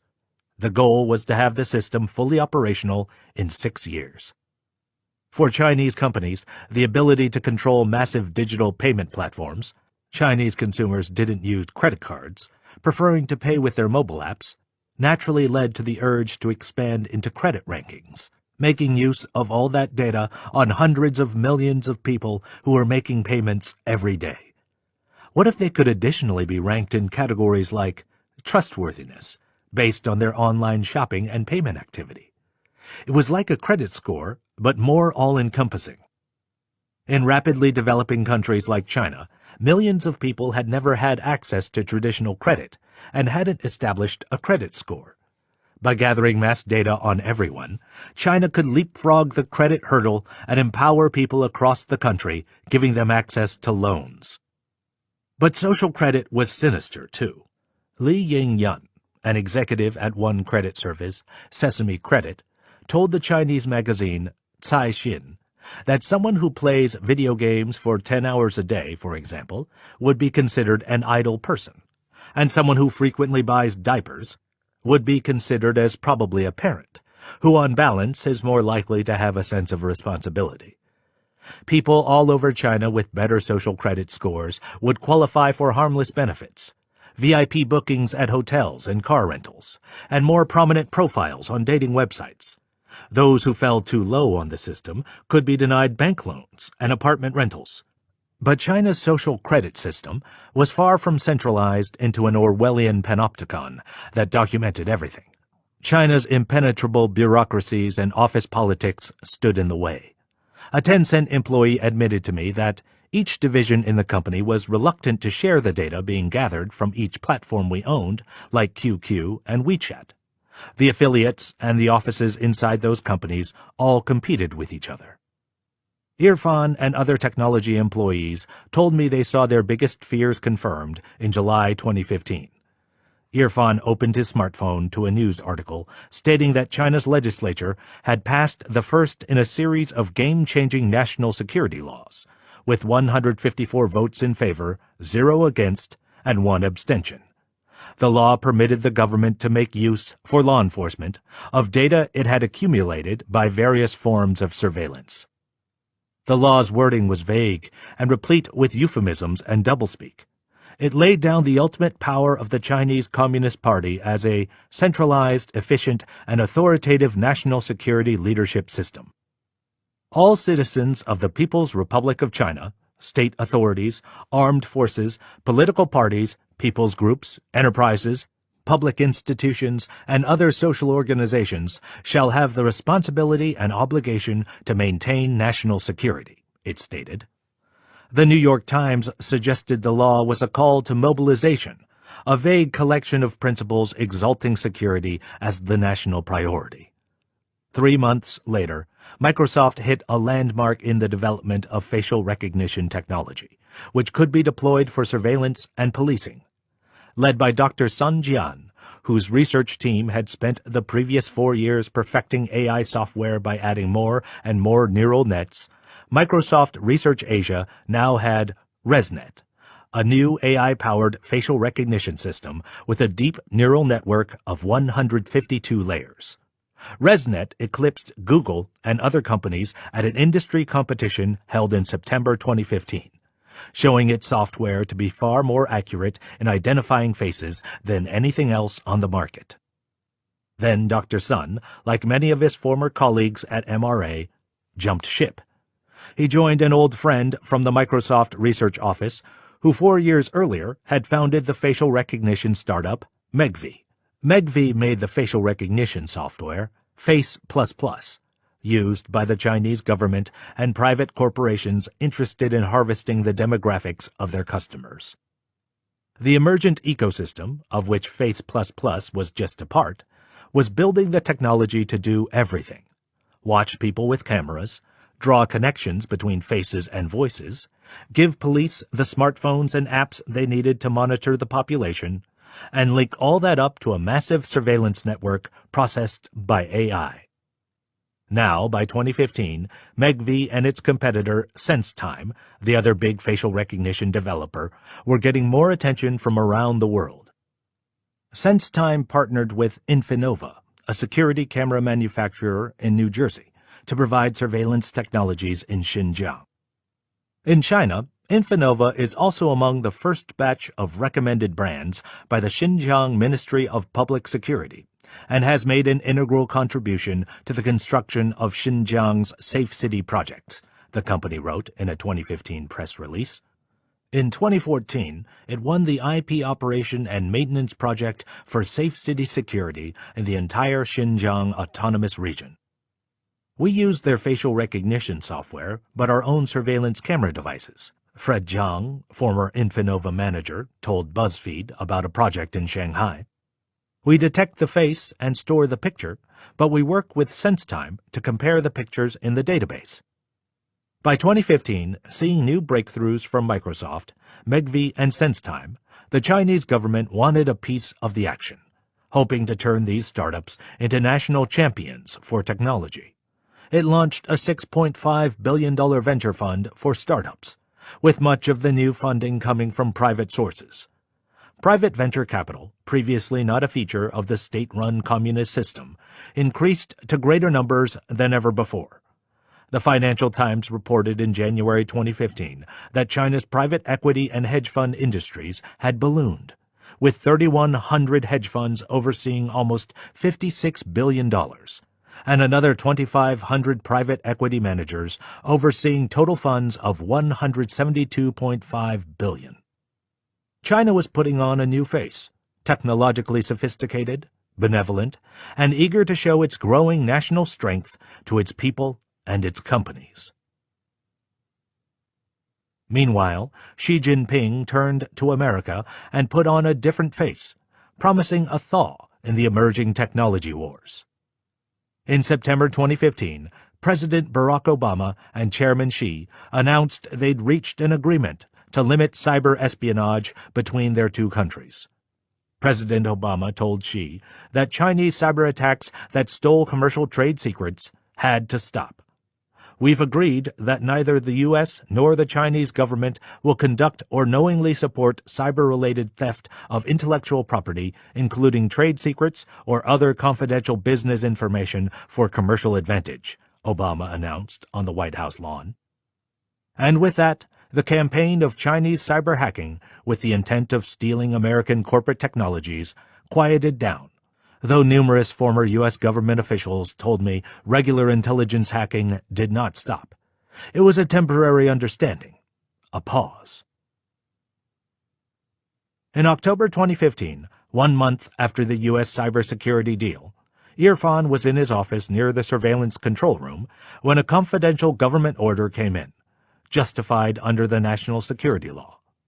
All WeChat messages in Xinjiang had to be stored on our servers for 2 years, he said. Before, from April 2013 to August 2015, Irfan's office had been scooping up metadata from WeChat, the usernames of people who sent messages to each other, the durations of phone calls, and the times and dates of those messages. It tracked the origin and recipient of each message, but not its contents. From the metadata, it could extrapolate a great amount of information about people's social networks. But now Irfan's office had orders to take its data gathering further, delving into the WeChat messages themselves. The AI software was scanning everything, he said. It found correlations we couldn't see. It even looked for messages that included words like bomb and gun. Humans didn't have the time to do this, but the AI software could. The surveillance machinery once plagued with inefficiencies seemed to come to life. It emerged with what seemed like, to Irfan, an ability to think, to see, to perceive and understand, even though in reality the technology wasn't anywhere near advanced enough to be sentient. It couldn't exhibit general intelligence, and it didn't have the ability to perform in more than one programmed area. It could only carry out one task: analyzing what people wrote in their WeChat messages by drawing correlations between the use of keywords like Quran, terrorist, and anything that seemed related to religion or violence. The evolving surveillance system, with the help of AI, would send back random personal information to the surveillance workers in the control room. A young woman enjoyed going to the movies. A young father maybe had a drinking problem. One man showed the hallmark signs of a thief through the mysterious use of his text messages. Others were possible terrorists. We didn't understand how the AI came to its conclusions, Irfan admitted. A lot of it was random and worrisome. I had no idea whether the suspicious people named by the AI were actually suspicious. Once we saw the merging of big data and the AI, that's when everything changed. I got an order from my manager to move to another department. The other guys didn't want me there. They were Han Chinese, and I was one of the few Uyghurs in the office. And I didn't feel comfortable. The Han employees maybe thought I would leak the information to help my fellow Uyghurs.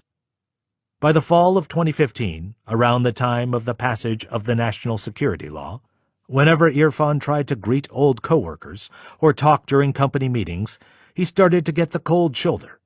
People avoided eye contact and didn't want to be seen with him. Then they started blocking me from going into sensitive rooms. They told me to wait outside. And so Irfan was removed from his position and found a minor role as a lowly propagandist at a TV station. My job was broadcasting videos on state television about how Uyghurs were living a happy life.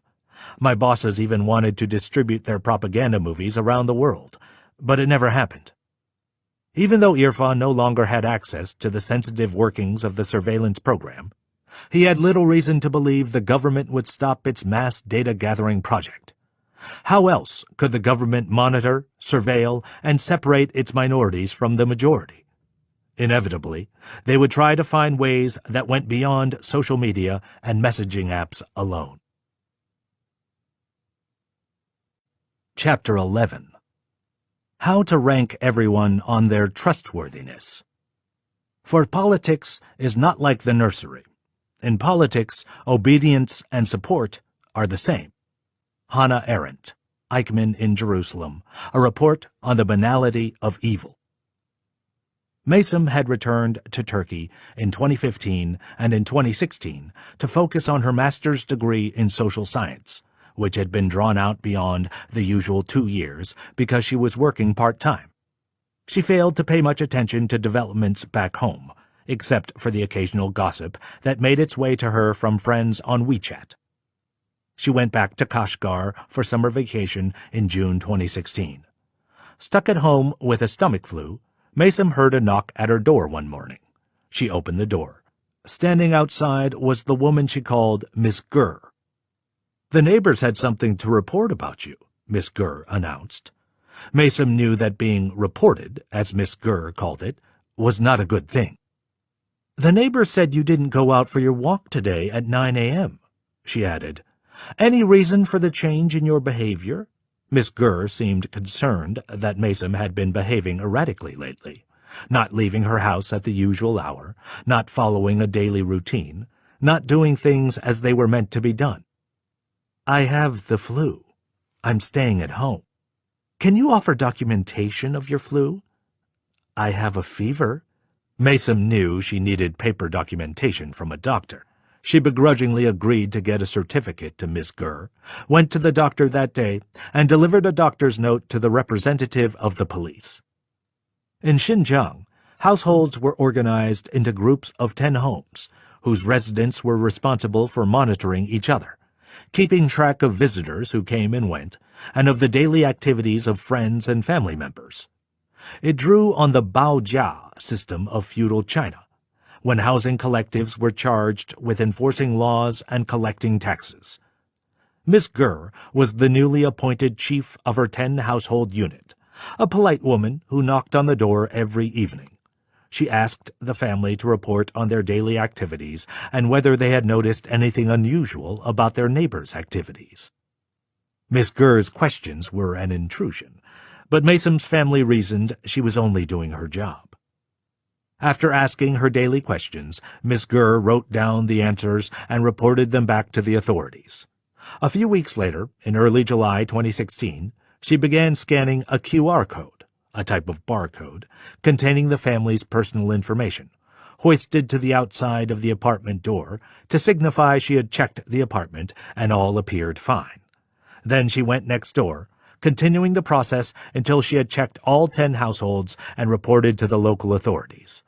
From 2014 to 2018, the government would send 200,000 party cadres like Miss Ger to Xinjiang to surveil the population and hand them political propaganda. It was really effective for policing the community, Mason said. Everyone was turned into a watcher. If you didn't report something unusual that day to Miss Ger, but your neighbor reported it, the government would rank you as less trustworthy. They would consider you suspicious. The neighborhood watch system helped the authorities gather data on every resident. Soon they would place each resident in one of 3 categories of social ranking: trustworthy, average, or untrustworthy. Untrustworthy people could be detained by the police or have trouble finding jobs and getting into universities. A few days later, the ever-attentive Miss Ger knocked on the door and explained that Mason's family was required to install a government camera in their living room. "I apologize for the inconvenience," Miss Ger said politely, "but the decision is out of my control. I've received a notice from the local police that something suspicious may be happening in your home." Miss Ger handed over a piece of paper that explained how to install a surveillance camera, with the assistance of the authorities. Mason and her family were sure of the reason for the intrusion. Since Mason was studying overseas, and in a Muslim country, she was suspect. Sometime in 2015, the authorities had placed Turkey on an official list of 26 sensitive countries that also included Afghanistan, Syria, and Iraq. "I feared that I wasn't trustworthy anymore, that the government didn't trust me," Mason said. "The government knew I was traveling in and out of Turkey. Of course, they didn't see me as trustworthy anymore." Her instinct was correct. Ms. Ger informed her that Mason appeared not to meet the government's criteria of trustworthy, and she should show her trustworthiness by installing the camera. "We had no choice," Mason reflected. What were we supposed to do? Resist the authorities and get arrested? Everyone was watching. Everyone was snitching, and you could really trust no one. We went out to the local electronics shops and looked for the right camera. Many of the electronics markets, it turned out, were out of inventory. The police had become major customers. Finding the right camera was not easy, but the family finally located one. An engineer showed up and installed the camera inside a transparent plastic casing built into the wall, so the family couldn't fiddle with it or try to disable it. The camera overlooked both the living room and a large swath of the small apartment. It also recorded audio. "This was devastating for Mom and me," Mason said. "The home was always the place where all of us could do whatever we wanted to do. A personal place, a place of privacy. I could read and talk and speak my mind."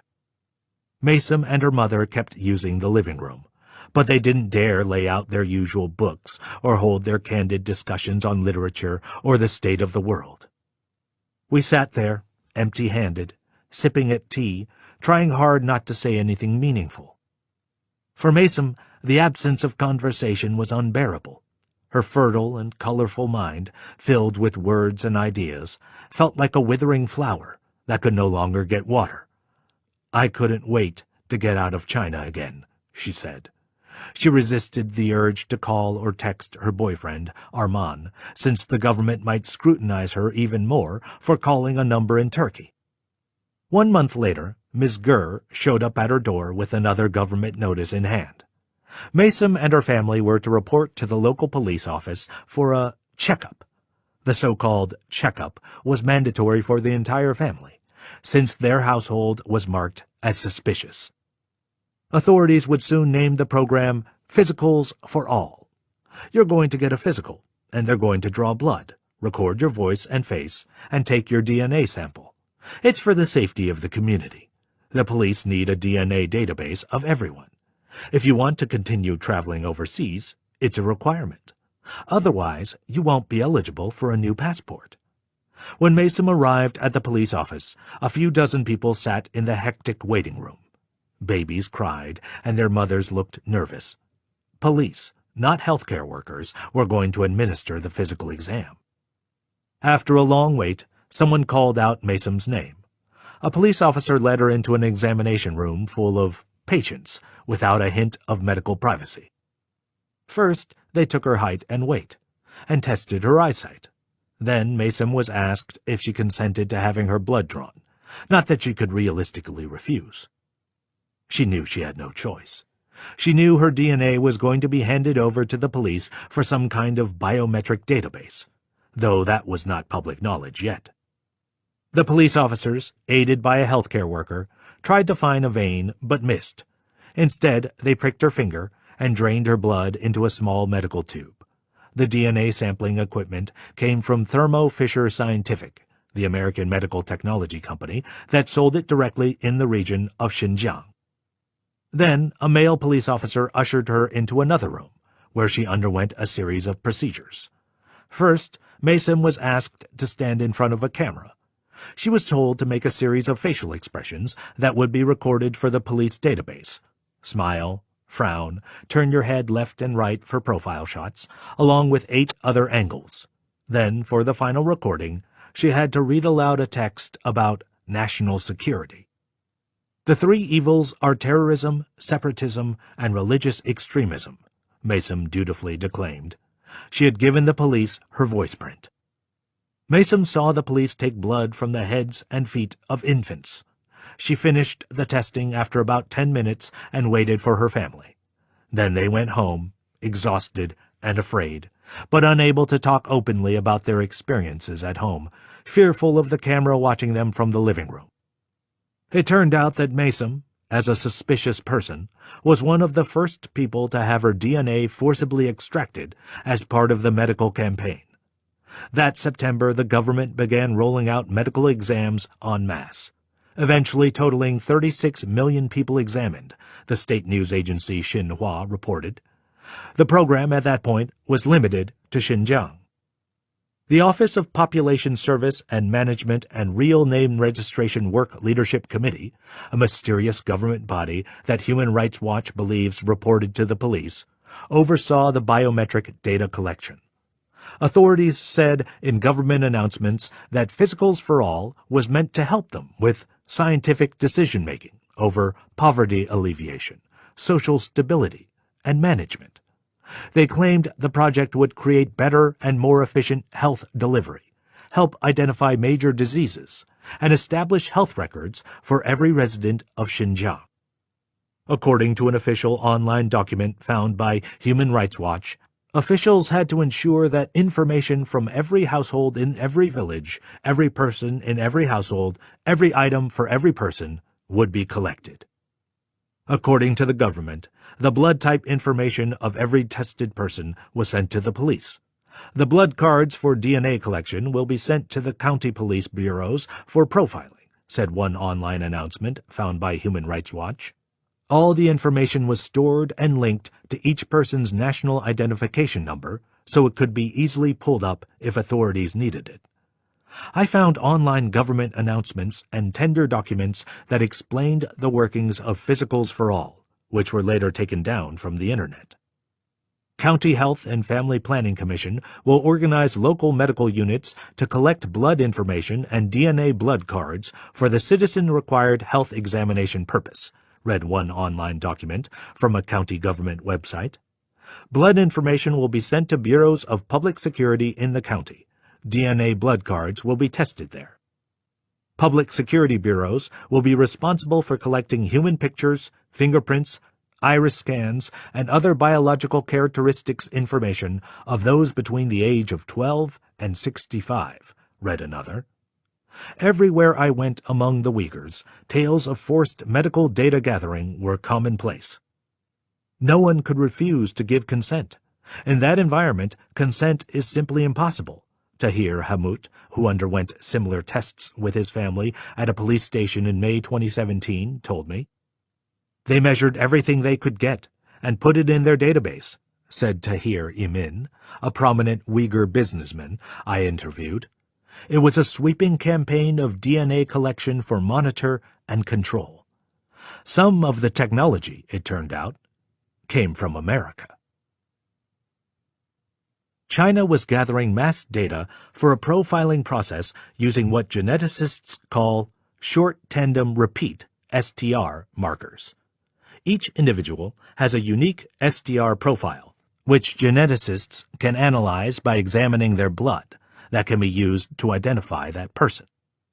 If DNA is found at a crime scene, it can be matched up to a suspect using a massive database, as police agencies do all over the world. But this was a grander project. China wanted to gather the genetic profiles of every Uyghur, Kazakh, and ethnic minority in Xinjiang between the ages of 12 and 65. It could then not only build a database to use for law enforcement investigations, but also to distinguish those minorities from the Han majority. There, China, enacting what can be called a myth of total security, the idea that through technological developments they can have this perfect security system that will prevent all terrorism.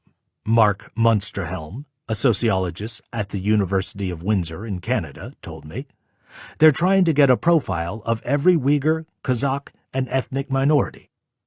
Previously, Munsterhelm had studied how indigenous peoples in South America, the Pacific Islands, and Taiwanese aborigines were used in forensic genetic research. China was also gathering another mass genetic dataset with a second marker, called single nucleotide polymorphisms, SNP, Munsterhelm said. Used for analyzing traits like facial structure, skin color, and the potential for genetic diseases, researchers have long been attempting to perfect it to reconstruct faces and profile a population. Coming out of those eerie government projects were technologies called next-generation sequencing. Concepts and categories of race were largely discredited during the 1970s and 1980s, Munsterhelm told me, but it came back in the 1990s with the rise of forensic genetics. For 15 years, Munsterhelm had followed the work of one researcher, Kenneth Kidd, a genetics professor at the Yale School of Medicine. After 9/11, there was something called the President's DNA Initiative. It identified genetic research on ethnicity, phenotype, and ancestry. The idea was to distinguish friend from enemy, or the airplane hijackers from the victims. Kidd emerged as a global leader in the field of using ancestry markers to figure out the ancestral origins of a person's genetic sample. He ran a genetic database at Yale and was on the initiative's kinship and data analysis panel. I noticed some of the genetic research that was going on in China, Munsterhelm told me, and then I started getting clued in. In 2017, I saw reports in Nature and Human Rights Watch about the sale of Thermo Fisher sequencers to the police in Xinjiang for the mass genetic profiling of the population. Munsterhelm found, through online peer-reviewed papers co-published with Chinese state scientists, that Kidd was involved in the study of SNP markers that the police could use to identify a DNA sample's ancestry, whether Uyghur or another ethnic group, for an investigation. Munsterhelm contacted Human Rights Watch and then worked with the New York Times. He wrote that the DNA campaign was part of the most comprehensive and intrusive system of biometric surveillance ever implemented. Kenneth Kidd's interest in China had been kindled in the 1980s when he first visited the country. He gained prominence in the field of genetics for his research on the role geography plays in human genetic variation. He even discovered a gene that's been connected to exploratory behavior and novelty-seeking. Few outside researchers had the opportunity to independently map out the genetic makeup of ethnic groups in China. They were required to collaborate with Chinese researchers, who were often beholden to the government in some way. In 2010, Kidd received an invitation from the Chinese Ministry of Public Security to travel to China. It sounded like a normal request, since Kidd worked with law enforcement around the world to apply forensics to solving crimes. There, he was approached by the chief forensic scientist at the Ministry of Public Security's Institute of Forensic Science, Li Tsai-Hsia. She was interested in his ancestry research and asked to spend 11 months as a visiting researcher in his laboratory at Yale. Kidd told NPR, National Public Radio, he had no concerns at the outset. As a scientist employed by law enforcement, Li Sai-hsia had valuable access to the DNA records of ethnic minorities in China, the Uyghurs, Kazakhs, and Kyrgyz peoples. She, Li Sai-hsia, says that the samples were collected with signed, informed consent, Kidd told NPR. On what basis would I question it? The two spent a productive year together. Kidd included the Uyghur DNA in his global database. Then they wrote an innocuous-sounding paper, published in the July 2016 issue of the prestigious journal Forensic Science International Genetics, a panel of 74 AISNPs, Improved Ancestry Inference within Eastern Asia. Monstrahelm and other experts believed Kidd was playing into China's national strategy to document the genes of its ethnic minorities. Since the 1990s, China had made genetic documentation a priority, since it needed to build the mythology for its people that they were part of one genetic family with a shared bloodline. The Thermo Fisher sequencers are there for routine police use all over the world now. But in China, they're taking all that technology and trying to simplify to as few markers as possible, to be able to differentiate between Han Chinese and Uyghurs, Monstrahelm told me. After their collaboration ended, Kidd says he asked the Chinese Ministry of Public Security to stop using the genetic samples he had provided to them. I've gotten no reply, he admitted. In June 2020, after the controversy calmed down, I loaded the online genetic database at Yale to check whether the questionable Uyghur phenotype had been removed. Kidd had indeed taken out the samples provided to him by the Chinese Ministry of Public Security. Yale University, however, had many other Uyghur samples not obtained by Kidd. This sample of Uyghur individuals were collected from Xinjiang Uyghur Autonomous Region, read one entry. All volunteers resided in Xinjiang Uyghur Autonomous Region for more than 3 generations and signed informed consents before involved in the study. This study was approved by the Institutional Ethics Committee, Xinjiang Medical University, China. This sample consists of Uyghur individuals in Kucha County of Aksu Prefecture from Xinjiang Uyghur Autonomous Region, read another entry. This sample was collected with informed consent. Mason and dozens of other Uyghurs told me that if anyone refused to give their informed consent, they'd be harassed or arrested by the government. Withholding informed consent was not an option. The DNA system has been set up, and the damage has been done, Abduweli, who also had his DNA, fingerprints, and footprints taken in a Chinese detention center, confirmed. Mason agreed. It's a terrible story of complacency. How could you not know what China might do? But some scientists, in fact, traveled to China where they actively partook in genetics conferences. In 2015, Kidd and another geneticist, Bruce Badole, from the University of North Texas, spoke at a genetics conference in China.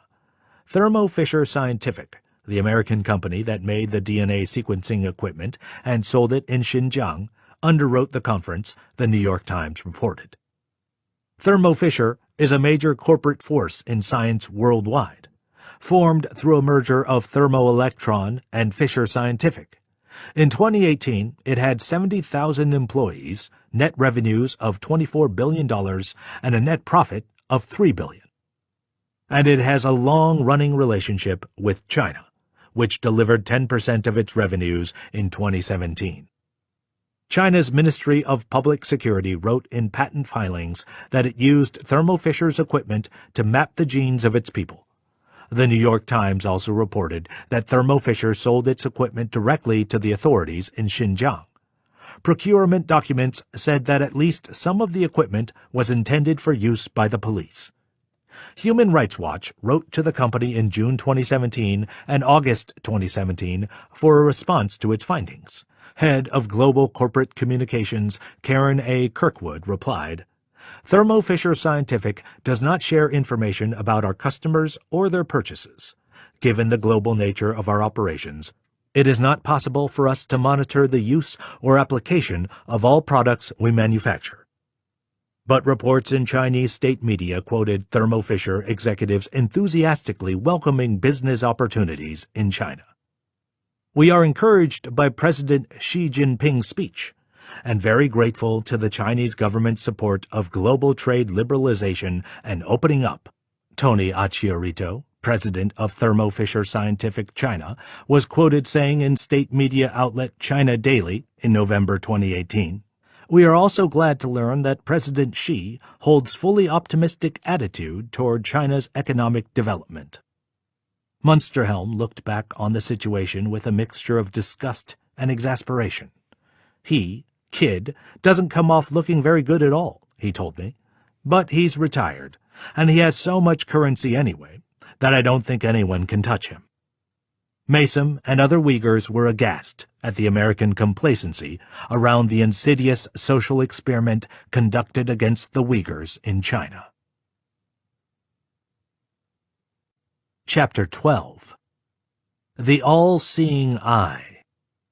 Practice has proven that the party's strategy for governing Xinjiang in the new era is completely correct. Xi Jinping. Mason told me that a few days after her DNA was collected, Ms. Gurr showed up once again on the doorstep. The local police office found suspicious activity, she announced. What do you mean by suspicious? Mason snapped back. You know I'm just a student. I have nothing more to tell you. You have to report to the local police station. The police were equally unhelpful. As Mason sat at a desk with a security bureaucrat, he sifted through papers and looked at her medical data and life history on his computer screen. You've been overseas, the officer said. You've been studying. What exactly do you study again? Social science. Mason was asked to fill out a form.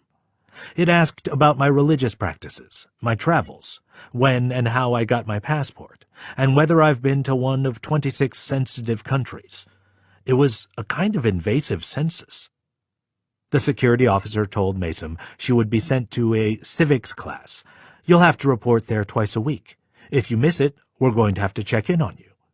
Just understand that if you focus and study hard, you'll be fine, and then you can go back to Turkey for your graduate school.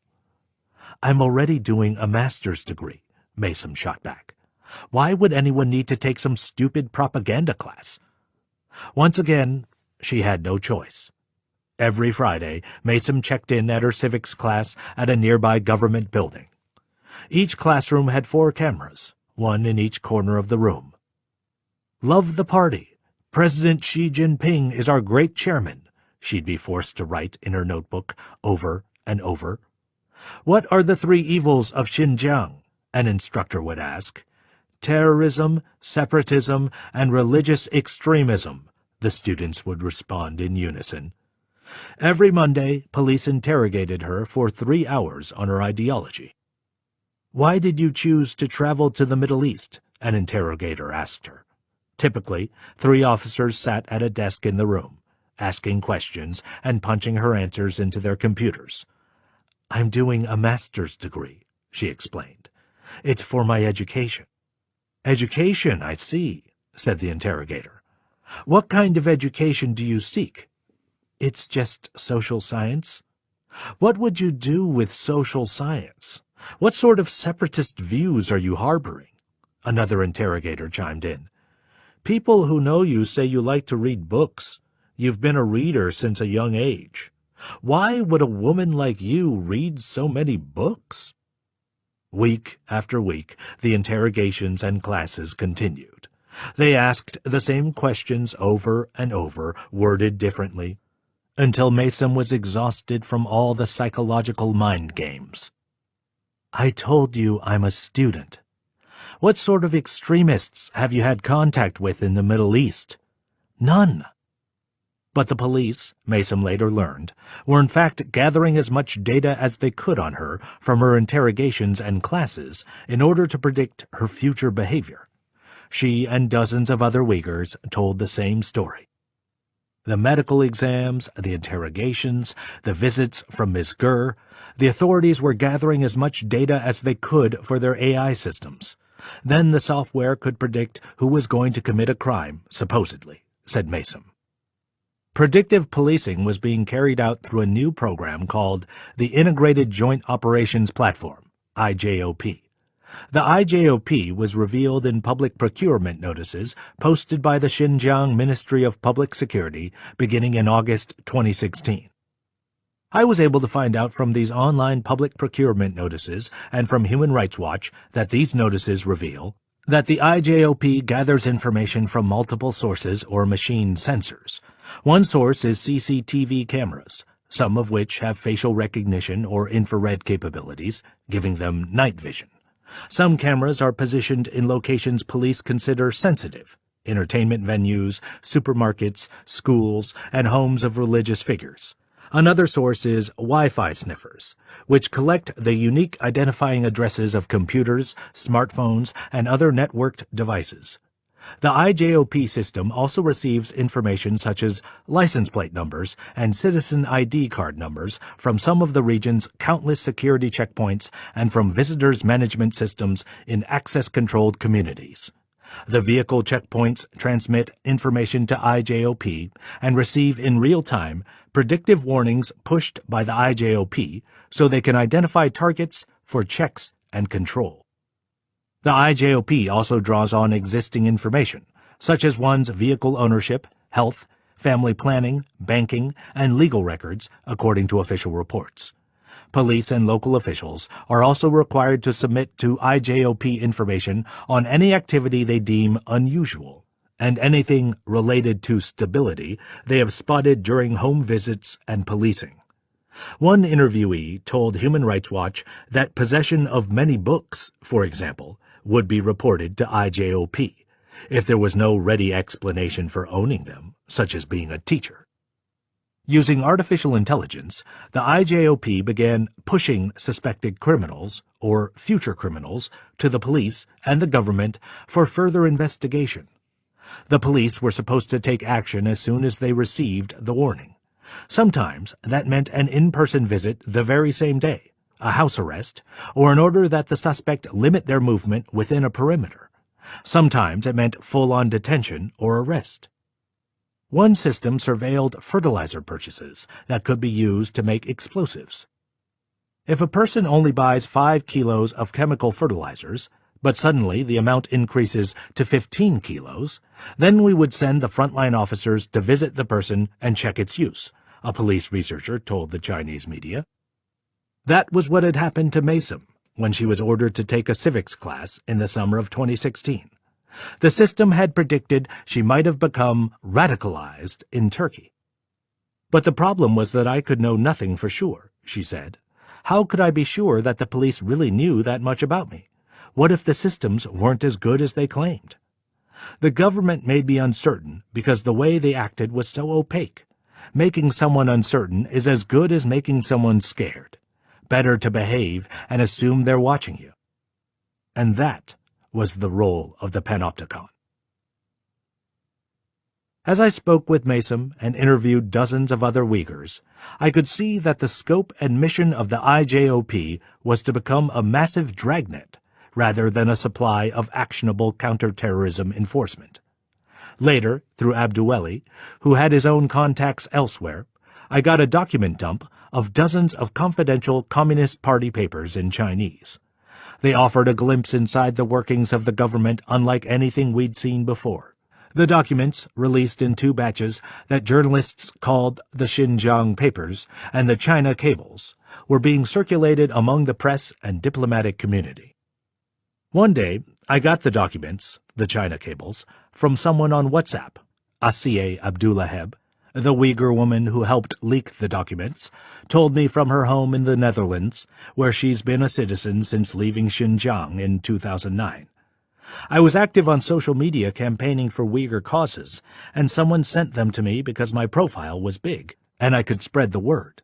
Abdullaheb, formerly a government worker in Xinjiang, said she wasn't concerned about having her name printed because having a public media profile protected her from reprisals. I realized how important these documents were, so I posted them on Twitter, but to my surprise, no one listened. Not for a while, at least. She began contacting researchers and journalists and sharing the documents, and now the same online tools the Chinese government was employing to oppress a population were used to expose its atrocities. The Xinjiang leaks were a bombshell. They were a peek behind the veil of government power, unmasking the thinking and decision-making processes of China's leaders in Xinjiang. They also suggested that the system had dissenters, even within government ranks. Why else would a government official have leaked the documents to Abdullahieb, and by extension to the foreign media, risking imprisonment and even execution in China? Immediately, China's intelligence operatives started to plot against Abdullahieb and her family. My ex-husband got a call from an old friend in Xinjiang. He convinced him to travel to Dubai to meet up. At first, Abdullahieb and her ex-husband had agreed traveling anywhere was a bad idea, but the friend persisted, offering to pay for her husband's ticket and hotel. Finally, he agreed. When he traveled to Dubai, Chinese security officials met him at the hotel. They were waiting for him. "We know who you are. We have a lot of people in the Netherlands, and we can get you," said one intelligence operative, according to Abdullahieb. "Out here in the desert, dead people can get buried and never found." After threatening him, they tried to convince him to hack his ex-wife's computer. They gave him a USB drive and said, "This USB stick has movies and photos of your old family in China. Put it in the computer and you can see your mother." He assumed the USB stick contained malware of some kind that would grant them access to his ex-wife's computer. He came back to the Netherlands and told us what happened. We called the police and gave the USB to the Security Bureau. The government cleared the USB of malware and returned it to them later. Meanwhile, their family received death threats online.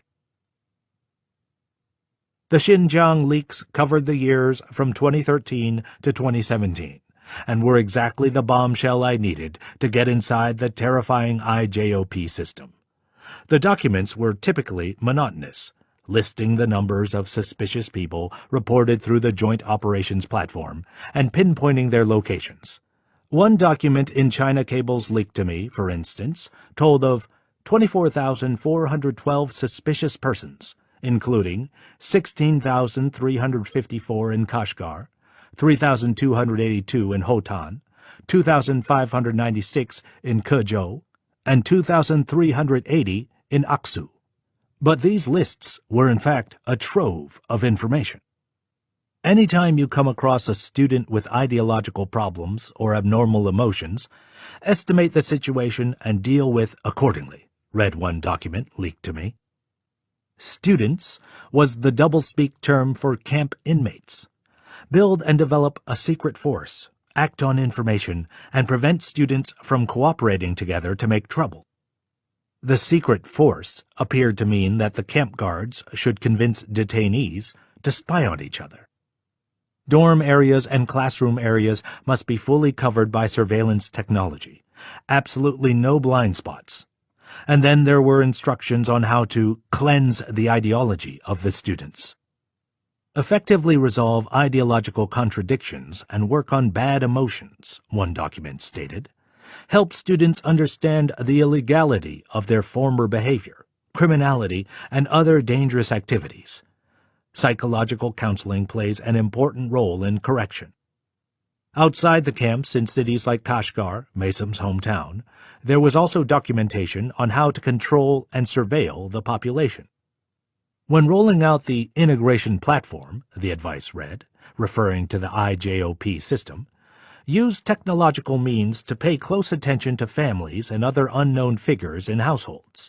Use these technological means to inquire, investigate, and thoroughly sort out issues. For people who had fallen to the rank of untrustworthy under Xinjiang's social credit system, the documents urged the police to gather extra data on them, and then insert the data into the system, which would determine if they should be detained for a pre-crime and taken to a camp. Pre-crime, or predictive policing, as it was officially called, was the result of the AI using an algorithm to guess who might commit a crime in the future. The state system, the IJOP, notified police officers when it had found a pre-crime suspect and urged them to investigate further or detain the target. Having relatives overseas, praying, fasting, and engaging in religious activity were all indicators that someone would commit a pre-crime. Uyghur refugees compared it to the film Minority Report, based on the 1956 novella by Philip K. Dick, about a police commissioner from the pre-crime division investigating a man who's supposed to murder someone in the coming week. And how deep did that surveillance go? Yet another piece of the puzzle was coming to light. I learned exactly what kind of data was being gathered when the Dutch computer hacker Victor Cavers found the datasets on who was monitored and tracked strangely available to the public, with no privacy restriction for the people being watched. The unsecured database was created by SenseNets, a facial recognition developer that was 49% owned by SenseTime, one of China's big two facial recognition firms. SenseTime exited its ownership around the time the data breach came to light. The database consisted of information on 2.5 million people, mostly in Xinjiang. It contained their name, sex, ethnicity, ID number, birth date, and employer. As alarming was the revelation that the database exposed the locations of 6.7 million trackers that residents had passed in the previous 24 hours, revealing where the residents had been. Trackers meant cameras, handheld devices equipped with cameras and used by the police, and ID scanners.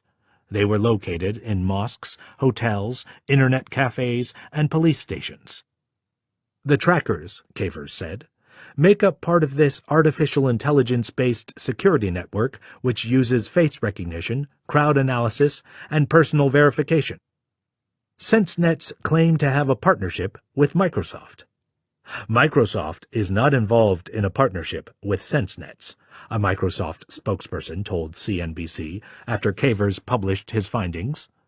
We have been made aware SenseNets is using our logo on its website without our permission, and we have asked for it to be removed.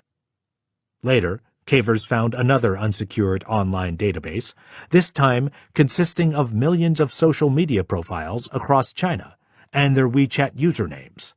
The database included speculation on whether women were breed-ready. Mason was aghast at the scope of surveillance, but she wasn't surprised after having lived through it.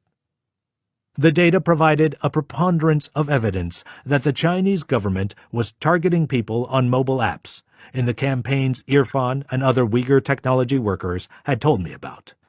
Since July 2016, the Chinese government had been targeting users of the mobile app Zappia, developed by a startup in Beijing, that encouraged users to download the Quran and share religious teachings with friends and family. One government document urged the surrender of those in possession of a small amount of content related to state separatism, violence and terror, religious extremism, Hejra audio-video, or other illegal propaganda materials, but who have transmitted such materials between family members to watch or read without any other serious circumstances. Whenever the police stopped us, they would check our phones, Mason told me. Zappia was one of the apps they were looking for. If they saw Zappia, we'd be marked down as suspicious, and maybe we'd be sent to a re-education course. The Chinese government wrote in the leaked documents that more than 1.8 million Uyghurs were using Zappia, including 4,000 unauthorized imams.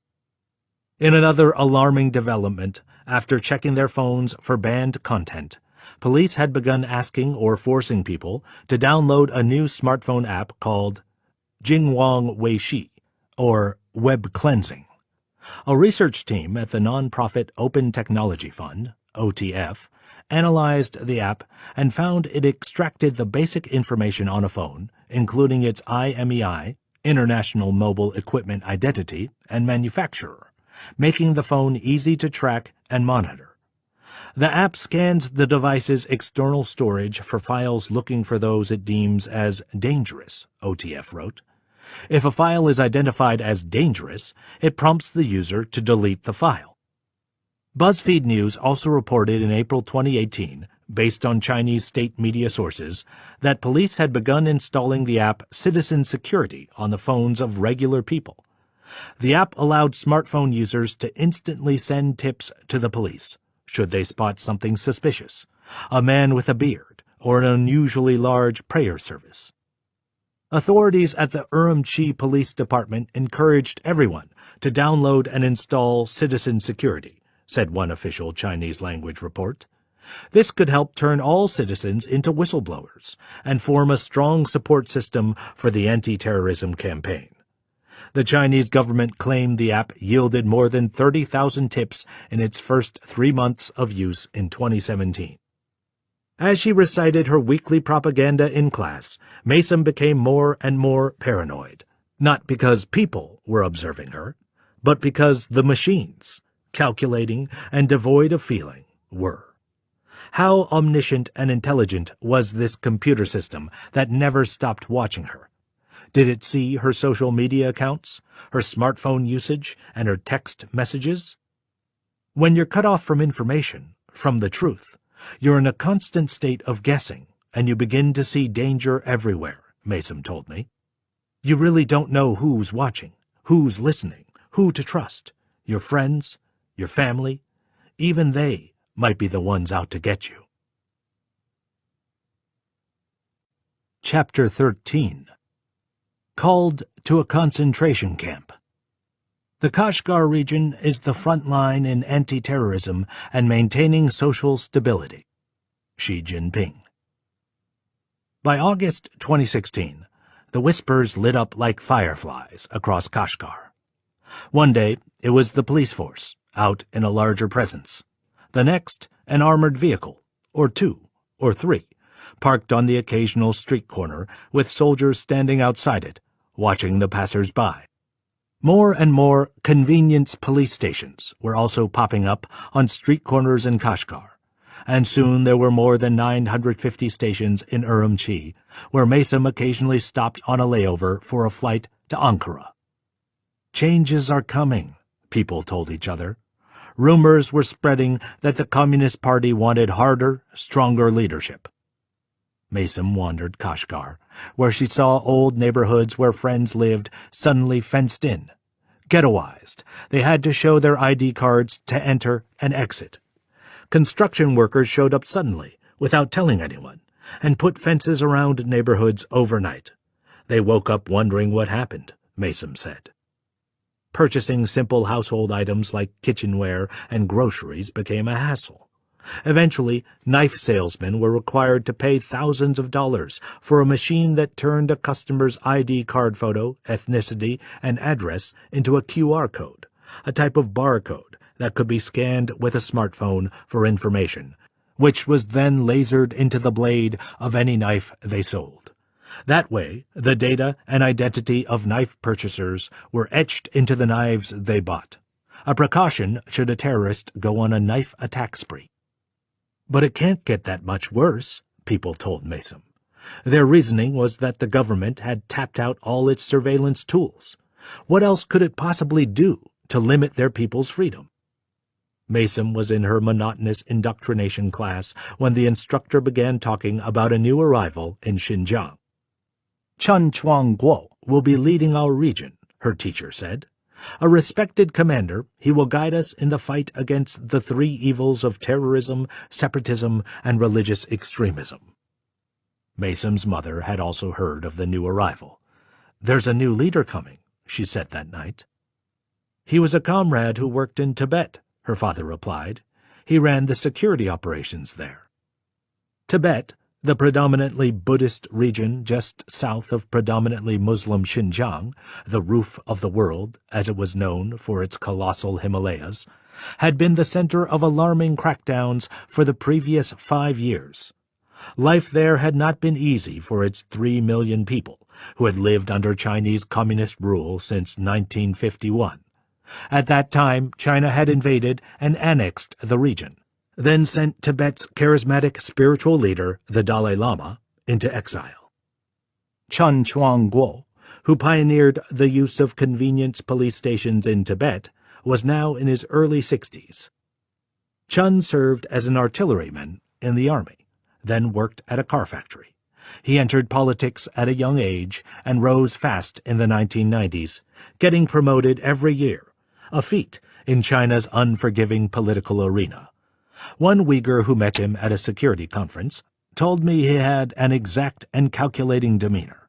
He didn't tolerate mistakes. He had a habit of swimming laps every afternoon, but little was known about him. He was a secretive man, with little public profile, even by the standards of China's opaque politics. At public events, Chun fits the bill for a party cadre with a sweep of jet-black hair, somewhat drawn features, and a tendency to deliver long speeches interspersed with tongue-twisting party jargon. Despite a 40-year career, a search through his official speeches failed to throw up any ambitious slogan, joke, or personal anecdote attributable to him, the South China Morning Post in Hong Kong reported. But in Xinjiang, where he was now stationed in the regional capital of Urumqi as of August 29, 2016, his reputation was already well known. One tactic he practiced was to personally walk around the capital inspecting the city. He would call the police claiming there was an emergency. Then he would wait, counting down the seconds on his watch, curious to see how long they would take to arrive. He wanted faster, more responsive, more vigorous policing. One day, the street administration called me on my phone, Mason recalled.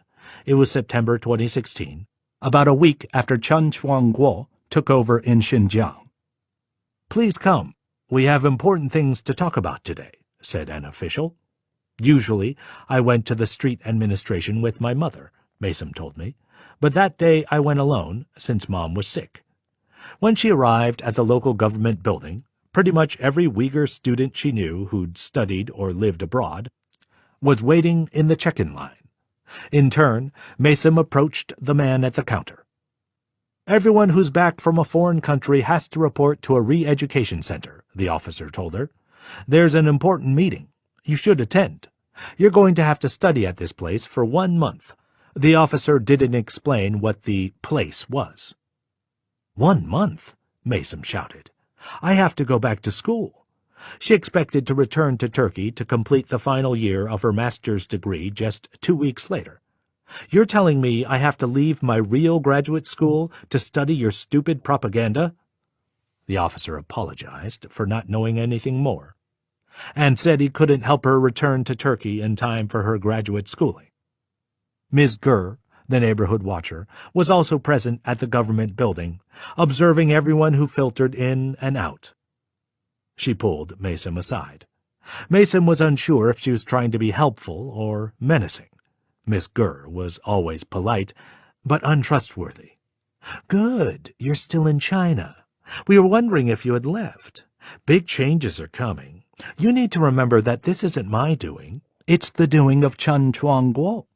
The gossip is that he is making big plans. I don't know what comes next, but I want you to know this before your re-education." Mason was ordered to get in the back of a car for a ride to the re-education center.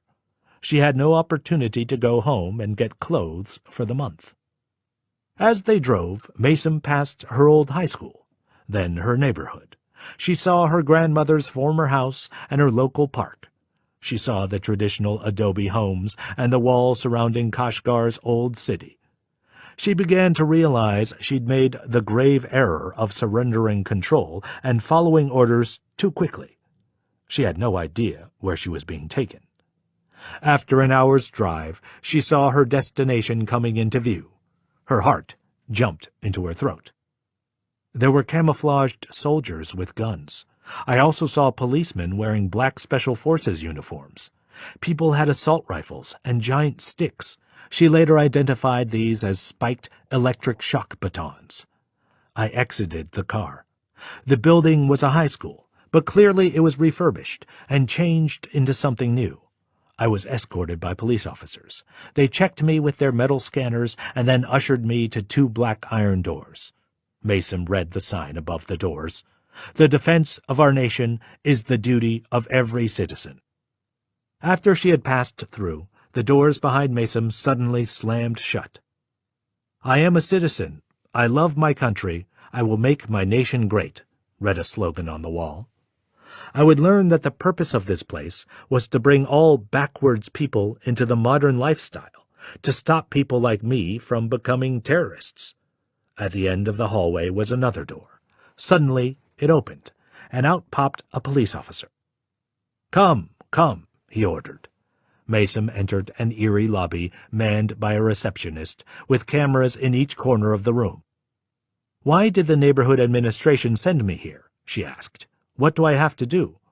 "Don't ask questions. You sit here and wait," the receptionist snapped back. 10 minutes later, a few dozen elderly, well-dressed men and women flooded in, escorted by guards. "What is the meaning of this?" shouted an older woman wearing ostentatious jewelry. "Do you know who I am? My husband works for the vice-governor." Around 10 officers in black SWAT uniforms stood at the front of the room, where one announced the start of the Political Re-Education course, a mandatory indoctrination session in the Re-Education Center that would run for 6 hours a day. The crowd was livid. An officer in the room shouted at everyone to be quiet. "We have a problem," he explained to the crowd. "This place is getting dirty. We have to clean up. Who wants to volunteer?" Some younger women volunteered to clean the desks and scrub the floor, thinking it would earn them the goodwill of the police. "You," an officer said, pulling Mason out from the crowd of about 50 people. "You look like the youngest person here. You can wash the windows." That was the start of another problem, Mason said. I was the youngest, so I kept getting singled out for extra work. I told them that the officers at the previous building said we'd be studying politics, not cleaning windows. The guards were unimpressed. "You'll meet with our supervisor," one told her. When Mason sat down with the Re-Education Center's supervisor in a nearby office, he asked her bluntly, "Do you have any important relatives?" "I come from a good family," Mason said. "You're cleaning the windows," the officer responded, unimpressed. "We're only trying to help you." Mason refused. The supervisor pulled out a stack of forms from his desk and called someone. "We've got a young girl here. She doesn't want to clean the windows. So how about you educate her for a while?" The officer escorted Mason back through the hallway and outside. As she left, the other inmates appealed to the authorities. "Give her a break," said one woman. "She's just a young girl." Outside, a police car arrived. "Take her to the detention center," the supervisor ordered the driver. Mason had heard the police use the term detention center before, and she assumed it referred to some sort of propaganda course, similar to the class she had been attending that summer. Little did she know detention now meant much more. She'll be comfortable there. It was about 11 a.m., Mason remembered, and by now I was really angry. Then I went between frustration and sadness. I sat in the back of the car and looked outside at my hometown. Then out of nowhere, I started crying. I couldn't control it. After a short ride, Mason arrived at a second camp, the one the guards called the detention center, a larger compound with large steel doors and more SWAT officers roaming the perimeter. She passed through an eerie hallway with paintings of sad women in veils on one wall and happy women wearing dresses and high heels on the other wall. She entered the lobby, was processed through the computer system, then was pushed to the floor by guards who forced her into the tiger chair in the courtyard and left. When the guards returned, they removed the straps and ordered Mason to stand. "You're going to raise your arms and stand still for another few hours," said one. Mason did as she was instructed, standing still in the courtyard. A police officer stood behind her with a baton. "You know what happens if you move," he told her. A few hours after Mason was taken to the second camp, her mother answered the door to a group of policemen. They informed her that her daughter was being held in a re-education center to cleanse her mind of ideological viruses, and handed her government papers confirming the nature of her internment. She immediately tried to think whom among her friends and contacts she should approach, to either get Maysom released or to get better treatment for her. She called old friends in the government, asking for favors and promising to somehow pay them back in the future. Maysom's mother had contacts in the assistant mayor's office. She stormed through the doors of the building where his office was located and showed his receptionist the police papers describing Maysom's internment. "She hasn't even been charged with a crime," she exploded. The middle-aged receptionist looked at her as if this was nothing special, and finally agreed to let her meet an aide to the assistant mayor. He, too, was unimpressed and unhelpful. "We have to take care of 5,000 women in the centers. The orders come from the top, not from our office," the aide said. "And why is your daughter special? We know that a lot of people are being shipped off for detention. We've met a lot of concerned parents, but this isn't something that we can control." But Maysom's mother would not give up. After 2 hours, the guards told Maysom to release her still posture and escorted her to a cell about the size of a living room, about 33 square yards. It held about 20 other women, watched over by 2 cameras. The women seemed vacant to Maysom. They stood or sat staring blankly into space. I didn't talk to them, and they didn't talk to me. No one trusted anyone. Maysom's instinct was right. The police usually appointed a cell boss, whose job was to manage the cell, watch the prisoners, and tell the guards if they broke any rules, like fighting with the other cellmates or not studying the propaganda hard enough. I didn't know how the cell worked yet, so I kept to myself. That night, Maysom couldn't sleep. Next to her bunk bed was a bucket in which the female prisoners urinated and defecated throughout the night. The stench was awful. "I really hope I'm not here long," she thought. "I really hope Mom can do something." Maysom was still awake when the alarm bell rang at 6 a.m. Bright fluorescent lights went on in her cell. The women tumbled out of bed. After a quick shower, the first order of the day for the women was to line up in formation outside in the courtyard. There they performed calisthenics and stretches, while a female voice read an eclectic mixture of instructions and propaganda over the loudspeakers. "Now stretch to the right. Stretch to the left. Hold. Repeat after me. Love our chairman Xi Jinping. Love the Communist Party. Let us free ourselves of the viruses in our minds." The prisoners repeated the phrase, and the announcer went on. "Let us purify the mind. Cleanse ourselves of ideological viruses. We must all be good patriots who love our country." Then began another morning routine. The prisoners were ordered to stand behind a line and bend their knees, ready to sprint. A female guard stood beside them. "Go," she shouted. For 1 minute, the prisoners sprinted around the courtyard until they arrived at their prize, slices of moldy bread laid out on plates on the ground. Maysom was hardly athletic, but pushed herself, not knowing whether she'd be punished for failing to run fast enough. "Stop!" The women stopped and took a breather. "And now we'll announce the winners." The guards picked out a dozen or so women whom they thought ran the fastest and hustled the hardest. Maysom was among the winners. "And now your reward."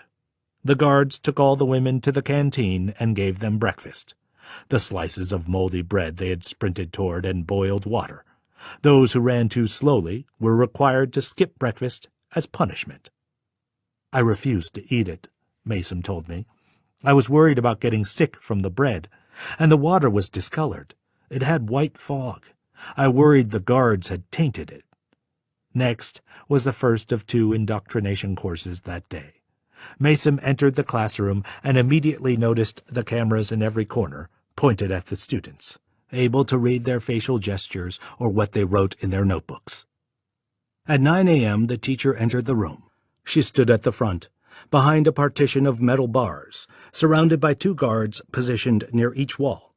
All the students opened their notebooks in unison, as if on cue.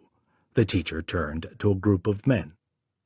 "When you were growing up," she asked, "did you ever see a cell phone?" The students gestured, seemingly in unison, that they had not. One man stood up. "We had no food. We had no electricity, no water. We didn't have technology.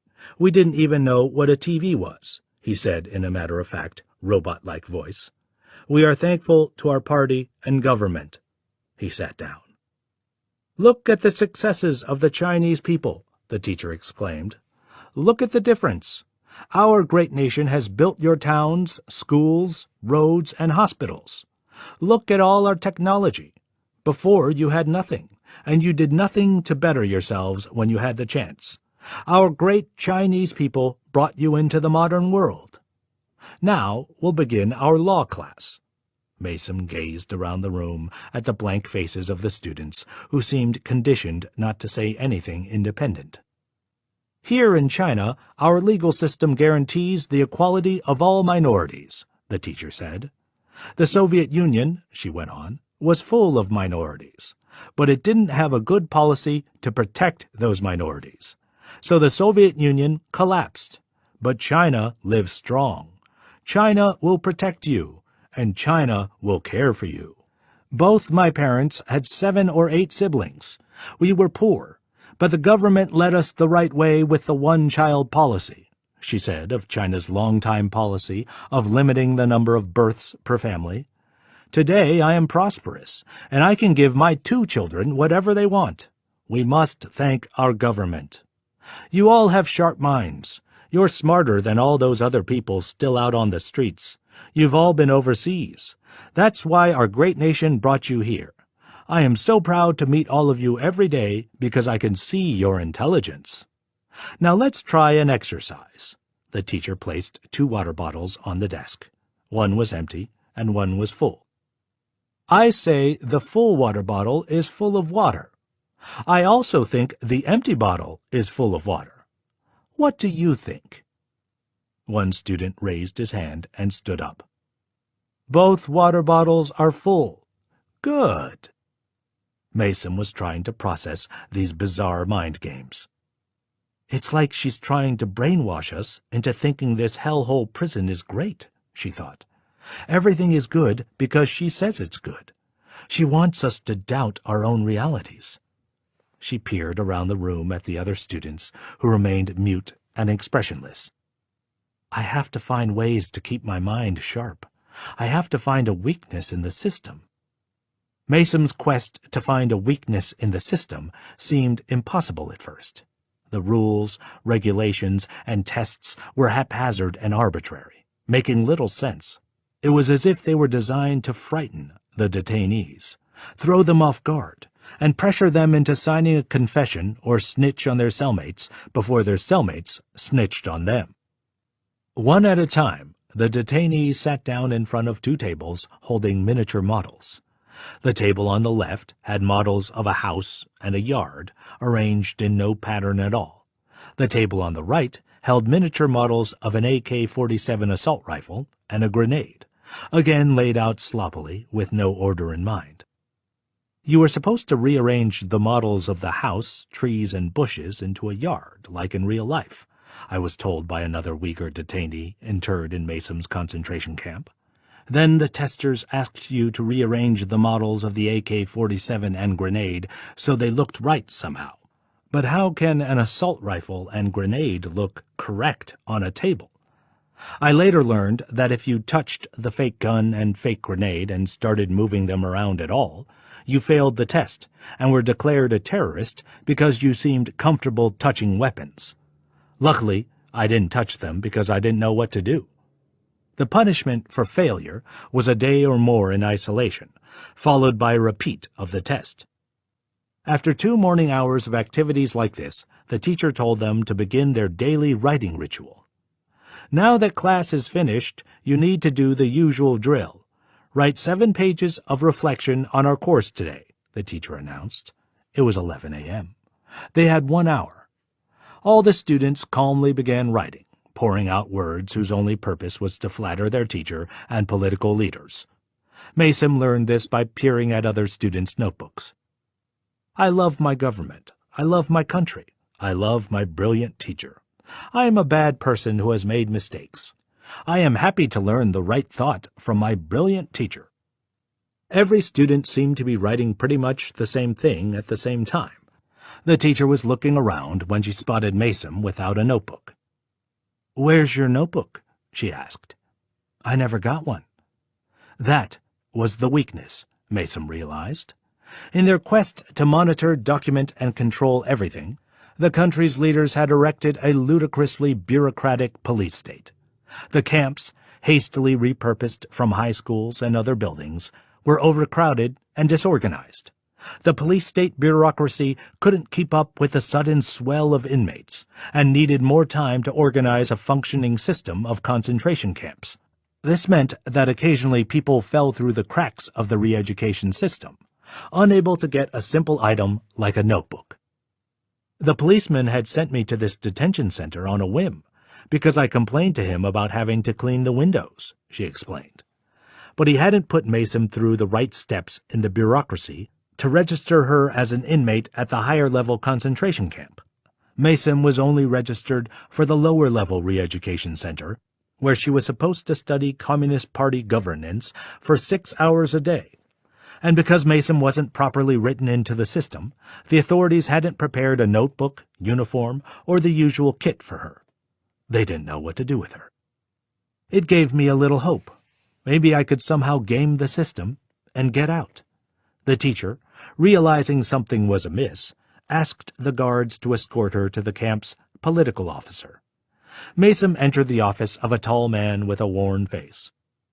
I was scowling. I was so angry at the pointlessness of the class, and it showed on my face. Rather than give Mason a notebook and pencil, he immediately launched into a lecture. I can see from your file that you're highly educated.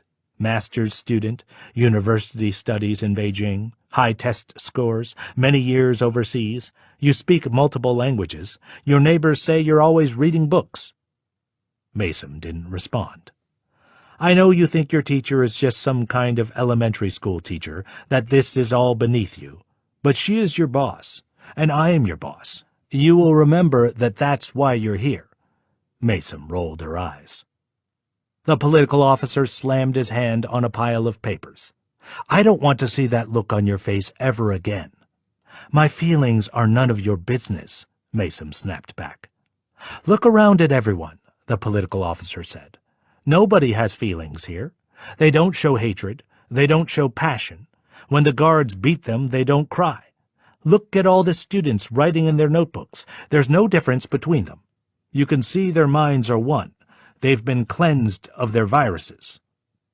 Now, I apologize that we were unable to put you through our orientation course. It's because you haven't been registered here. We called your neighborhood administration office, and we're working on fixing that. But you are new here. You will learn with time. And while you're here, I don't want to see any of that emotion on your face. Now you may go. Escorted by guards, Mason returned to the classroom, where she spent the remainder of the hour gazing at propaganda slogans on the walls, since she didn't have a notebook. The bell rang, and the students closed their notebooks and headed off for lunch. They sat in prearranged groups of 4 at each table. Before being allowed to eat, they stood and sang China's national anthem, March of the Volunteers. Lunch was a small bowl of boiled vegetables and white rice. When the hour was finished, guards escorted the students, who walked in groups of 4 in near-perfect unison, back to their cells. They were permitted a 30-minute nap under strict conditions. We were allowed to sleep only if we kept our beds tidy, but our beds had to be tidy even while we were sleeping, she said. If we didn't sleep, or moved around too much, or whispered and talked, the guards would punish us, either with a beating or by denying us lunch the next day. The only way to keep our beds neat was to sleep sitting up. Mason was exhausted, and sitting upright, she couldn't sleep. After 30 minutes, the guards returned. "Why isn't that girl sleeping?" one of them said to the other cellmates, pointing to Mason. "You will teach her our rules. Now we will punish all of you." The guards forced the cellmates, except Mason, to stand perfectly still for 30 minutes. If one of them moved, they'd all have to start over. "Look at what you did to them," a guard shouted at Mason. "This is your fault." After the ritual ended and the guards left, Mason apologized to the other prisoners. "Please don't worry," one of them said. "They always punish us for a different reason. Today they blamed you. Tomorrow they'll find a strand of hair on the floor." From 2 p.m. to 4 p.m., the women joined the male inmates for a series of classes that included Islam, the Constitution, national unity, and the life and thought of Xi Jinping, Mason said. This time, a man claiming to be a religious leader entered the classroom. Mason braced herself for another bizarre propagandistic ramble. "None of you realize what religion really means, what Islam means," he told them. "Praying, fasting, none of this is suitable for modern life in our great nation. We are the surgeons who operate on your brains, your ideology. Your minds are poisoned. Now we will give you medicine. You must be grateful to our great nation for this medicine." Mason was about to roll her eyes again, but remembered the cameras and the warning of the political officer that morning. Don't show emotion. Better to stay flat-faced, she thought. Wouldn't want my cellmates to get punished again because of me. "Look at the typical Muslim village," the religious leader continued. "The husband is a poor laborer. The woman doesn't work. The children don't go to school because they're held back by religion and poverty. It's your fault that you're here. Think about your families. Their lives were disrupted because you held the poison of your ideology in your minds. You needed to come here to cleanse yourself, and now your families might be suffering because you were gone. Maybe they can't find a job. Maybe your kids had to stop school. It is your fault. It is your fault. You don't know what religion really is. You don't know. You don't know. You really don't." At the end of the droning lecture, the students opened their notebooks and calmly began writing their 7-page summaries. The religious leader called on one student to present his writings. "I regret the wrong life I have lived," the student announced. "Thank you to the party. You gave me everything. You are like my parents. You are my father and mother in one. You are the sun. You are the moon. You are the mountains. I don't believe in heaven or hell. You are my only heaven. I will only follow you. Please lead me forever, so I may find the way." That night, Mason struggled to sleep. In an all-male cell nearby, she overheard an argument break out between a prisoner and a guard. "What's this rolled inside your cigarette?" "Thief." Accused of smuggling something that Mason couldn't quite overhear, guards stormed into the cell and beat the man. When morning came, a guard entered her cell and called out Mason's name. "Come with us." Mason worried that a similar punishment awaited her. The guards escorted her to a lobby-like space near the front door. As she entered, she was overwhelmed with joy. Her mother was there. Chapter 14. Mass Internment. Thoroughly reforming them towards a healthy heart attitude. Chinese official in Xinjiang, August 2017. Mason's mother had managed to locate the camp and convince the resident political officer to give her just one meeting with Mason. She had golden rings, sharp clothing, and makeup, Mason recalled. She wanted to convince the camp officials that she was someone important, worthy of taking seriously. Her mother had brought her a change of clothes. Mason, unregistered, still didn't have a proper uniform. "Wear this," her mother said. "How did you find me?" Mason asked. "We don't have much time together," her mother said, "but I'll tell you what's happening as fast as I can." Mason's mother had spent an entire night outside her neighborhood's government office. Then she'd spent hours pleading with an administrator to let her meet the mayor himself, not an aide to the assistant mayor as before, and plead her case. "I just want to see her once," she begged, according to Mason, recalling her mom's story. "I just want to know where she is." "That's a state secret," the administrator replied sternly. "We have to care for matters of national security." She's no threat to national security. We have so many girls to deal with in the re-education centers, we can't help you." Maysom's mother had hoped that by waiting outside all night in the breezy autumn air, she could catch the first people coming to work the next morning. After the office had closed that evening, an administrator had approached her at an outdoor bench where she was planning to sleep. "Please go home," she said. "There's nothing we can do this late." But Maysom's mother had stayed, and when the sun rose the next morning, a man who worked in the building approached her. He explained that the government workers inside had been talking about her that morning. "You've been here all night?" "I have to see my daughter." "I don't know what kind of person your daughter is," he said. "Maybe she's dangerous because she studied in Turkey. Turkey is a Middle Eastern country, you know. Maybe her mind is infected. If she has this kind of infection, she has to stay in a center for 1 or 2 years so she can be cured. Trust me, she will come out a better person. This is merely the situation. We hope you will understand." At this point, the situation was a kind of neutral doublespeak Uyghurs were beginning to use to describe the emerging police state, to avoid getting in trouble. They could not say mass detentions, atrocities, or a repressive government. As I sat with Maysom, I remembered all the times while traveling in Xinjiang and Turkey that locals and Uyghur refugees had called their plight the situation. "The situation is not good," explained a businessman back in 2017, "but I am in favor of the government's efforts to improve the situation." Maysom's mother wasn't sure whether or not the government worker actually believed what he was saying. Was he really indoctrinated? Having failed to win over the local government bureaucrats, Maysom's mother raced home. Her husband had just returned from a vacation in the mountains after receiving the news of Maysom's detention. "He wouldn't stop crying," her mother told Maysom. "Maybe you don't feel his love for you, but he truly does love you." Maysom's father, the Communist Party bureaucrat, paced around the house, then called an old friend. "You must understand the situation.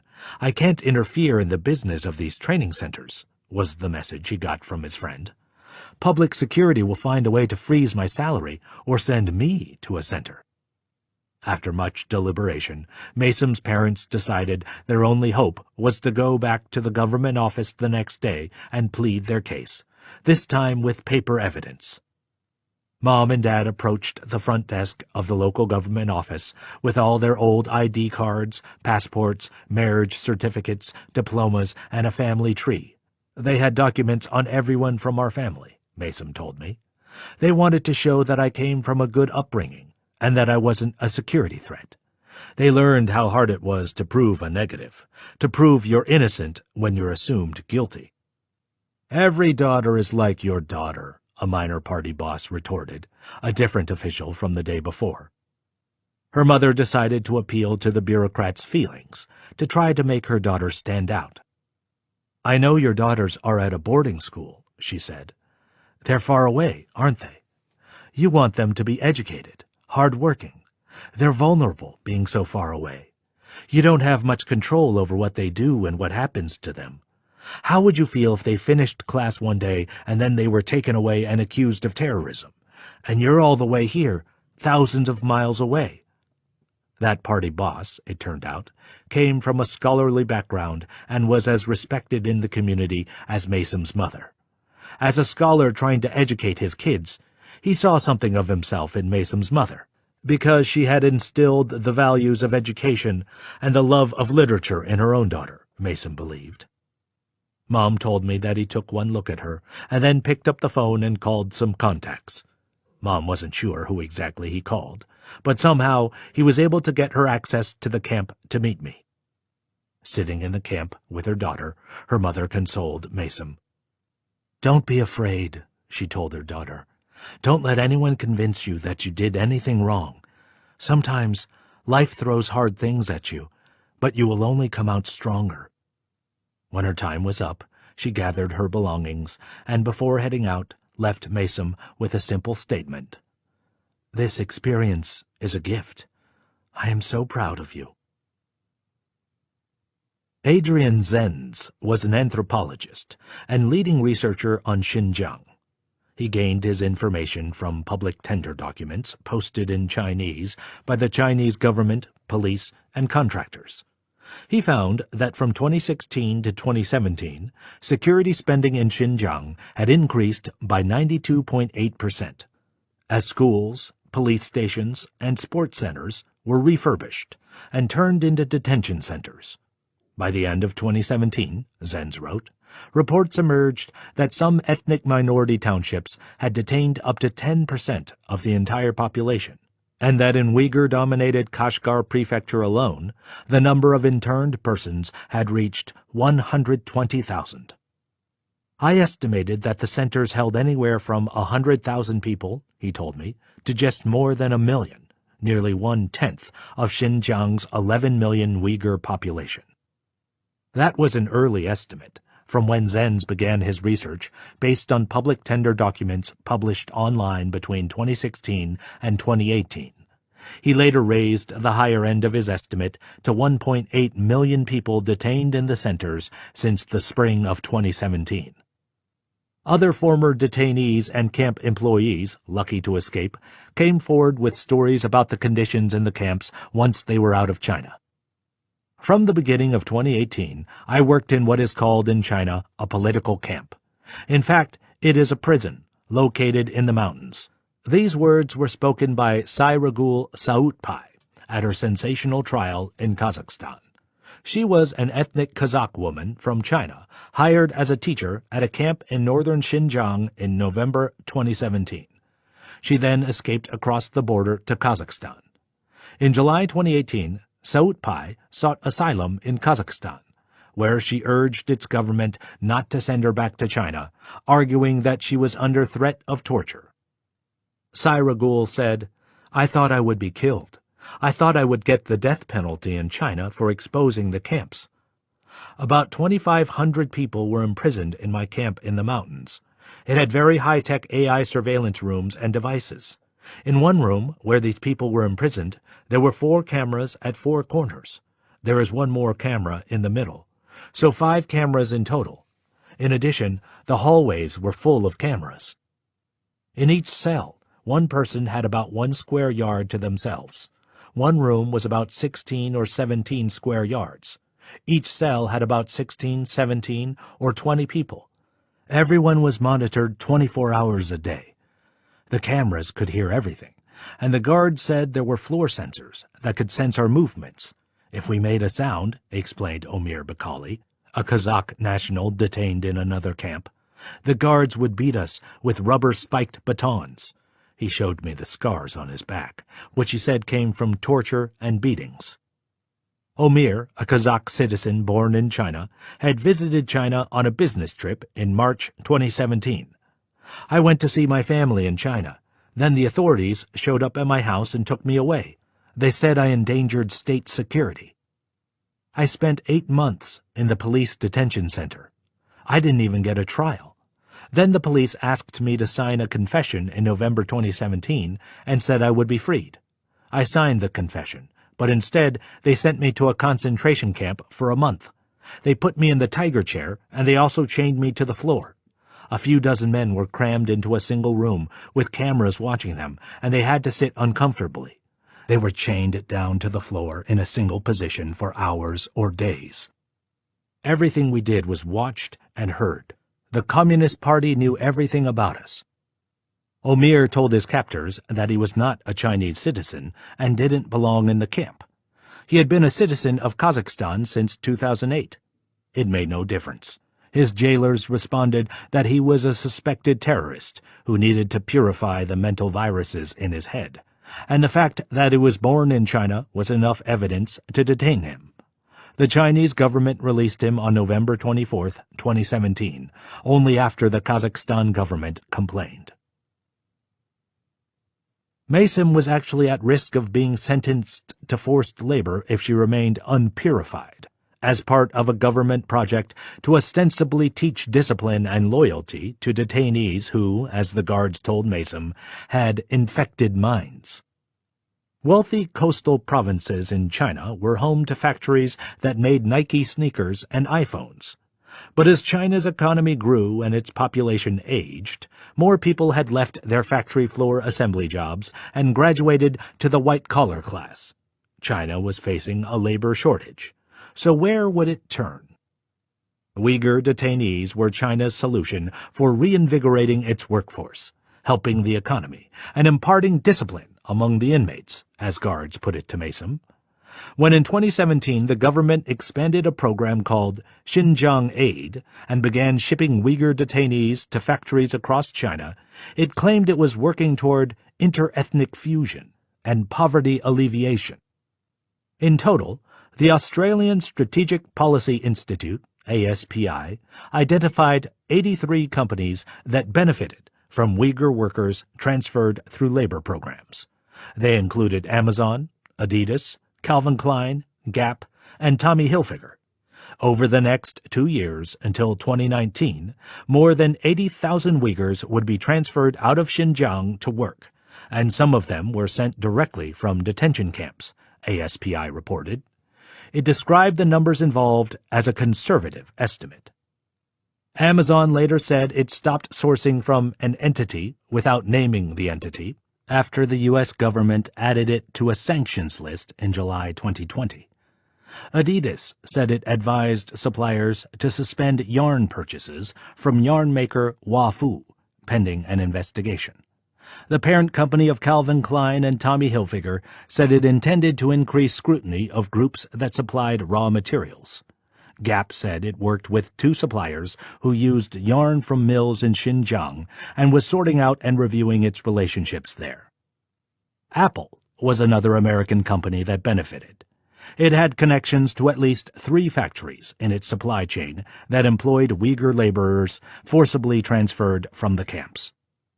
ASPI found that between April 28 and May 1, 2017, 700 Uyghurs were transferred to the city of Nanchang to work at a factory run by Ofilm. Ofilm made cameras for the iPhone 8 and iPhone X. In December 2017, Apple CEO Tim Cook visited another Ofilm factory. According to an Apple press release, Cook praised Ofilm for its humane approach toward employees during his visit. He also said that workers seemed able to gain growth at the company and live happily. Apple's manufacturing partners expanded their use of Uyghur labor in September 2019, according to a local government document stating that 560 Uyghur workers had been transferred to the Foxconn factory that made half the world's iPhones. Foxconn, a major Apple partner, had taken part in the Xinjiang Aid scheme. Apple said it launched an investigation into Ofilm. Apple is dedicated to ensuring everyone in our supply chain is treated with dignity and respect, an Apple spokesman said in a statement. We have found no evidence of any forced labor on Apple production lines, and we plan to continue monitoring. In late 2020 or early 2021, Apple reportedly dropped Ofilm as a component supplier over accusations of its involvement in forced labor. Another company that claimed to make components for an Apple supplier, Hybrid Advanced Material Company, signed an agreement with a local government to employ 1,000 Uyghur workers each year for 3 years. Hybrid makes components for flat panel displays and counts among its other customers HP, Mercedes-Benz, Dell, LG, and Volkswagen. HP didn't respond to media requests for comment after the report was released. Dell and LG said they saw no evidence of forced labor in their supply chains, but that they would investigate. Volkswagen, which runs a plant in Urumqi, said it had direct authority in all areas of its business and respects minorities, employee representation, and social and labor standards. ASPI also believed that another benefactor of Uyghur labor programs was Nike. ASPI found that in January 2020, 600 mostly female Uyghur detainees were transferred to the Taekwang shoe factory in a town called Laishi, where they were put to work making Nike sneakers. The detainees were barred from going home for holidays and had their ideology monitored by a psychological dredging office. "Blessed are those who work here in Laishi," read a sign posted in the factory. We have been conducting ongoing diligence with our suppliers in China to identify and assess potential forced labor risks related to employment of Uyghurs or other ethnic minorities from Shuar, Xinjiang Uyghur Autonomous Region, in other parts of China, Nike said in a statement. Based on evolving information, we strengthened our audit protocols to identify emerging risks related to potential labor transfer programs. Our ongoing diligence has not found evidence of employment of Uyghurs or other ethnic minorities from Shuar elsewhere in our supply chain. Xinjiang supplies 20% of the world's cotton used in products such as garments and footwear. In 2018, 3 regions within Xinjiang forcefully transferred at least 570,000 people to do grueling cotton picking by hand for the Bingtuan, Xinjiang's paramilitary force. After the findings became public in December 2020, the United States banned cotton imports from the Bingtuan, accusing it of slave labor. The reported situation is of a scale, scope, and complexity that is unprecedented during the modern era of global supply chains, the Retail Industry Leaders Association, a trade lobbying group consisting of leading clothing brands, announced in a statement with other industry groups after the details of the labor transfers were made public. Accepting the status quo is not an option. In December 2017, the Communist Party began Becoming Family Week, a project that placed 1 million party cadres in Uyghur family households. Government propaganda called these placements family reunions, but they were really an effort to put government workers in the quarters of Uyghur men and women where trusted bureaucrats could spy on Uyghurs and share their beds and meals. Becoming Family Week was an experiment that expanded into a full-on homestay program. Government workers lived with their host families every 2 months for 5 days at a time. If local family households refused to take part, they were deemed terrorists and swept away to a concentration camp. As reports of human rights atrocities emerged around the world, China attempted to whitewash its reputation and deflect attention from the situation in Xinjiang.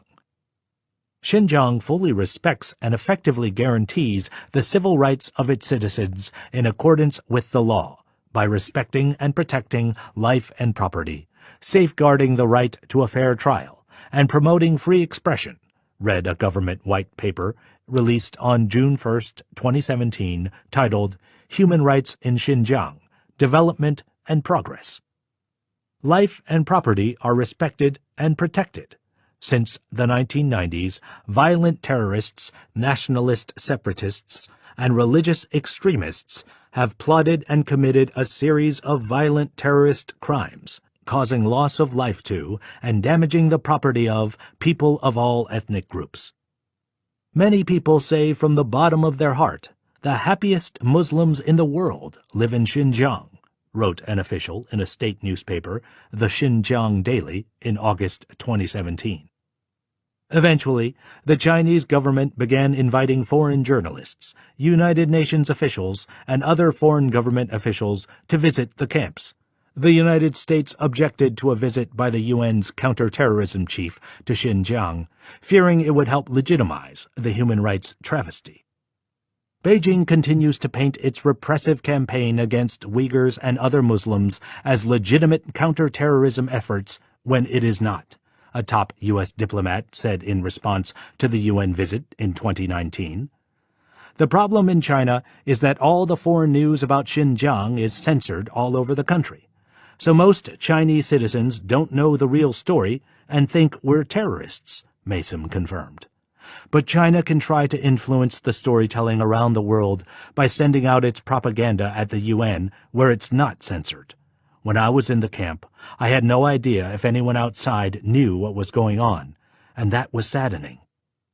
We were like a blank space on the map. As we spoke in Ankara in November 2019, 3 years after her internment, Mason picked up a copy of 1984. This man was so smart. How could an Englishman write a book 70 years ago that predicted my experience? War is peace, "Freedom is slavery. Ignorance is strength," she recited, repeating the mantra of the fictional nation of Oceania. These words were so intelligent. George Orwell saw the future. He saw our world, the world of the Uyghur people. He writes about the strategy of Newspeak. "Newspeak has been used by all kinds of authoritarian governments," I said. "What makes the Uyghurs different?" "Technology. We've had many authoritarian governments since 1984 was published in June 1949, Mason explained. The Soviet Union, Mao's China, North Korea, the Iron Curtain. But what sets this apart is that our technology is finally good enough to mimic science fiction books, down to the exact technologies that the old authors thought would happen. When you combine the technology with the old authoritarian tactics, everything that Orwell talked about, the Newspeak, the big screens that showed party propaganda, the harsh punishments and concentration camps, and the constant monitoring of a population, are suddenly amplified. Back then, those leaders used force and violence to repress their people. Today, with technology, they don't need violence like they used to. They can control a population, brainwash its people, and strip them of their humanity to become subservient. "Like a panopticon?" I asked, recalling the term other Uyghurs and experts in authoritarianism had used to describe their regime. "Exactly," she said. "But in the old days, you needed a human guard for the panopticon.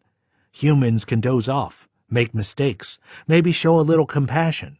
It's an imperfect system. In our new world of artificial intelligence, the stakes are so much higher. We don't always understand how a machine comes to conclusions about people. You can be late to class one day, and a machine will watch you through the camera, and somehow, with all the data it's gathered from the entire country, it'll conclude you're about to rob someone. Then the police will sweep in and detain you under predictive policing. But the police, I learned, aren't always thinking about what they're doing. Their job is to take orders. And once we humans resign from critical thinking, we're in trouble." From her own incarceration, Mason was able to learn a good deal about the surveillance systems at concentration camps. Occasionally, a proud party administrator liked to brag to the prisoners about their capabilities, either to scare them or, Mason thought, in some twisted way, to impress them. "We can see everything and hear everything," a guard told Mason. "The floors have sensors. We know where people are walking. We know when they're urinating. The cameras are everywhere, and they know exactly what everyone is doing. We can see every detail, including what you write." Then there was the AI system, just one element of the broader Skynet surveillance system across China. Guards occasionally explained what that was capable of, too. "It can figure out when you're distracted in the classroom," said one guard. "It can see when you're concentrating. That's how the AI system can help us figure out what to do with each prisoner." Cameras were installed in the female bathrooms and showers.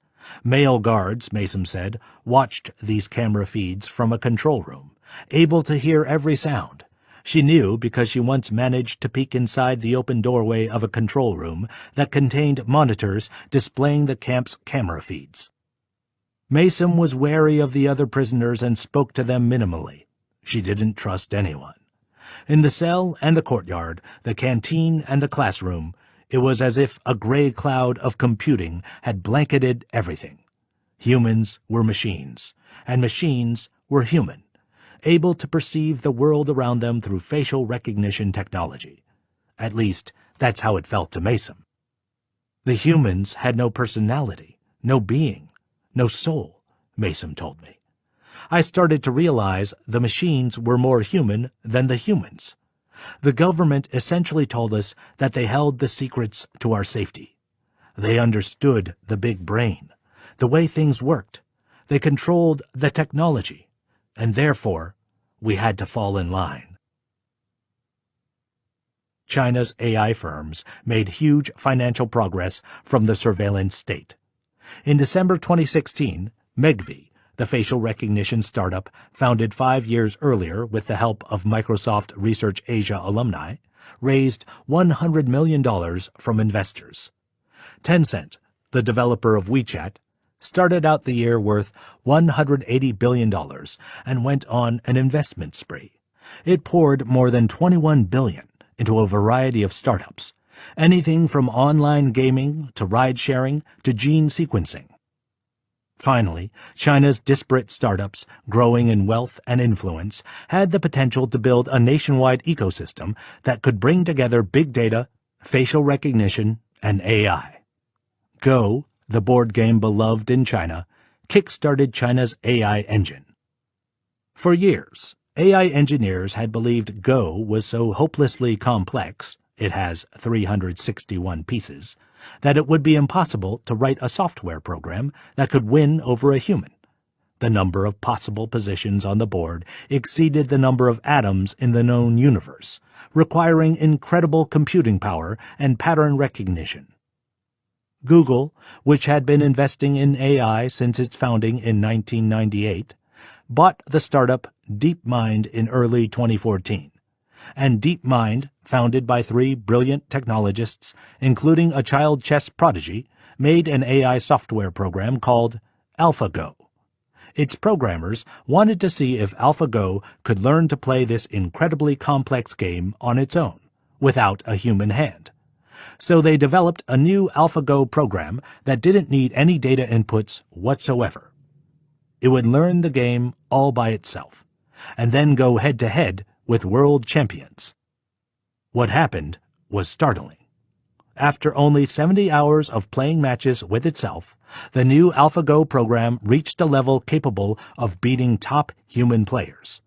Then, after a reboot, it took AlphaGo only 40 days to learn the sum of humans' knowledge of Go. After that, it beat the previous, most advanced version of AlphaGo 90% of the time. The developers were puzzled. Even they had little idea how the new AlphaGo got so smart in such a short time. These discoveries potentially had enormous implications. If similar levels of AI were applied to other areas, they could upend the way we worked, lived, drove, went shopping, ate, and even conducted diplomacy and fought wars. AlphaGo's AI system, after all, closely mimicked the thinking behind warfare and could have battlefield applications.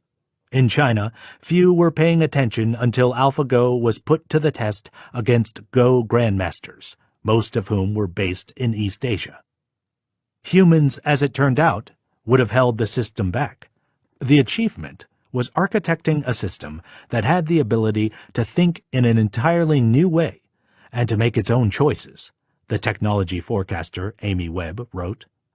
It was a sudden, unexpected leap, one that portended a future in which AI systems could look at cancer screenings, evaluate climate data, and analyze poverty in non-human ways, potentially leading to breakthroughs that human researchers never would have thought of on their own. By the time I watched AlphaGo beat the 18-time world champion South Korean Lee Sedol, it was advancing toward a capability called General AI, meaning AI not constrained to a single purpose. It could be put to use for so much more than games. Observing the match at the Four Seasons Hotel in Seoul in March 2016, I slowly came to realize how important this moment was. AI has the power to do so much, a Go player told me at the match, commenting on each move. Clearly, the AI has become smarter than the humans. Lee Sedol resigned the first 3 of 5 games. Then AlphaGo resigned 1, prompting an audible sigh of relief in the audience. During Game 5, Lee Sedol sat there befuddled, head in hand, with no clear way to victory. When he signaled his resignation, the audience gasped. "This changes everything," an AI developer in the audience said to me. Everything. The Chinese government, I soon learned, was both impressed and aghast that a machine, owned by an American firm no less, could win at a game so tethered to its national culture. Chinese-Taiwanese AI investor Kai-Fu Lee called it China's Sputnik moment, a reference to the Soviet Union's October 1957 launch of Sputnik, Earth's first man-made satellite. Fearing that its international rival was far ahead, the United States had then kicked off the space race that culminated in the Apollo missions to the moon. In its turn, China now saw itself needing to catch up to a technologically advanced world power. The team of government policymakers, hand-picked by Chairman Xi to execute the grand strategy that would allow China to catch up to the United States in technology, was given a new target. They had to beat America and turn China into a global leader. Chapter 15. The Big Brain. The Internet age will promote the development of human life, production, and productivity. Xi Jinping, speech made during visit to Tencent, December 7, 2014. As I thought about my time in the camp, I could see the irony about how people live under this system, Mason said. Everyone must become a robot to survive, with no feelings. However, she soon learned that not everyone was brainwashed. Some were faking it. Mason observed a prisoner in her classroom, Mr. Bayram. Mr. Bayram looked like he was in his 60s. Occasionally, after singing patriotic propaganda songs, he would stand up and sing a silly children's song, breaking up the reverent atmosphere. The guards would burst in and beat him with batons. But he didn't flinch. He kept singing until he was dragged out. One time, when he reappeared in the classroom the next day, with bruises and an arm cast, he sang a children's song again, only to again be beaten and dragged off. Mason was in her cell getting ready for her next class when the sound of men crying in a nearby cell startled her. "Shut up, be a man, don't cry," shouted a guard as he beat them. Then the doors to Mason's cell opened and guards escorted in an old lady who appeared to be in her 70s. She had just been detained and was about to begin her vocational training in the camp.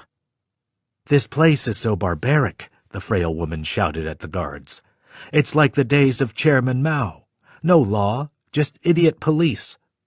Exasperated, she sat down on her bed as the cell doors shut automatically. After she calmed down, she told her story quietly. "Those crying men in the other cell are my sons," she explained. "The police showed up to our house today. I was with my 3 sons, and their kids were also at the house. But there was a problem. The police knocked on the door for a regular security check. They peeked inside and saw so many kids. They knew that my sons broke the child policy. The police barged in and asked for their records and scanned them in their smartphones. The police clearly intended to seize the children and put them in state orphanages, where they'd undergo political indoctrination. "I'm retired. I'm just an old lady. Why are you harassing the kids?" the woman protested. "It's a matter of population control, miss," an officer responded with sinister calm. When she told him to get out of my house, the police put the old lady in cuffs, along with her 3 sons. "By the authority of the Public Security Bureau, you're being detained under predictive policing," an officer explained, invoking the term for pre-crime. Mason continued her recollection of the old woman's story. "You will be sent to a detention center where your thoughts will be harmonized." "I've been sick. I'm not in good health," she told Mason and the other cellmates. Mason could see she had a hard time walking and that she couldn't quite hear what people were saying around her. Most of the other 20 cellmates were present. The group could hear guards in the nearby cell talking with each other about the 3 sons and then beating them again. "Who do you think you are to cry around here?" an officer shouted. "Someone tell them to stop," the old lady said. She began panting. Then she grabbed her chest and collapsed on the bed. "She's having a heart attack," Mason shouted. The doors opened, and guards walked in, unconcerned. "She's faking it," a female guard suggested. "We see a lot of cases like this. Don't help her."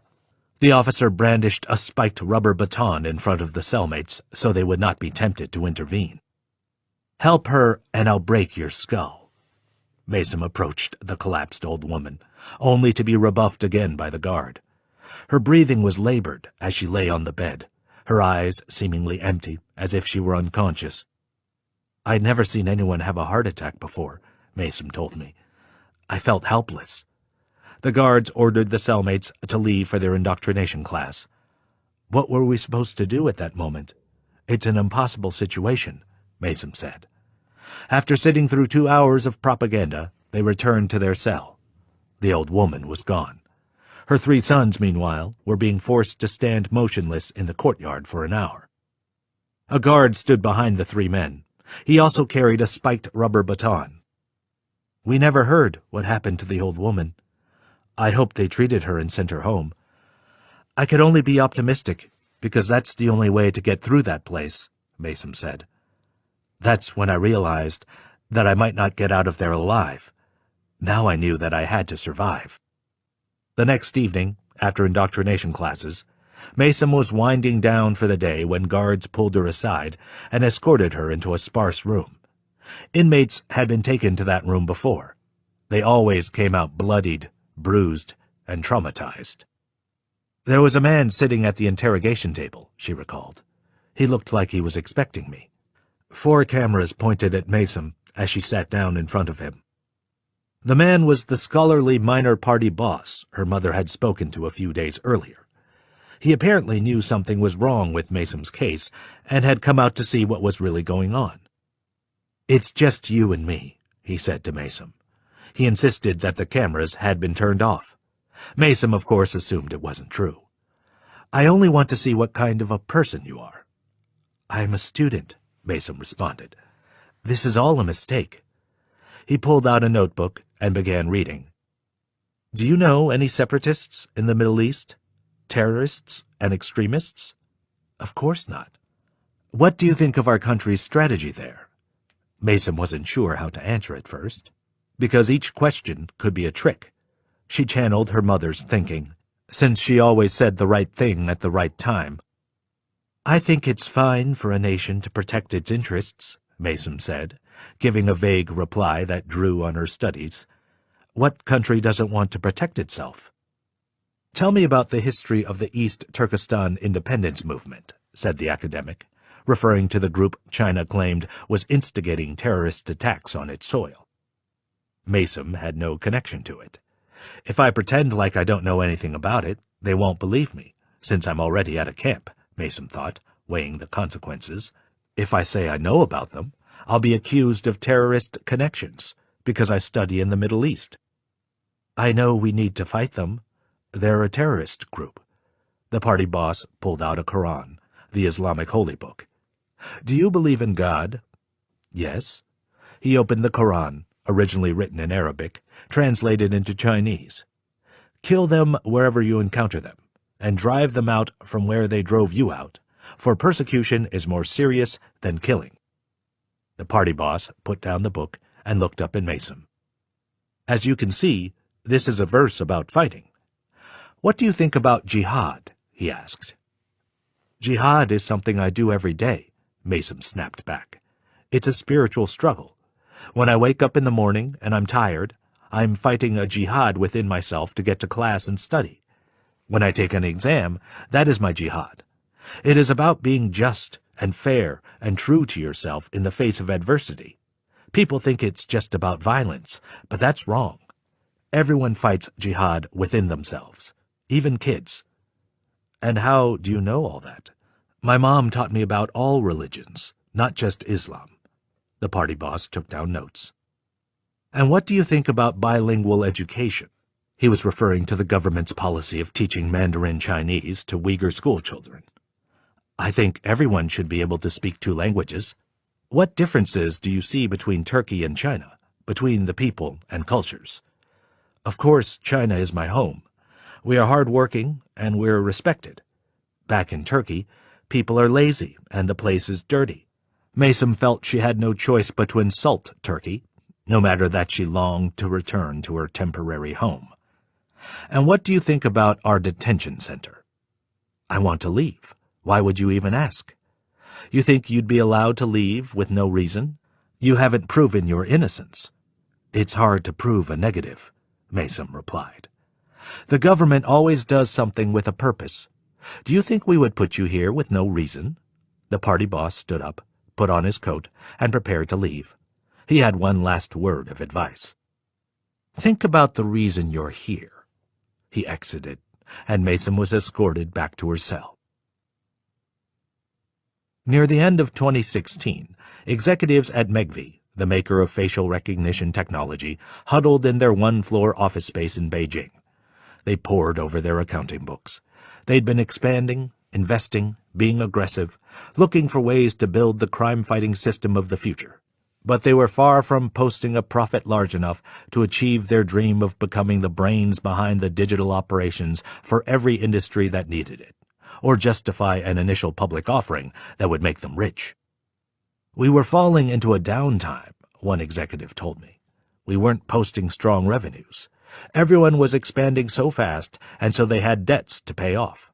We were changing our direction several times a year and replacing a lot of employees. It was a hard time, but we managed to survive for one reason: AlphaGo. Just over a year after beating South Korean Lee Sedol, AlphaGo was ready to take on the world champion, the Chinese player Ke Jie, who agreed to compete against AlphaGo over 5 matches. After 3 grueling days, and on his third and final game, Ke Jie capitulated. He had lost them all. No human on Earth could do this better than Ke Jie, wrote AI expert and investor Kai-Fu Lee. But today, he was pitted against a Go player on a level no one had seen before. The match was a turning point. 1 month later, on June 27, 2017, China passed a curious new law, rubber-stamped by its legislature. The National Intelligence Law, as it was called, alarmed many Uyghurs in contact with me. It opened the possibility that all citizens could become spies at the state's behest. All organizations and citizens shall support, assist, and cooperate with national intelligence efforts in accordance with law, and shall protect national intelligence work secrets they are aware of, read Article 7. National intelligence work institutions shall use scientific and technical techniques, increasing the level of distinction, screening, synthesis, and analytic assessment of intelligence information, stated Article 22. 4 months later, on October 18, 2017, Chairman Xi Jinping took the podium at the much-watched 19th National Congress. This was a gathering of elite Communist Party delegates who came together to plan national strategy for the next 5 years and choose new leaders. With AlphaGo's latest victory, China's leaders knew they had to speed up their development of AI technology. We will work faster to build China into a manufacturer of quality, develop advanced manufacturing, promote further integration of the Internet, big data, and artificial intelligence with the real economy, Xi announced, and foster new growth areas and drivers of growth in medium-high-end consumption, innovation-driven development, the green and low-carbon economy, the sharing economy, modern supply chains, and human capital services. Then the government got to work, creating a national AI team to realize the dream. The Ministry of Science and Technology selected 4 companies, AI giants Baidu, Alibaba, and Tencent, the trio called the Bat, along with voice recognition specialist iFlyTech. Later, they would add intelligent vision firm SenseTime. The Chinese government had supported many AI companies for a decade or more, with finances and political backing. Government support for AI was expanding to unseen levels. There was a gold rush.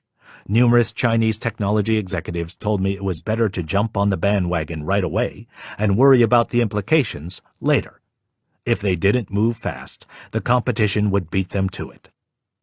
At Megvii, many executives agreed that now was the time to seize on government backing, expanding at any cost to defeat its competition, SenseTime.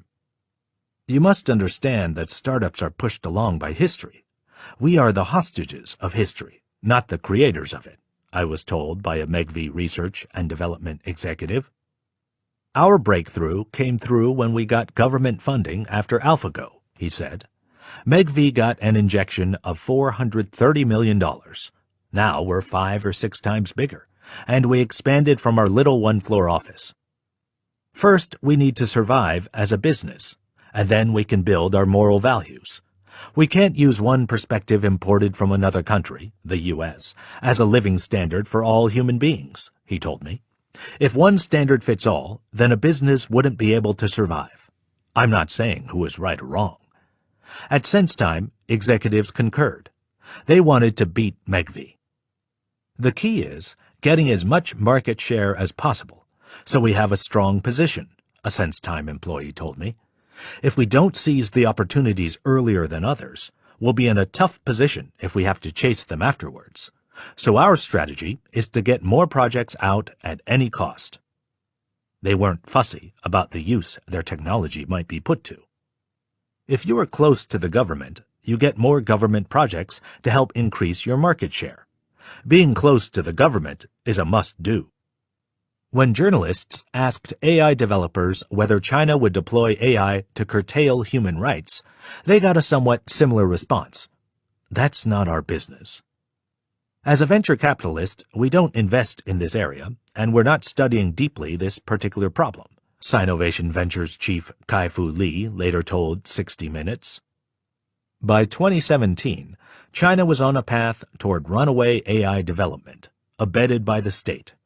No longer were commercial businesses like SenseTime and Megvii at the forefront of strategy on how to develop these technologies for messaging apps, surveillance, and online shopping, then selling their services to the government as they were needed.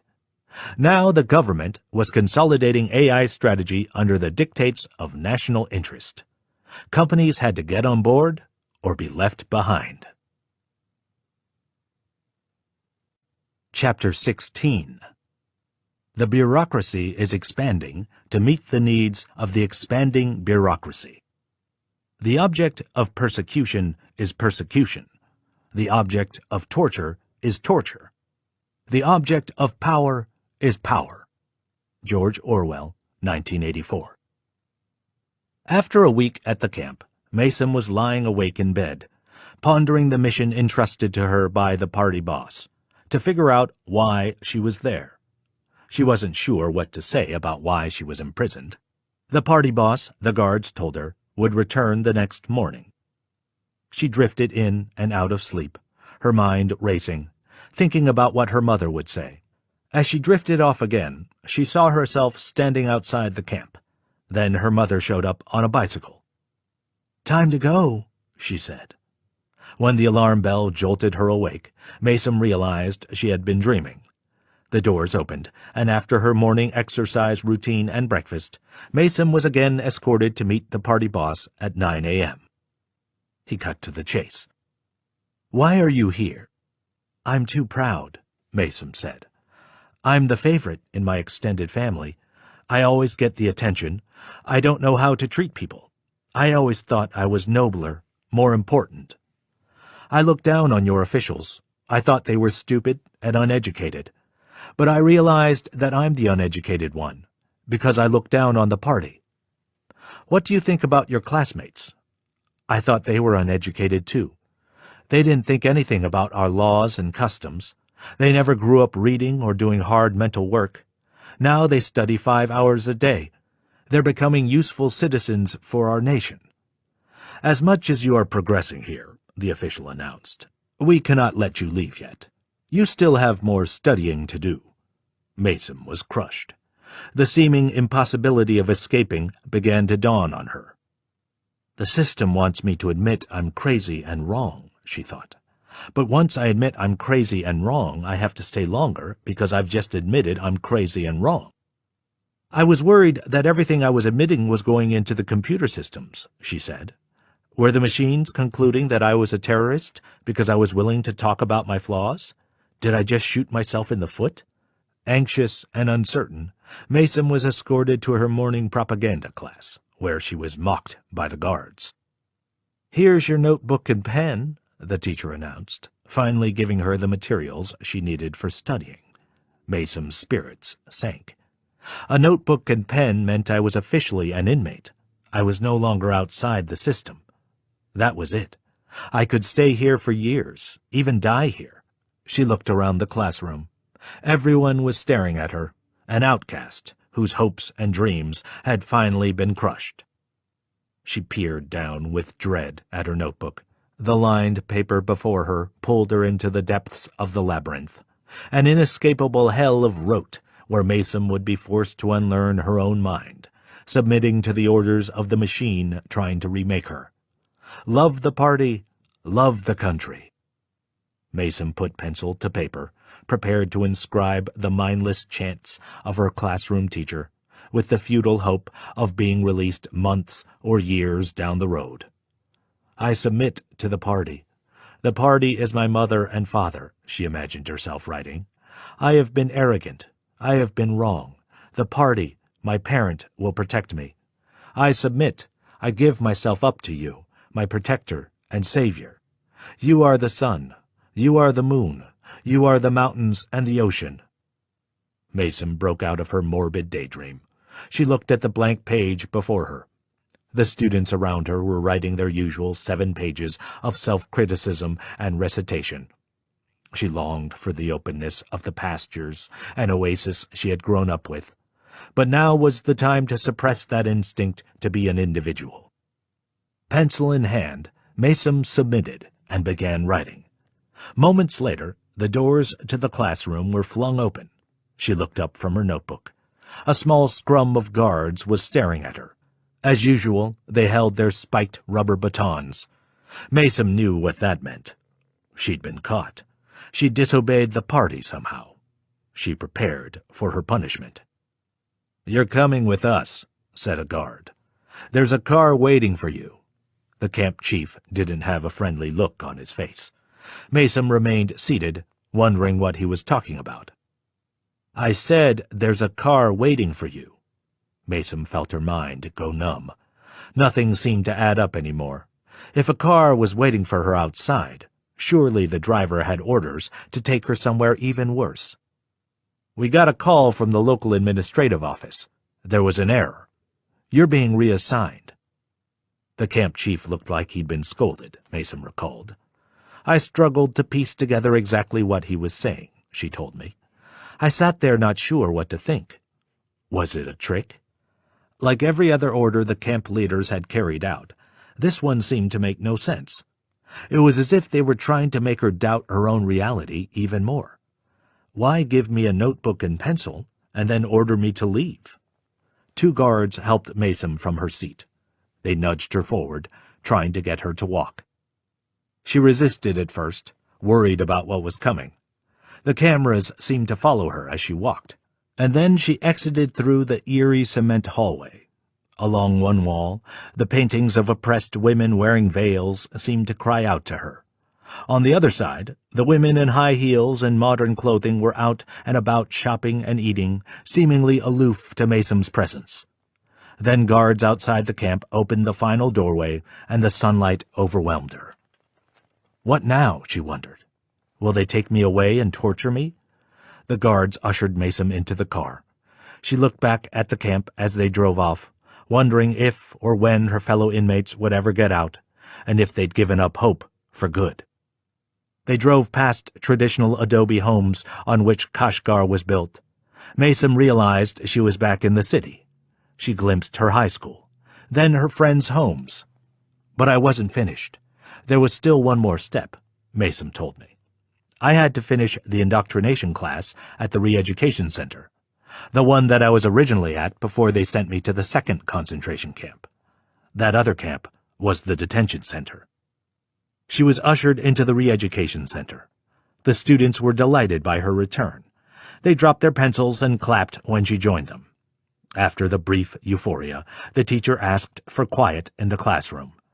Mason sat down and got to work as a student. She only had a few more weeks left before graduation. She hoped that one day she could get back to Turkey, back to her university, her boyfriend, her normal life. But something was off. I couldn't think, and I couldn't feel, Mason told me. I was muted inside. Every time a critical thought or a flourish of imagination floated into her head, she shut it down. Dangerous, she thought. Shut up.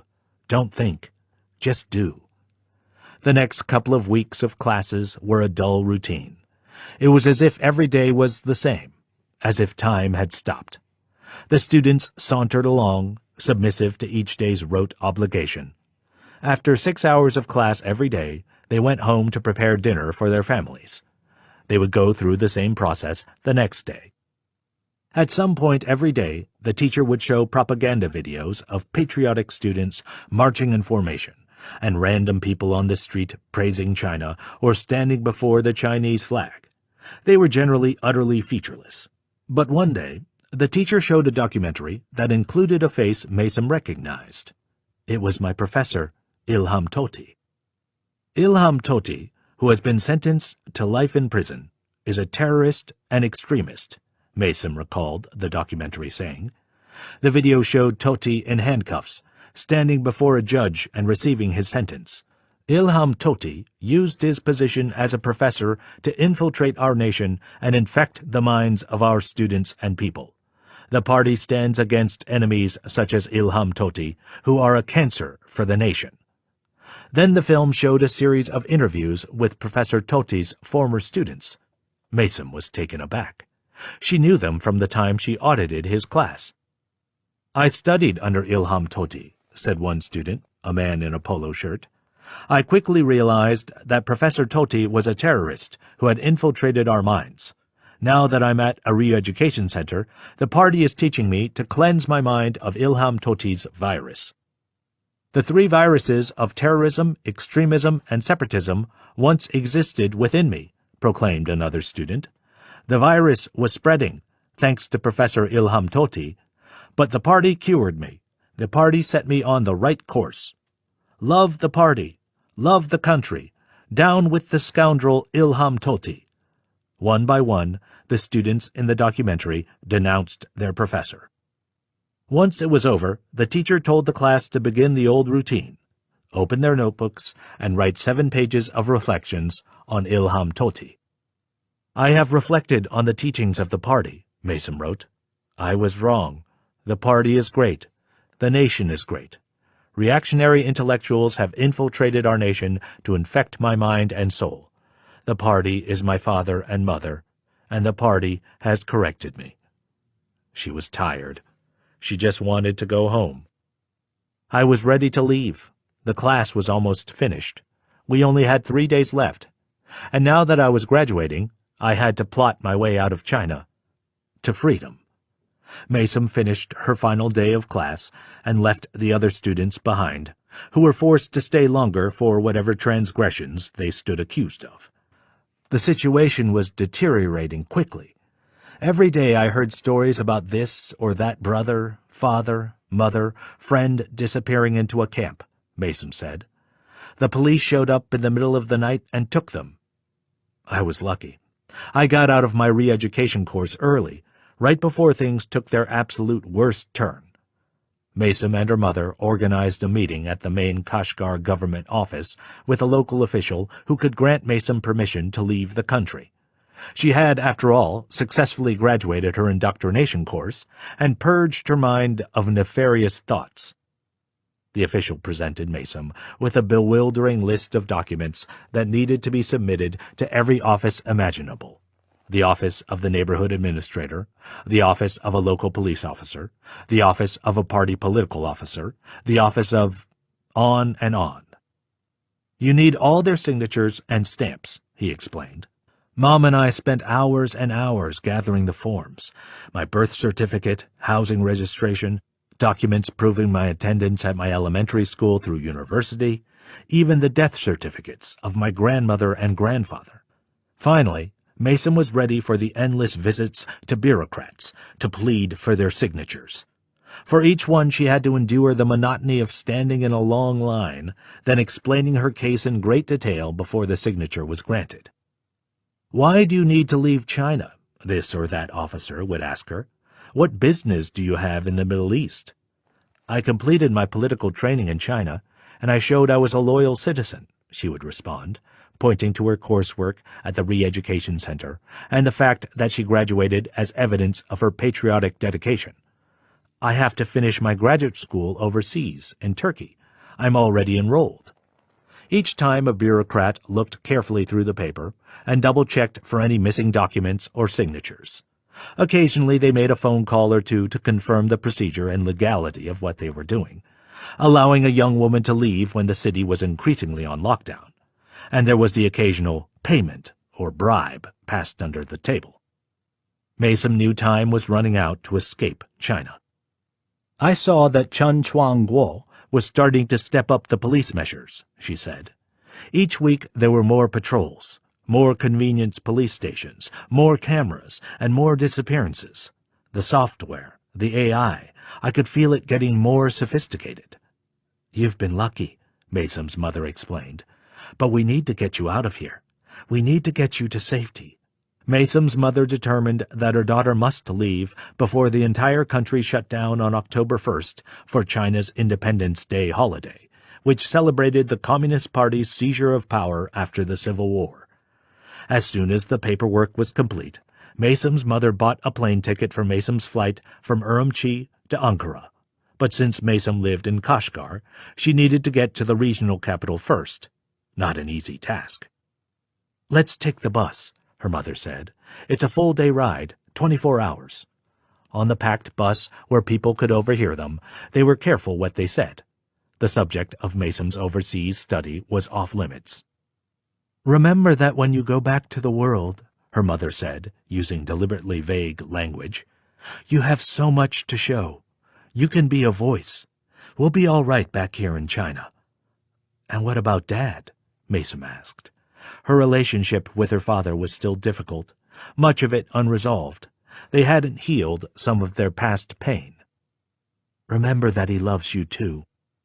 He was the one who had burned Mason's small library of books. Could she forgive him? Had he actually saved her from a worse sentence, should the authorities have found those books? Mason wasn't sure. It was midnight when she and her mother disembarked in Urumqi. Mason had a small bag full of documents. Her mother had brought only her purse. They didn't want to signal at the police checkpoints that Mason planned to leave the country. Even though she had her documents in order, the police might act arbitrarily to detain her again. The two women approached the airline check-in counter. As she examined Mason's passport and documents, the employee at the desk had a perplexed look. "There's a problem with your ticket," she said, picking up the phone and dialing. "You bought this ticket in June 2016, the employee explained. You changed it 3 times, but you didn't get the right permission each time." Mason's mother, hoping for the day her daughter would be free, was the one who had changed the ticket's departure date 3 times, when Mason was required to attend her propaganda course and then was detained in the 2 camps. Mason, it turned out, was supposed to be getting all those government permissions while she was in a concentration camp. Seriously? Mason asked. It was another catch-22 designed to keep people like her under control. You can't get properly registered for an airline ticket because you're in a camp, and you can't leave the country because you can't get a plane ticket. Standing in the middle of the empty airport, Mason felt exhausted. She was ready to give up. I'd gone all that way, been through all that suffering, and I couldn't escape because of some dumb bureaucratic problem with my ticket, she said. Plus, it was now October 1st. The employee told us there were no airline workers at the office who could help settle this. We'd have to wait, and waiting any longer could mean more imprisonment. To Mason, the system had succeeded in what it was built for: bureaucratic oppression. Her mother had a flight back to Kashgar the next day, but she forgot about her own ticket and decided to stay with Mason in Urumqi. Let's think. We can figure this out in a day. We can get you out another way. They finally discovered a bus due to depart Urumqi with connections to other buses that would eventually reach northern India. A 4-day ride that meant going west around the harsh Taklamakan Desert, past Kashgar, where she had just come from, and through smaller towns and villages near Tibet that eventually led into India. Luckily, not only did India have relaxed visa rules for Chinese citizens, but also Mason would be able to pay for an Indian e-visa on her smartphone. From India, Mason could then book a flight to Turkey. It was risky. The Chinese border guards could easily stop her before she entered India if she was deemed suspicious. This will be the last time we'll see each other for a long time, her mother told her just before Mason boarded the bus. "But remember the gift you've been given. The experiences you had were a gift, because now you will be safe. You will grow, and the world will see what is happening." They hugged. Mason turned around and watched her mother pass into the distance, becoming a dot against a backdrop of skyscrapers and ramshackle buildings. And soon she looked out into the vast, dark stretch of desert, empty and forlorn, the place where ancient treasures were rumored to be buried, where adventurers and spirits had long roamed. The magic of Kashgar and the expanse of the Taklamakan Desert that suffused Mason's childhood were gone. The festive crowds no longer gathered at the desert's edge every year, converging on shrines and the tombs of martyrs and warriors. Kashgar, the farmland, the oasis, all were barren, devoid of life, a shell. The state had removed minarets from some mosques and razed other mosques completely. Parking lots, gardens, and even a public restroom stood in place of the mosques and cemeteries where the graves of Mason's centuries-old ancestors once lay. People on streets and dirt roads wandered like corpses, seemingly unsure of who they were and where they came from or were going. Mason knew she could never go back. She closed her eyes and saw the ancient epics, with their heroes and villains waging battles using magic and sorcery. She remembered poetry readings and concerts. She recalled her family's weekend outings, when they fed on delicious meats and the days were filled with joyous chatter. And then she said, goodbye. Chapter 17. The Prison of the Mind. Once their mental state is healthy, they will be able to live happily in society. Mental health counselor in Xinjiang. In the fall of 2016, Mason's boyfriend, Arman, was on his way to teach a class when he got a phone call from an unknown number. He didn't pick up the first time. Then the number called again. "Hello?" he asked. "I'm here. I'm okay." It was Mason, phoning from India. It was the first time in 4 months she and Arman had been able to speak. The first time in months they could be reasonably sure the Chinese government was not harvesting the contents of their call. "I have so much more to tell you. I'll be there soon." A few days later, Arman waited at the airport arrivals gate. Mason approached him slowly, then embraced him. But she said nothing. Something had changed in Mason after she left the camp. She later recounted to Arman that when she was on the bus out of China, people asked her where she was from. Suspicious of spies and informants everywhere, she didn't trust them, nor did she want to speak. Talking made her tired because it required thinking, and thinking was risky. Kashgar was her only terse reply. "That place is on lockdown," said one man. "How did you get out here?" "You're a very lucky young girl," said an older woman. After Mason had flown out of India and arrived in Turkey, she had to approach an immigration officer to get her passport stamped. She didn't want to say anything to this man either. "Where are you from?" he asked. Mason stared blankly. She hesitated, reluctant to speak before a figure of authority, the person who, back in China, would have had total power over the future of her family and her career. "What brings you to Turkey?" No answer. The immigration officer looked at Mason's Chinese passport. She had a student visa, and she was enrolled in a well-known graduate program at the university. Everything looked fine. "I'm a student," Mason finally said. "I'm just coming back from the summer break." The immigration officer stamped her passport and let her through. She took a taxi to her apartment. "Back home, I stumbled around my apartment with baggy, dirty sweatpants and didn't shower." She didn't want to get out of bed in the morning. She failed to show up to class. Arman started to understand how lucky Mason was to have left China, even though she never told him exactly what had happened.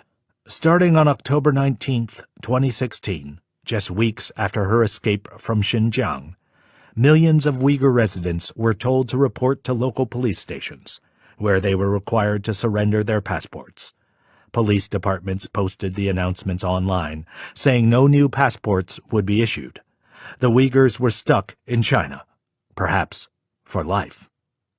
But Maysom didn't feel lucky. She felt like a runner struggling to sprint through slushy, muddy snow. That year, from late 2016 to 2017, I pretty much slept the entire year, she told me. Everywhere I looked, I saw authority. When someone asked me a question, I thought they were interrogating me, that I had to hide something. When I picked up my smartphone or opened my laptop, I felt like a machine was watching me, judging me, thinking about me. Why hold a deep conversation? Why read something and then talk about it with other people? Complexity and humanity were risky bets. Maysom had become so skilled at faking her disdain for emotion and critical thought, her tactics for survival, that now, in a very real sense, she couldn't think or feel at all. I felt like a computer. I was programmed to take in the environment around me and then spit out a calculation for my own preservation, was how she put it. Moping around her unkempt, increasingly dusty apartment, Maysom occasionally picked up a book out of boredom. She opened The Time Traveler's Wife, an old favorite, but immediately put it down. She checked her home for cameras and surveillance devices. Whenever she peered out her window and saw a police car with lights flashing or the local police officer on patrol, she got frightened and went back to bed. She also refused any occasional invitations from friends, professors, or well-wishers who wanted to help her out of her slump, telling them, "I have to sleep. I don't have time for that. Find someone else." Maysom's friends reacted at first with anger and sadness. They assumed Maysom was no longer interested in their friendship. That was hurtful, one friend told her. Finally, Armand persuaded her to attend a small gathering of friends for dinner and tea. "I went in a dress that I'd been wearing for days," she said. "It was naughty and dirty. I looked like I'd been begging on the street." She walked in and felt the friends turn to her in discomfort, unsure what had happened. Over time, she began opening up to Armand and other fellow students. But something strange happened. I would tell them about the concentration camp, but I would tell my story from the third person. I would tell it as if I was talking about someone I knew. Confused, her friends only had more questions. They didn't seem to understand what she was saying to them. "Are you sad because your friend had all this happen back in China?" One night, Maysom woke up sweaty and gasping. She felt her hand move to her chest. "Am I dying?" she thought. She whispered an Islamic prayer recited by those who believe they are dying. "Verily we belong to Allah, and verily to Him do we return." The pain in her heart was unbearable. "There's nothing wrong with you," the doctor told Maysom after doing a series of tests. "How are you feeling lately? Everything okay at home?" Maysom didn't respond. The doctor, sensing something psychological was going on, told her to seek counseling. But Maysom still didn't want to talk to anyone. Luckily, her mother was writing her text messages, offering a small dose of comfort as she struggled to get her life back together.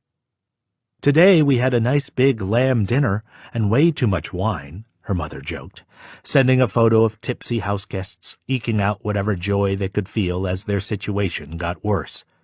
Her mother's messages arrived only about once a month. That was it, and they lacked detail. It was the only way to hide from the authorities, who were detaining citizens messaging family members living outside China. "I miss you," Maysom wrote back almost every time. Once, she received no response. A month later, Maysom's phone vibrated. "Don't message us. It's not safe," her mother said. "It's too dangerous to call. Never call us again."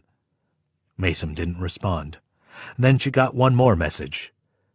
"Maybe we won't talk again for a long time, but one day, if you can come back and be with us, call this phone number." Her mother sent her a family member's number that she believed would be relatively safe. That was the last Maysom heard from her. It was impossible to find out the truth of what had happened. And that's when it hit me. that I was totally alone. Her mother had sacrificed herself so she could get Maysom to safety and freedom. She put herself in danger.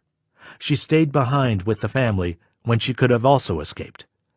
Finally, Maysom realized that she didn't really have a choice. She remembered her mother's words when she'd come to the concentration camp with a care package of new clothes.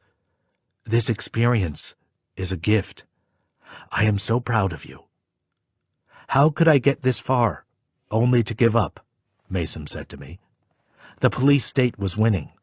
They destroyed me, even as I sat thousands of miles away, totally free." Pointing to her temple, she said, "Up here, I was still a prisoner." It was time to get her life back in order. Through the darkness, Maysom began remembering the people who were sources of light, able to resist tyranny with the slightest gestures of passion, joyousness, and comedy. She remembered Mr. Bayram, the old man who kept singing a kid's song even as he was beaten by the guards, and she remembered what he once announced in defiance to the classroom. "You can make fun of anything except death," he said, paraphrasing a Uyghur proverb, "because when you're dead, well, you can't make fun of anything. Satire is a part of being alive." Maysom realized she had a purpose. She had to make use of the gifts the police state, ironically, had handed her: strength, the ability to survive hardship, an opportunity to tell the world what was happening. She sought counseling and told her story to a psychologist. As she released her emotions in retelling what had happened, Maysom felt she was taking control of her feelings of oppression and loss for the first time. She was no longer the passive victim she had been turned into, receiving inputs and delivering outputs. Finally, I was beginning to feel alive again, and now I understood why we carry our stories with us. Stories, the ability to tell a story and to understand one, is what connects us. As Maysom began reconstructing her experience and coming to terms with it, she started realizing the importance of family and of a community of friends, the people who helped her, the people who looked out for her in hard times, even while she might be angry and bitter against them, and of country. "I put my family in a place of danger and unhappiness," she said. "They did everything in their power to help me escape, and I left them. We are in a state of constant guilt. It's a torture of the mind, worse than a torture of the body that traps you. And that's what the police state is designed to do." Then she envisioned a much better world. "Imagine if we lived in a nation that was content and happy, a place for democracy and participation, where everyone was empowered to think freely and make their own decisions. People's love for their community would push them to sacrifice themselves for their country and for future generations. They'd stand up to any difficulty and defend their country and community against threats.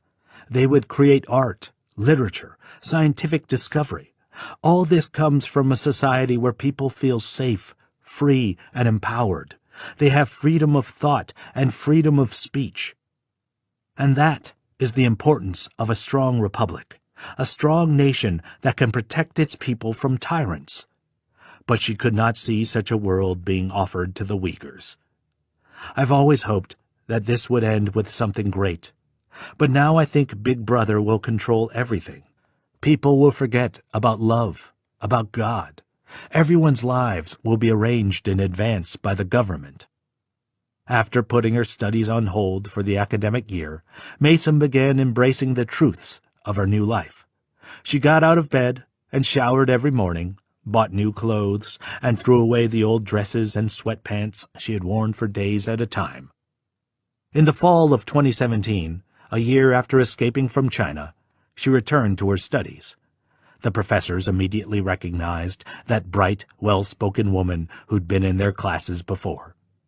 Her next step was to marry her boyfriend, Arman. After a day outdoors and a candlelit dinner at home, he had proposed.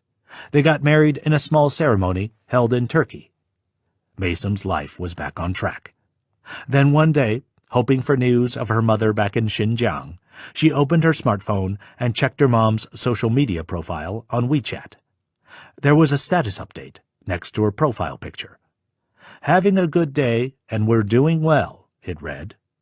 Maysom was taken aback. She knew that no one could send a direct WeChat message to her from China. The authorities would intercept it and promptly take away anyone who had contact with someone in a foreign country, especially a person like Maysom, an enemy of the state who had spent time in a prison camp. Nonetheless, Maysom's instinct was to respond on WeChat. Maybe she could communicate with her mother that way. "Just married," she wrote as her status update. Hours later, her mother posted a status update. "Proud of my daughter." Maysom posted a new profile picture that showed her with Arman. "Growing up." "I love the Communist Party and my family," her mother wrote. "Communist Party is great," Maysom joked, knowing that Chinese authorities were bad at catching irony. "Dad's well. Great things ahead," her mother replied. Because Maysom knew her mom's figures of speech and inflections, she was sure it was actually her mom, and not the Chinese government hacking her mom's WeChat account. The exchanges continued for about 8 weeks. Maysom woke up in the morning to new status updates and new profile pictures from her mother. Her mom's profile pictures showed Maysom's old neighborhood behind her, her high school, the grocery store, and everything that was familiar from home. Then, as suddenly as they had begun, the updates stopped. Maysom posted fresh updates to see if she would receive a reply. "History class is so interesting," she posted for all to see. But after days, and then weeks, and then months, there was no further response from her mother. Alone again, Maysom thought. One day, after lunch, Maysom's phone vibrated. She picked it up. A woman who called herself Althea, who Maysom didn't know, claimed in a WeChat message that her family was being cared for and that Maysom should come home. "Your neighborhood is looking great these days," she wrote, sending a photograph of Maysom's old street corner. "People really like you. Your friends and family all want you to come back." Maysom's heart dropped. Althea, she knew, was a government agent, and the perfect police state had managed to get in touch with her, probably using the WeChat profile updates. Maysom wondered how long they had been monitoring the covert status updates she had been posting. "And then I knew for sure," Maysom said, "that my family had been taken away to the camps." Althea kept up her stream of gentle nudges, always polite and reserved in her WeChat messages. "Here is my apartment," Althea wrote, attaching pictures of her kitchen and living room. She seemed to want to get Maysom to open up to her. She sent a picture of her balcony. "Don't you see? Things are well here." "Thank you. Why are you sending me these photos?" Maysom responded. "People are looking out for you. We're all a community." Maysom realized she could not afford to ignore the strange dialogue, let alone become shrill or accusatory or abusive. Her family's well-being might depend on her reasonableness and her apparent willingness to be positive about China. It required constant self-control, especially when, as she increasingly did, Althea became unnaturally curious about Maysom's personal life. "Where do you live now?" "Ankara, Turkey?" she asked. Clearly, someone in Maysom's family had revealed her place of residence, or it had been found through the data on her mother's phone or social media profiles. Maysom replied, but vaguely. "I'm studying," she wrote. Althea kept prodding. "Here's the local market. Had a nice time today." She asked Maysom to send photos of the fellow Uyghurs who lived in Ankara as refugees or residents. Maysom sidestepped that request entirely. Chapter 18. A New Cold War? No country is permanently strong, nor is any country permanently weak. If conformers to law are strong, the country is strong. If conformers to law are weak, the country is weak. Xi Jinping, quoting Chinese philosopher Han Fei Tzu. On October 29, 2019, Mason, Arman, and I, along with a girlfriend of hers, hopped in a car for a day trip to visit Anit Kabir Memorial Tomb. Situated atop a hill, the mausoleum houses the remains of Mustafa Kemal, the independence leader who founded the Republic of Turkey. To people of Turkic background, he is also known as Ataturk, or Father of the Turks. We passed through the Lions Road, a long walkway bordered by sculptures of lions. We watched ceremonial soldiers goose-stepping in formation. Then we entered the mausoleum and stood before the Ataturk's sarcophagus, as soldiers laid a wreath on it. At first, I thought the trip was just a kind of touristic visit to see Turkey's heritage and monuments. Then I realized the symbolism this place carried for my Uyghur friends. Is this what it means to have your own country? Ataturk wanted a Turkey that could stand strong, Mason said as we walked around, looking at historical exhibits. It was supposed to be a modern republic. No more superstition, no religion in government. The government should build schools and roads and hospitals and keep its people educated and healthy. And the military? In the past, the Ottoman Empire had become weak. Mason spoke about the empire that dominated the Middle East from the 15th to 19th centuries, and the British invaded in World War I. They wanted to make this place a satellite, control the oil supplies. But Ataturk wouldn't stand for it. He believed in his people, and he taught them that they could stand up for themselves. Turkey, I pointed out, was not a democracy. It became authoritarian under Ataturk. That's not the point, Mason's friend chimed in. Yes, we want a democracy, but the point of Ataturk is that he shows what it means to have your own country. Your country is what protects you. It gives you rights and responsibilities as a citizen. Mason gazed in admiration at a statue of Ataturk, then said, "A people should be united. They should share a common goal, a vision for who they are and where they came from and what they hope for in the world. But we, the Uyghurs, we have nothing. We're broken. We have a government that's divided us, turned us against each other, and even outside China, we don't trust each other. We don't want to work together to fight back. And how about America? How about George Washington and Abraham Lincoln or Martin Luther King? How do you think they achieved what they achieved? They united so many Americans under a vision of what it means to be free and equal. And Charles de Gaulle, Nelson Mandela, Gandhi? Now I could see how Mason viewed her Uyghur world. It had no grand story, nothing to strive for. It was a fallen world. We're broken because we have no leader, no hero. They're all in prison. And who is the leader that you want? I asked. Both women, Mason and her friend, snapped back almost in unison. Ilham Tohti. He's not only a scholar, Mason said of her professor, now serving a lifetime prison sentence. He's a leader.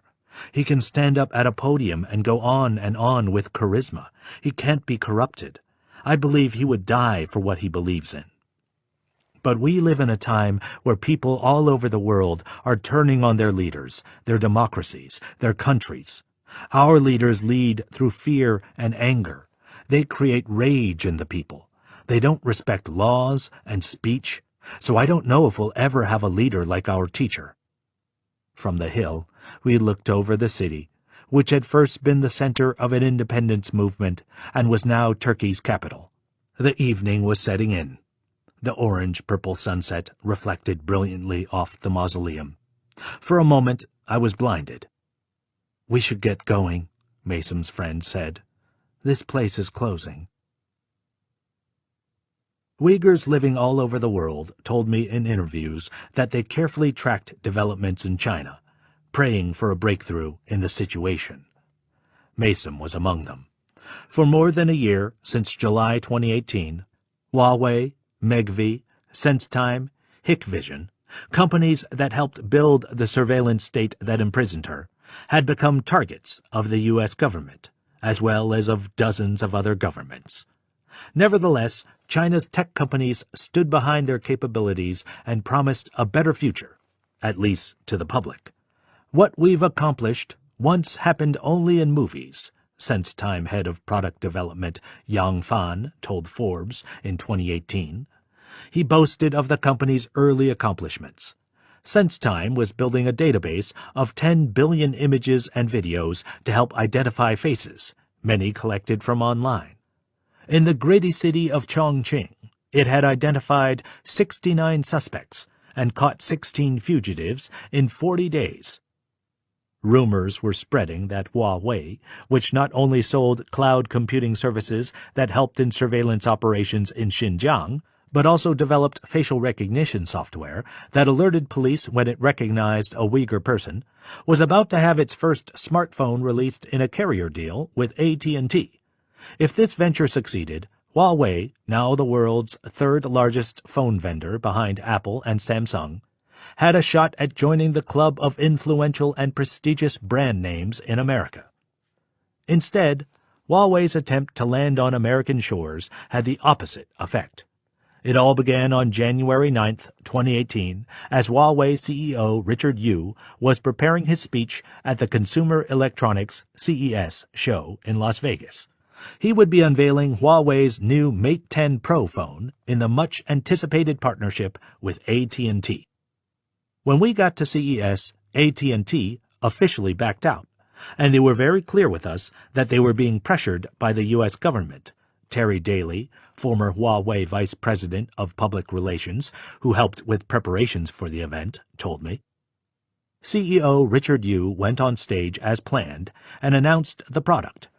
When he got to the slide that showed the channels and AT&T was missing, there was an audible gasp from the U.S. tech media. AT&T's canceling its deal to use our phones. It's a big loss for us, and also for carriers.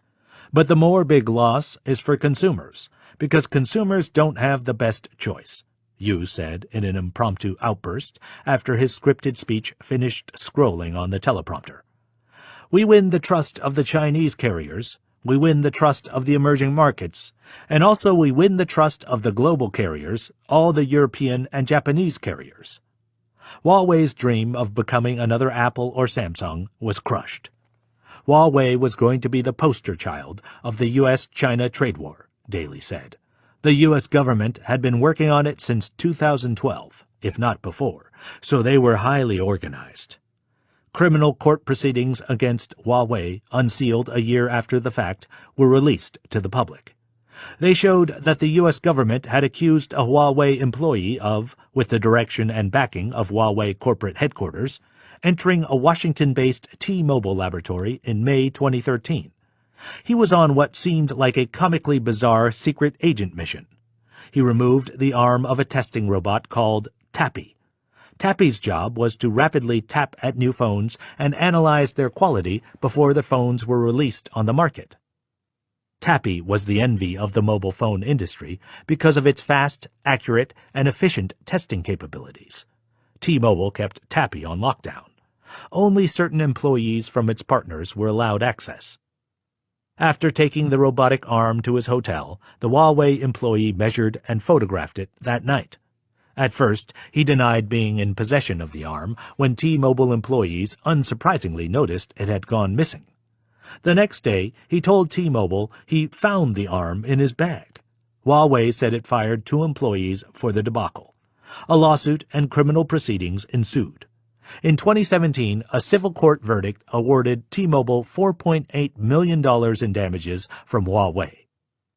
This indictment shines a bright light on Huawei's flagrant abuse of the law. Assistant U.S. Attorney Annette L. Hayes in Seattle claimed of the criminal case she helped bring forward in January 2019, 2 years after the civil verdict. Prosecutors claimed, based on an internal email obtained from Huawei, that Huawei's offices in China had launched a formal policy of giving bonuses to employees who stole confidential information from other companies. With the alleged plot to steal Tappy's arm unmasked, the resentment and frustration with Huawei's alleged corporate espionage exploded into a full-on trade war between China and the United States. The U.S. stance was representative of Western nations' growing resistance to the arrival of Chinese technology giants deeply enmeshed in the web of surveillance and control they had helped create back home. On May 2, 2018, 4 months after the Huawei product unveiling, the Pentagon banned the sale of devices from Huawei and another Chinese firm, ZTE, on U.S. military bases around the world. 3 months later, Australia announced a ban on the planned rollout of Huawei's 5G network that would help power coming advances in artificial intelligence and big data, fearful of Chinese surveillance and spying through the new network. Huawei, however, was still growing. It announced it had shipped 100 million phones worldwide during the first half of that year. On August 1st, Huawei replaced Apple as the world's second-largest phone seller.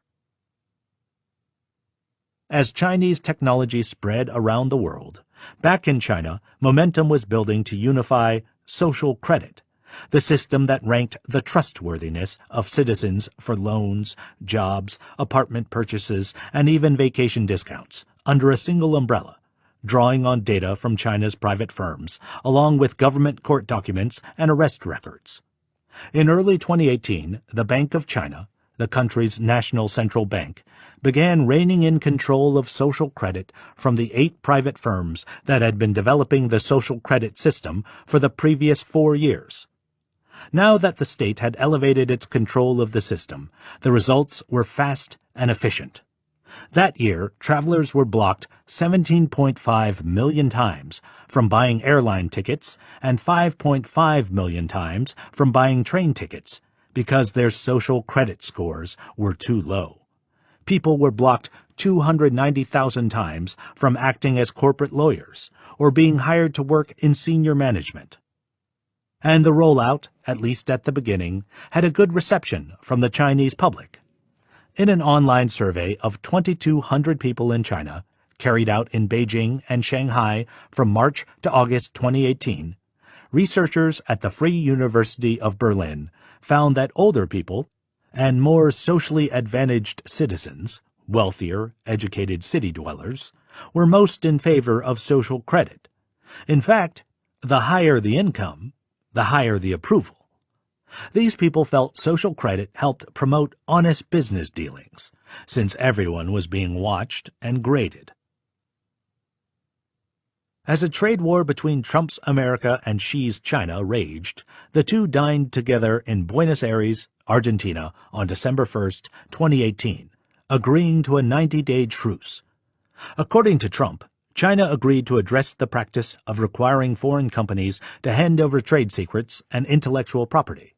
Trump also claimed China agreed to buy $1.2 trillion worth of American products. China has never confirmed the terms of the informal dinner agreement. More than 7,000 miles away at Vancouver International Airport near Canada's Pacific Coast, Huawei CFO Cathy Meng, the daughter of Huawei founder Ren Zhengfei, disembarked from her Hong Kong flight. She was preparing to transfer to a flight to Mexico when Canada's Royal Mounted Police detained her.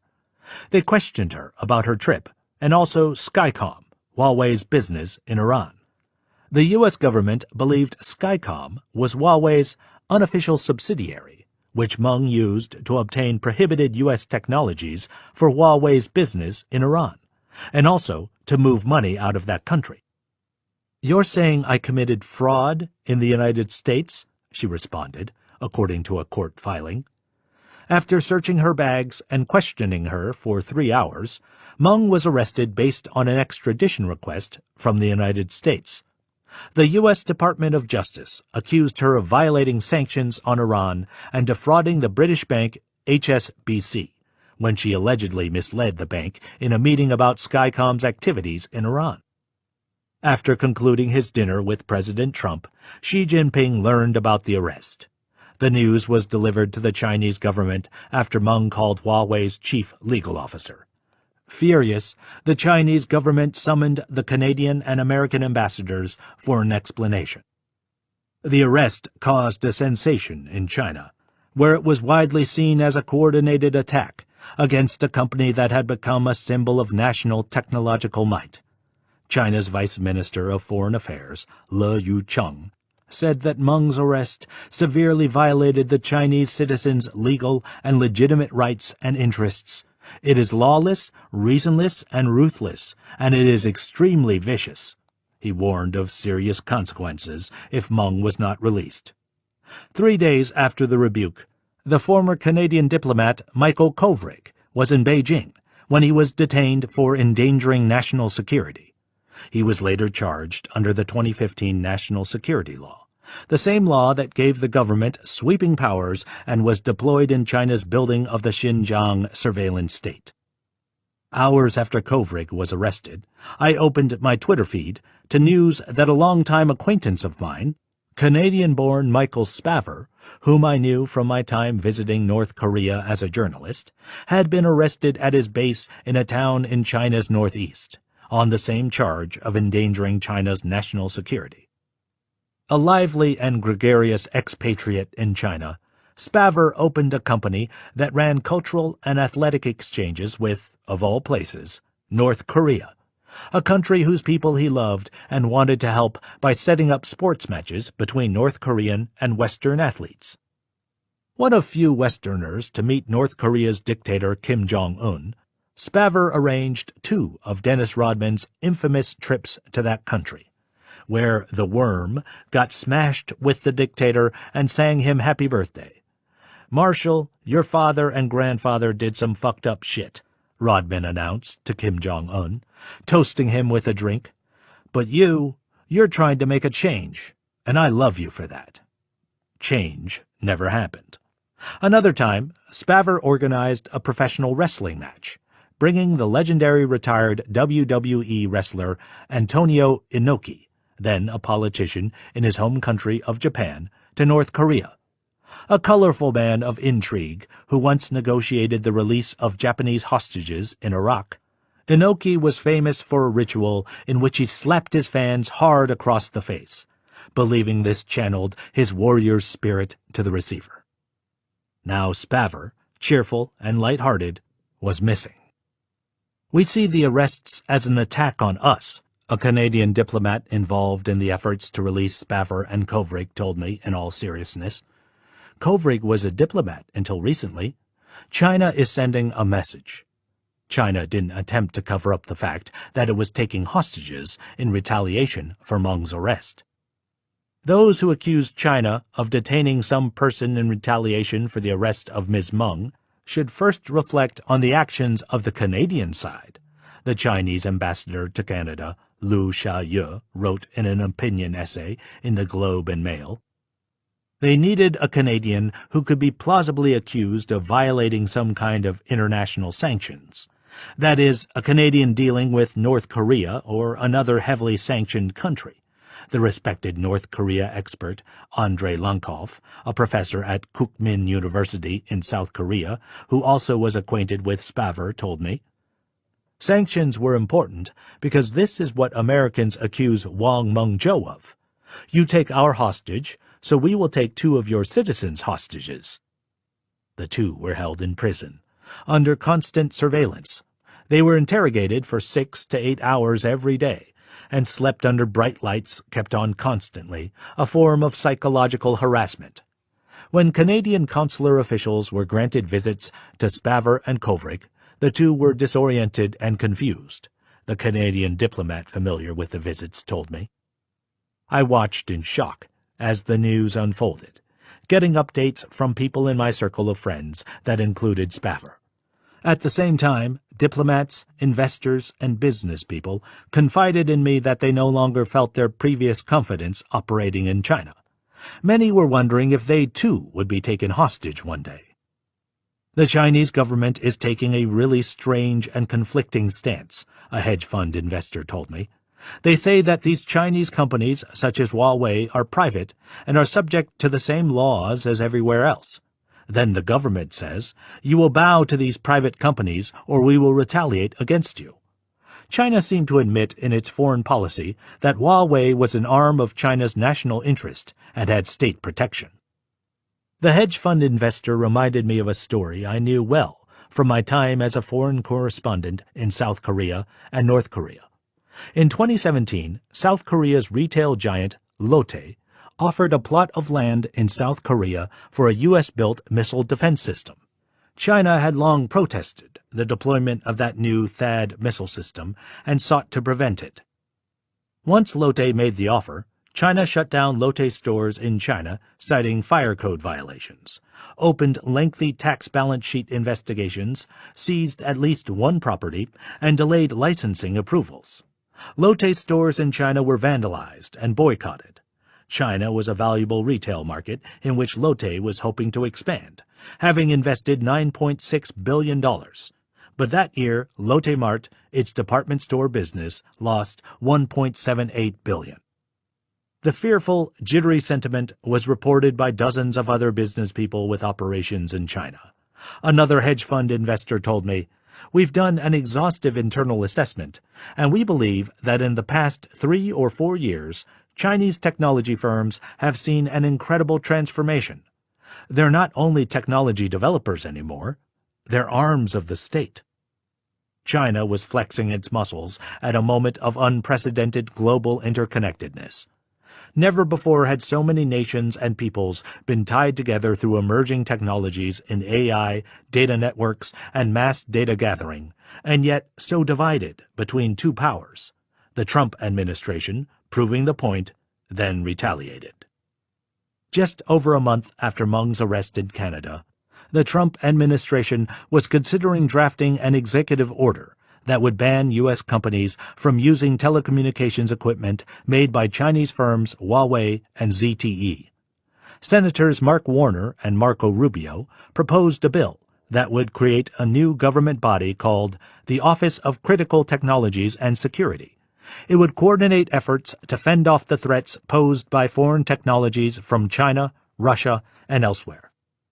Finally, after much speculation, on May 15, 2019, President Trump released his executive order on securing the information and communications technology and services supply chain, which declared that foreign adversaries are increasingly creating and exploiting vulnerabilities in information and communications technology and services, which store and communicate vast amounts of sensitive information, facilitate the digital economy, and support critical infrastructure and vital emergency services in order to commit malicious cyber-enabled actions, including economic and industrial espionage against the United States and its people. The executive order banned American companies from doing business with foreign firms believed to be working for foreign governments, seeking to undermine American national security and technology.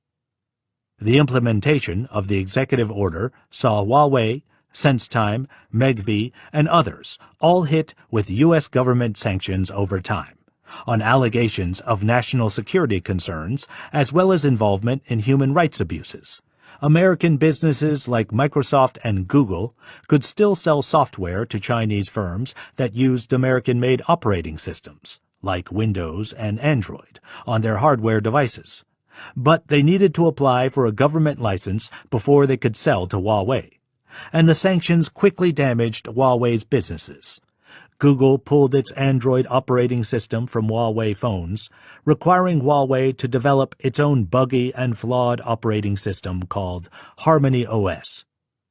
The biggest blow for Huawei was when the U.S. government put Huawei on the sanctions list, Huawei's former public relations vice president Terry Daly told me. The fear was that Chinese companies could be turned into spying operations by installing backdoors or flaws that would allow for spying and hacking through Huawei equipment.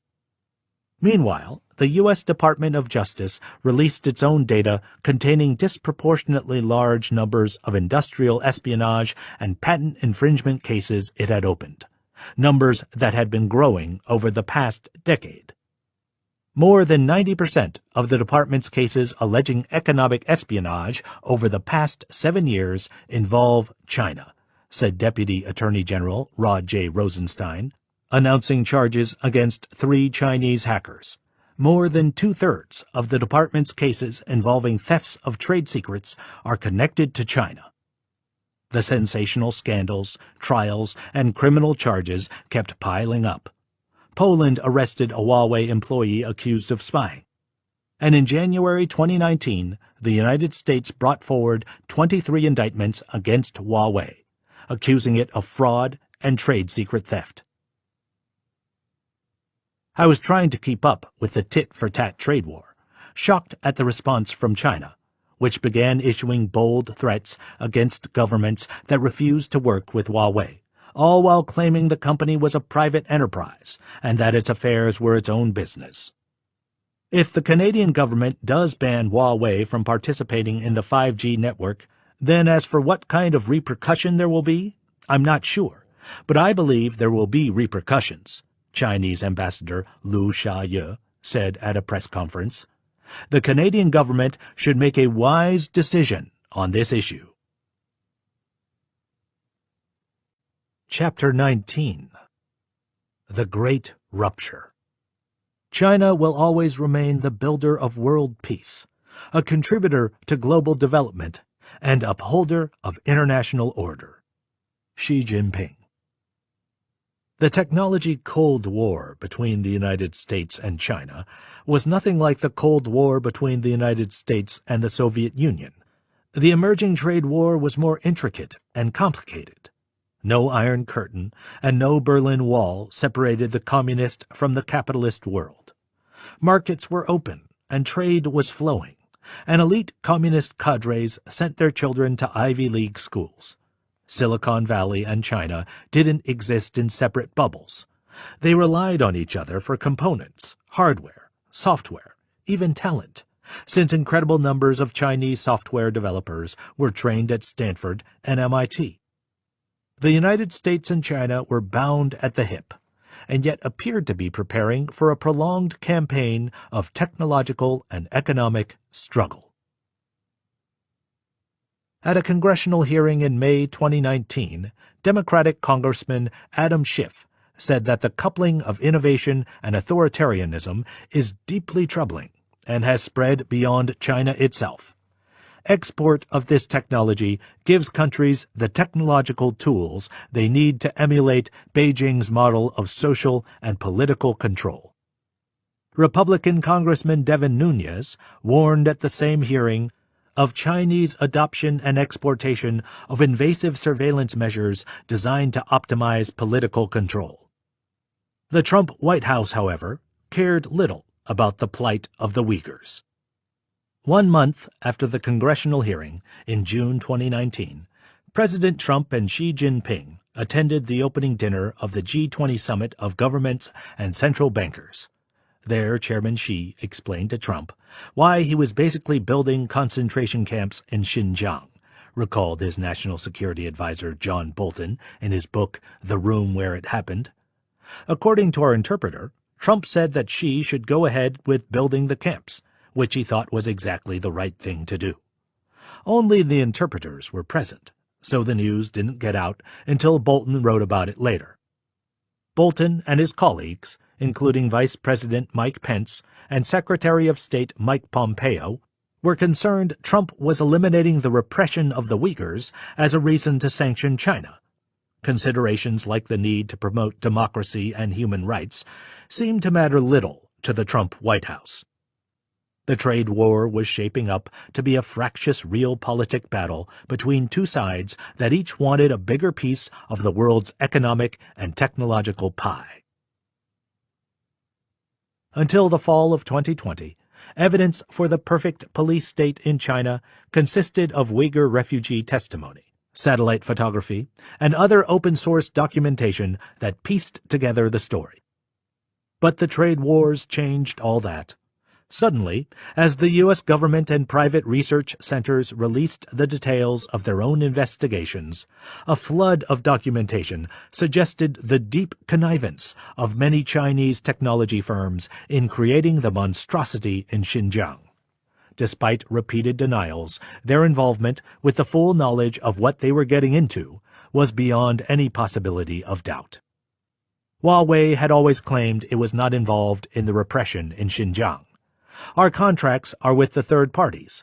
It is not something we do directly, a Huawei executive responded to a British lawmaker in a June 2019 parliamentary hearing when asked if Huawei operated in Xinjiang. But Huawei and other Chinese tech firms were inextricably involved. Together with the Public Security Bureau, Huawei will unlock a new era of smart policing and help build a safer, smarter society, a Huawei executive stated on a government website, according to Chinese media. The website was announcing a new agreement with Huawei in Xinjiang. In 2018, the government signed another deal with Huawei to build an intelligence security industry lab in Urumqi. It provided police in Xinjiang with technical support and promoted success cases, like a data center in Aksu, a historic town in Xinjiang. All this happened even as the United States and other countries were ratcheting up sanctions against Chinese tech firms. Huawei's work in Xinjiang is extensive, and the company works directly with the Chinese government's public security bureaus and police forces in the region, ASPI researchers concluded. The U.S. government concurred when it sanctioned Huawei. Specifically, these entities have been implicated in human rights violations and abuses in the implementation of China's campaign of repression, mass arbitrary detention, and high-technology surveillance against Uyghurs, Kazakhs, and other members of Muslim minority groups in the Shuar, Xinjiang Uyghur Autonomous Region, the U.S. Department of Commerce wrote in a filing, adding 28 companies to the sanctions list in October 2019. SenseTime and Megvii, two of the world's most valuable facial recognition startups, were also sanctioned. SenseTime, the firm backed by Qualcomm and Fidelity Investments, set up a smart policing joint venture in Xinjiang in 2017 called Leon Technology, then sold its ownership stake in 2019. Leon claimed it was responsible for 50% of safe city projects in Urumqi and construction and maintenance of surveillance infrastructure for 3,000 of 5,600 kilometers of Xinjiang's borders with neighboring countries. The New York Times reported in April 2019 that SenseTime and Megvii built algorithms the government used to track Uyghurs. SenseTime said its relevant teams were not aware the technology was being used for profiling. Kai-Fu Lee's Sinovation Ventures, Megvii's backer, told the New York Times it had relinquished its seat on the board and sold part of its stake in Megvii. A 2016 Chinese article by the Chinese Security and Protection Industry Association, a group with the backing of the Ministry of Public Security, reported that Megvii's Sky Eye facial recognition software for locating criminal suspects was being deployed across China, including in Xinjiang. Although similar clues had been published in obscure Chinese-language news websites for a couple of years, the English-speaking world began to take notice as the sanctions conversation became public. Like SenseTime, Megvii denied those reports and voiced strong opposition to its inclusion on U.S. sanctions. To the company's knowledge, around 1% of its total revenue was derived from projects in Xinjiang in 2018. And no revenue was generated in Xinjiang during the 6 months ending on June 30, 2019, it said in a statement. Yet the U.S. government and private nonprofit research institutes continued to uncover what appeared to be smoking gun evidence against Chinese tech firms that had operated in Xinjiang. Hikvision is the world's largest maker of surveillance cameras. The video surveillance industry website IPVM reported that Hikvision won a $53 million contract to build a facial recognition system in one Xinjiang county, including for its detention camps. At local mosques, Hikvision broadcast state-approved sermons through its video conferencing system and monitored mosques with its cameras. Agence France-Presse obtained a tender document from 2017 showing that 35,000 Hikvision cameras monitored schools, offices, streets, and mosques, ensuring imams maintained a pre-approved government line in their preaching. Hikvision won several other bids like this throughout 2017. The U.S. sanctions list read like a who's who of the companies that had built China's burgeoning technology ecosystem over the previous decade. Every company named protested its inclusion on the list. It was the obligatory theater in the technology wars. By 2018, the rift was quite evident. Both sides were in the awkward position of breaking off their technology ecosystems into two separate spheres of influence.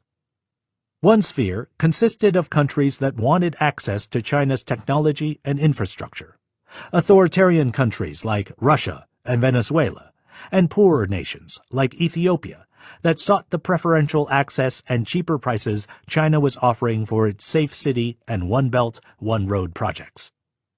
The other sphere consisted of the wealthier nations of the West, the Five Eyes, Australia, New Zealand, Canada, UK, US, plus the European Union and Japan. These countries were home to Nokia, Ericsson, Amazon, and Google. As the year wore on, dozens of countries found themselves in the difficult position of having to choose one side or the other. Many opted for China. For most countries, the centerpiece of this decision was determined by which company they wanted to build their nation's next-generation data network. A government could hire Huawei to build a 5G network, or hire a Western company like Finland's tech company Nokia or Sweden's tech giant Ericsson. The 5G network promised a high-speed network with blazing fast data speeds that could sustain AI, smart manufacturing, smart cities, and other emerging technologies. It was the 21st century equivalent to building the railroads and airlines of the past. A boon for the economy, the engine and symbol of national economic progress. Widespread 5G connectivity will eliminate information islands, boost the prosperity of a digitalized sharing economy, promote changes to existing production methods and lifestyles, and finally improve people's quality of life, Huawei wrote in a white paper. By the middle of 2018, the United States and its allies expressed their reservations over granting a 5G contract to Huawei. The U.S. pressured its European Union allies and Australia to not sign 5G deals with Huawei, and later began working with Ericsson and Nokia to see if they could build more secure and trustworthy alternatives. Developing our own secure 5G networks will outweigh any perceived gains from partnering with heavily subsidized Chinese providers that answer to party leadership, said U.S. Secretary of Defense Mark Esper. Australia went forward with a ban in August 2018, crippling Huawei's business there. Huawei Australia reported a 78% decline in profits, down to $4.2 million for 2019, and squarely blamed the Australian government. The ban angered the Chinese government. Its ambassador called it a sore point or thorny issue. The UK, meanwhile, came under Chinese political pressure not to ban Huawei products. It will send a very bad message not only to Huawei, but also to Chinese businesses, China's ambassador to the UK, Liu Xiaoming, told the BBC. That decision could lead to bad effects not only on trade, but also on investment. The UK tried to find a path down an increasingly narrow middle road, restricting Huawei to building the non-core parts of the 5G network and limiting its access to non-sensitive parts, thereby reducing the security risks. But that decision irritated the United States, Britain's biggest ally. The U.S. government opened a review into what the presence of Huawei networks meant for the security of U.S. military bases and equipment in the UK, and considered pulling out reconnaissance aircraft and not basing certain stealth jets there. Poorer nations saw the benefits of working outright with China and rejecting American assistance. 5G, safe cities, and AI, after all, could be put to incredible use fighting crime and improving the quality of life, not just oppressing and surveilling people and building a dystopia, as in Xinjiang, they reasoned. The governments of many poorer nations concluded that the potential for more intelligent traffic control, law enforcement, and public education outweighed the security concerns. The Center for Strategic and International Studies, a major think tank in Washington, D.C., concluded in a report that the countries embracing Huawei's Safe Cities technologies shared three characteristics. They were somewhat democratic or not democratic, they tended to be Asian and African, and they were middle-income countries, meaning not rich but not poor, Pakistan, Bangladesh, Kenya, and Malaysia all embraced Huawei Safe Cities programs. China expert Sheena Chestnut Greitens, a non-resident senior fellow at the Brookings Institution in Washington, D.C., built a dataset on China's surveillance and public security platforms being adopted around the world. She concluded, countries that are strategically important to the PRC, People's Republic of China, are comparatively more likely to adopt it, but so are countries with high crime rates. The United States, Greitens believed, might have underestimated the speed and scope of the spread of China's Safe City programs. We don't know exactly how many of these Safe City programs Huawei has rolled out and in what number of countries, she wrote. Huawei claimed in its own report that 700 cities had adopted Safe City programs in 100 countries and regions.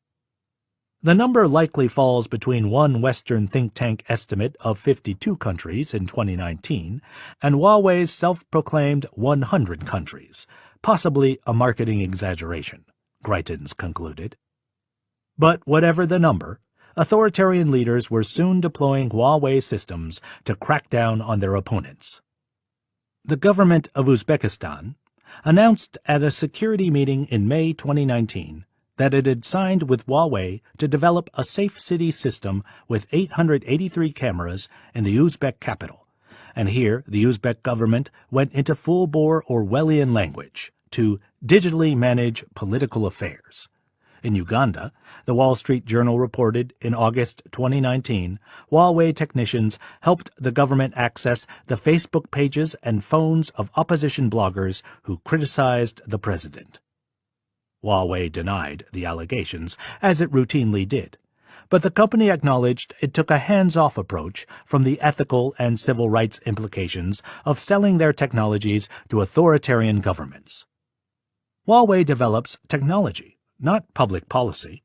That is the role of policymakers and legislators, said the director of Huawei's Southern Africa division. It was the evasive moral equivalent of, I just make guns and sell them, I don't shoot them. And many of the poor and middle-income countries that joined China's One Belt, One Road project, hopeful it would be an alternative to American meddling, realized they were facing another problem, a debt trap from Chinese loans. China's economic expansion had dramatically slowed since 2010. It lacked the largesse to manage big domestic infrastructure projects, as well as hand out cheap incentives abroad to nations wanting its technology or engineering. China's debt trap diplomacy, as people began calling it, seemed to be a new feature of One Belt, One Road.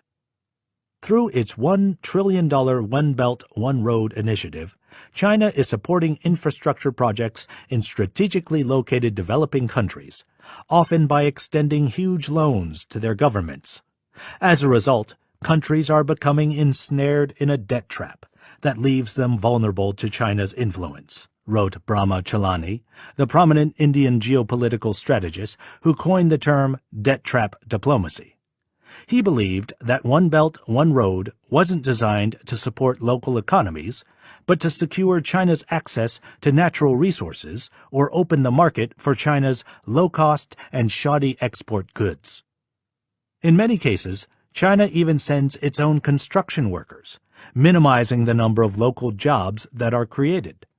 Ecuador took out $19 billion in Chinese loans for bridges, highways, irrigations, schools, and, most prominently, a major dam called Coca-Codo Sinclair, touted as a solution to its energy shortages that would lift the country out of poverty. Ecuador agreed to repay many of the contracts in oil, not cash, handing over 80% of its oil exports to China. China received that oil at a discount and could resell it at a profit. A national scandal ensued. 2 years after opening, thousands of cracks are splintering the dam's machinery. Its reservoir is clogged with silt, sand, and trees, and the only time engineers tried to throttle up the facility completely, it shook violently and shorted out the national electricity grid, the New York Times reported in December 2018. Meanwhile, Ecuador had to scramble to pump enough oil to repay its debt to China. It drilled deep into the Amazon rainforest, already suffering from deforestation, cut social welfare spending, and closed down government agencies. The strategy of China is clear, Ecuador's energy minister told the New York Times. They take economic control of countries. Elsewhere, China was exerting sinister pressure on One Belt, One Road beneficiaries that refused to bow down to its political desires. Kazakhstan, an oil-rich and strategic country of 18 million people on the northwestern border of China's Xinjiang, was home to popular resentment over China's influence. In November 2015, Kazakhstan passed a so-called land reform law that would allow foreign citizens to rent land for 25 years, an increase from the previous limit of 10 years. In many countries, such changes to the law wouldn't sound like a big deal and could actually liberate the market. But Kazakhstan shared a border with China, and anxious Kazakh farmers feared many Chinese investors would arrive and, in effect, buy up their land with a 25-year lease that the government could then extend by decree, turning them into indentured servants to China. The BBC reported that in April 2016, about 1,000 to 2,000 people took to the streets in protest in each major Kazakhstan city, a significant number for a nation that pursued a total lockdown on dissent. Kazakhstan's dilemma was that Chinese government-owned companies had amassed controlling stakes in Kazakh oil and gas firms. In addition, Kazakhstan was a founding member of the Shanghai Five, the group of Eurasian countries that in 1996 had committed to improving security and fighting terrorism. It couldn't afford a head-on diplomatic collision. But China didn't just exert pressure on governments. It went after critics personally.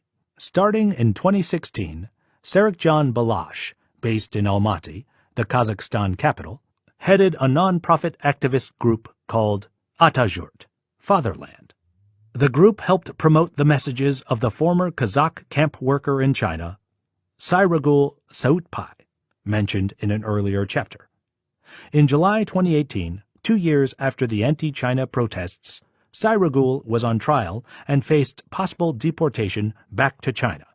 She stood accused of illegally crossing the Chinese border into Kazakhstan, where she then leaked Chinese state secrets on the detention camps and their technologies. Her trial became a much-watched sensation in Kazakhstan. "I was terrified," she told me. "I thought I could get the death penalty back in China." In August 2018, the judge gave Sayragul a 6-month suspended sentence. She was granted asylum in Sweden. After the trial, Sayragul and her allies were intimidated and made to feel they were under physical threat. One night, someone snuck into the garden of her lawyer's home and killed the lawyer's dog. On March 9, 2018, 4 mysterious men showed up at Serikjan Balash's Atajurt office. They refused to identify who sent them, ordered his staff not to record them, and then abruptly left. The staff filmed their getaway. That night, Balash, wary for his safety, checked into a hotel hoping for a reprieve.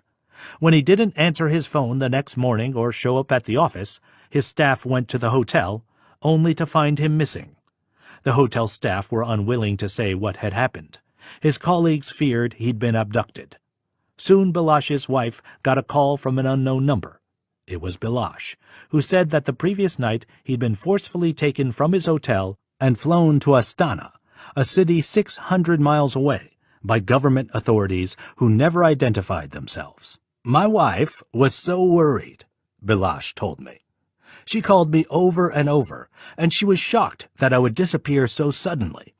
The police then indicted Balash with inciting ethnic discord, pointing to a video in which he said the word jihad in a vague, innocuous way, calling for an information jihad against China's policies.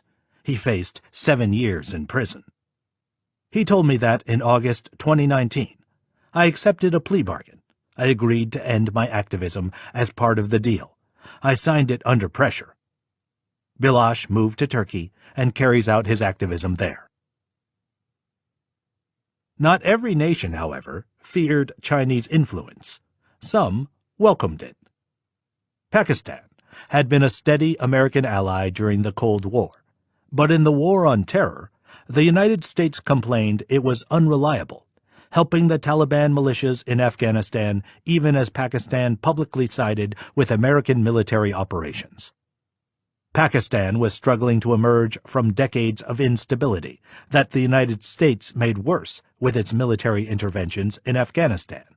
And Pakistan had its own complaints about the Americans, who launched drone attacks on suspected terrorists on an almost nightly basis in its territory. We have learnt over time that the Americans are terrible when it comes to honoring their promises, a former Pakistani government minister told the Financial Times. China seemed like a strong alternative, a counterweight. Our friendship is higher than the Himalayas and deeper than the deepest sea in the world, sweeter than honey, read a banner in the Pearl Continental Hotel in Lahore, Pakistan's second-largest city, when it hosted a conference to promote a new project called the Pakistan-China Economic Corridor. Chairman Xi described the corridor as his pet project and the project of the century, a plan to invest $55 billion for infrastructure that included 21 power plants to fix chronic power shortages. Pakistan stopped buying some advanced American weapons and began buying Chinese attack submarines and co-developing a new fighter jet with China. China, in launching a scramble for power in Central Asia, stood to benefit from the raw materials that would help build its technology. In 2016, China accounted for more than 80% of the production of rare earths like dysprosium, terbium, and yttrium, used to make batteries and laptops. But China's Central Asian neighbors offered even more opportunity for miners seeking the rare earths that would power the technologies of the future, along with the oil that could keep industry booming.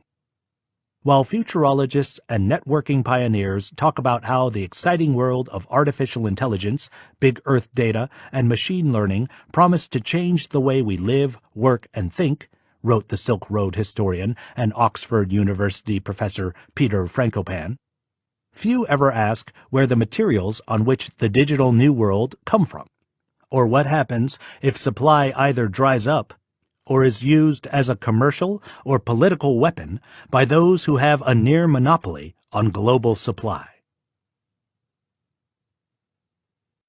Chapter 20. You're not safe anywhere. The sense of gain, happiness, and security among the people of all ethnic groups has continued to increase. Xi Jinping. In April 2019, I was in Istanbul when chatter began going around that Uyghurs in Turkey might no longer be safe. Turkey, for its part, had been the only major Muslim nation to condemn China's treatment of the Uyghurs.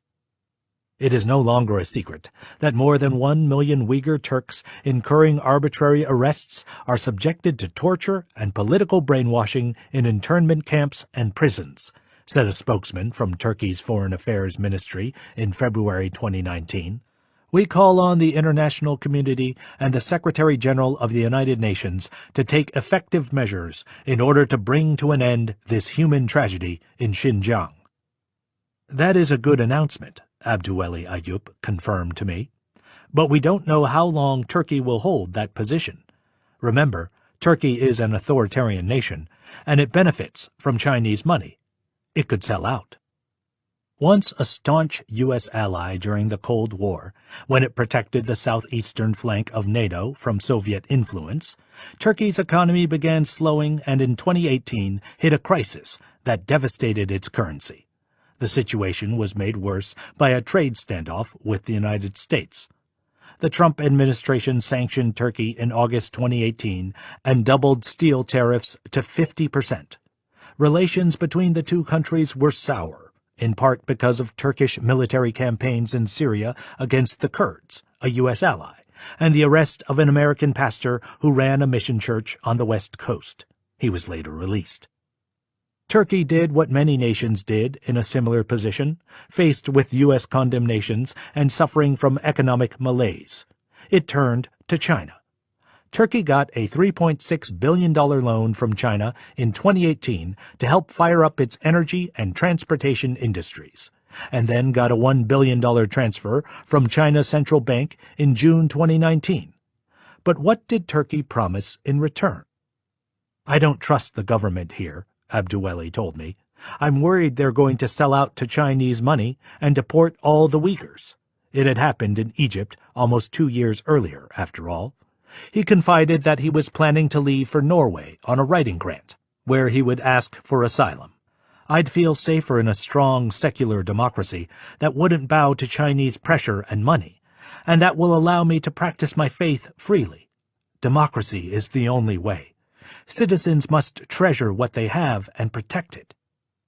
Abduweli was right to be concerned for his safety.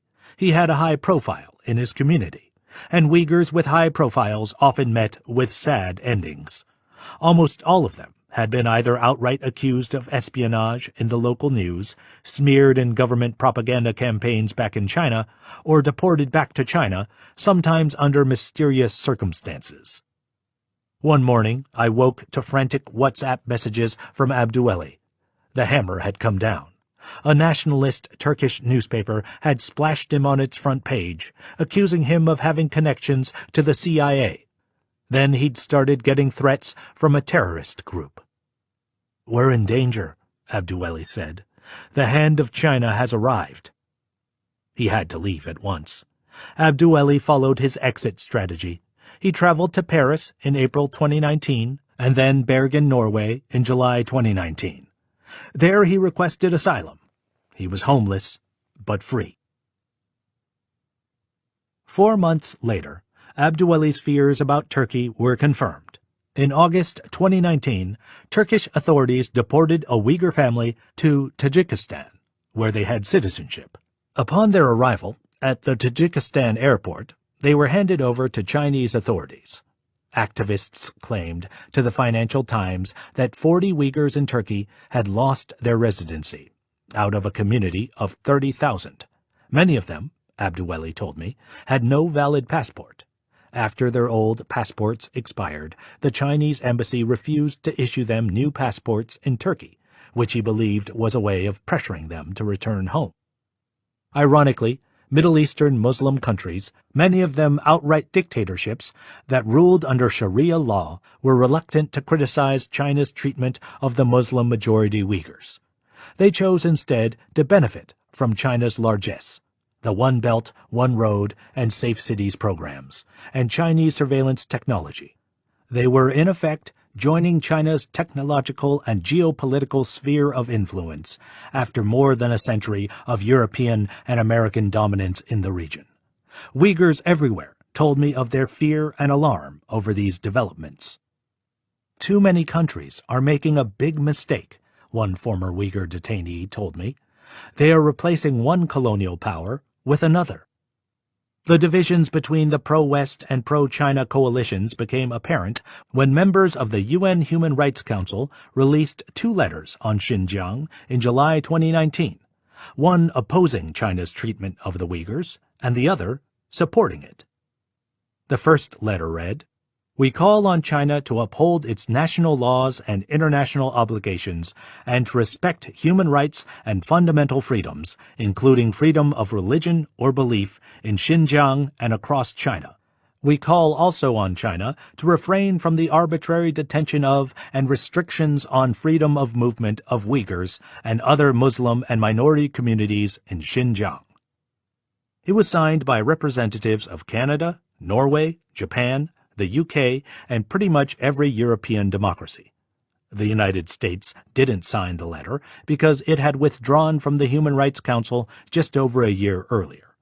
Stable and prosperous democracies stood by their values when it came to criticizing China's surveillance apparatus in Xinjiang. The other letter, a rebuttal signed by representatives of Muslim Arab nations including Qatar, the United Arab Emirates, Kuwait, Egypt, Saudi Arabia, and Syria, along with various dictatorships in South America, Africa, and Asia, told a very different story. Faced with the grave challenge of terrorism and extremism, China has taken a series of counterterrorism and de-radicalization measures in Xinjiang, including setting up vocational education and training centers. Now safety and security has returned to Xinjiang, and the fundamental human rights of all people of all ethnic groups there are safeguarded. By the summer of 2019, Maysom had put her life back together. She said to me that telling her story felt like therapy, a way of coming to terms with the suffering in her past. But I also worry, she confided in me, we won't be safe in Turkey forever. She hoped to join a PhD program in the United States. That, she said, is my dream. I want to live the life of the academic. Until then, Maysom was concerned that the clock was ticking. She, too, might end up in trouble in Turkey. Almost every month during 2019 and 2020, I opened my newsfeed with alarm at the numbers of Uyghurs being detained, sometimes deported back to China. Another Uyghur writer I interviewed, Abdurrahim Emin Parak, was sitting in a Uyghur restaurant in Istanbul one day in March 2020 when plainclothes police came in and detained him without any explanation. They took me to a cold building. It was hundreds of miles away, he told me, and then they released me for no reason 3 months later. They told me not to criticize China. What does the future hold? An axiom among China watchers is that we should assume the Communist Party will behave in other places as it behaves at home. The export of Xinjiang-style social controls would be a worst-case, but hardly unimaginable, scenario. Coda. Stop the Panopticon. With the onset of totalitarianism, world wars, and genocides in the 20th century, several of our most prescient writers concluded the world was headed toward a dystopia if we failed to act.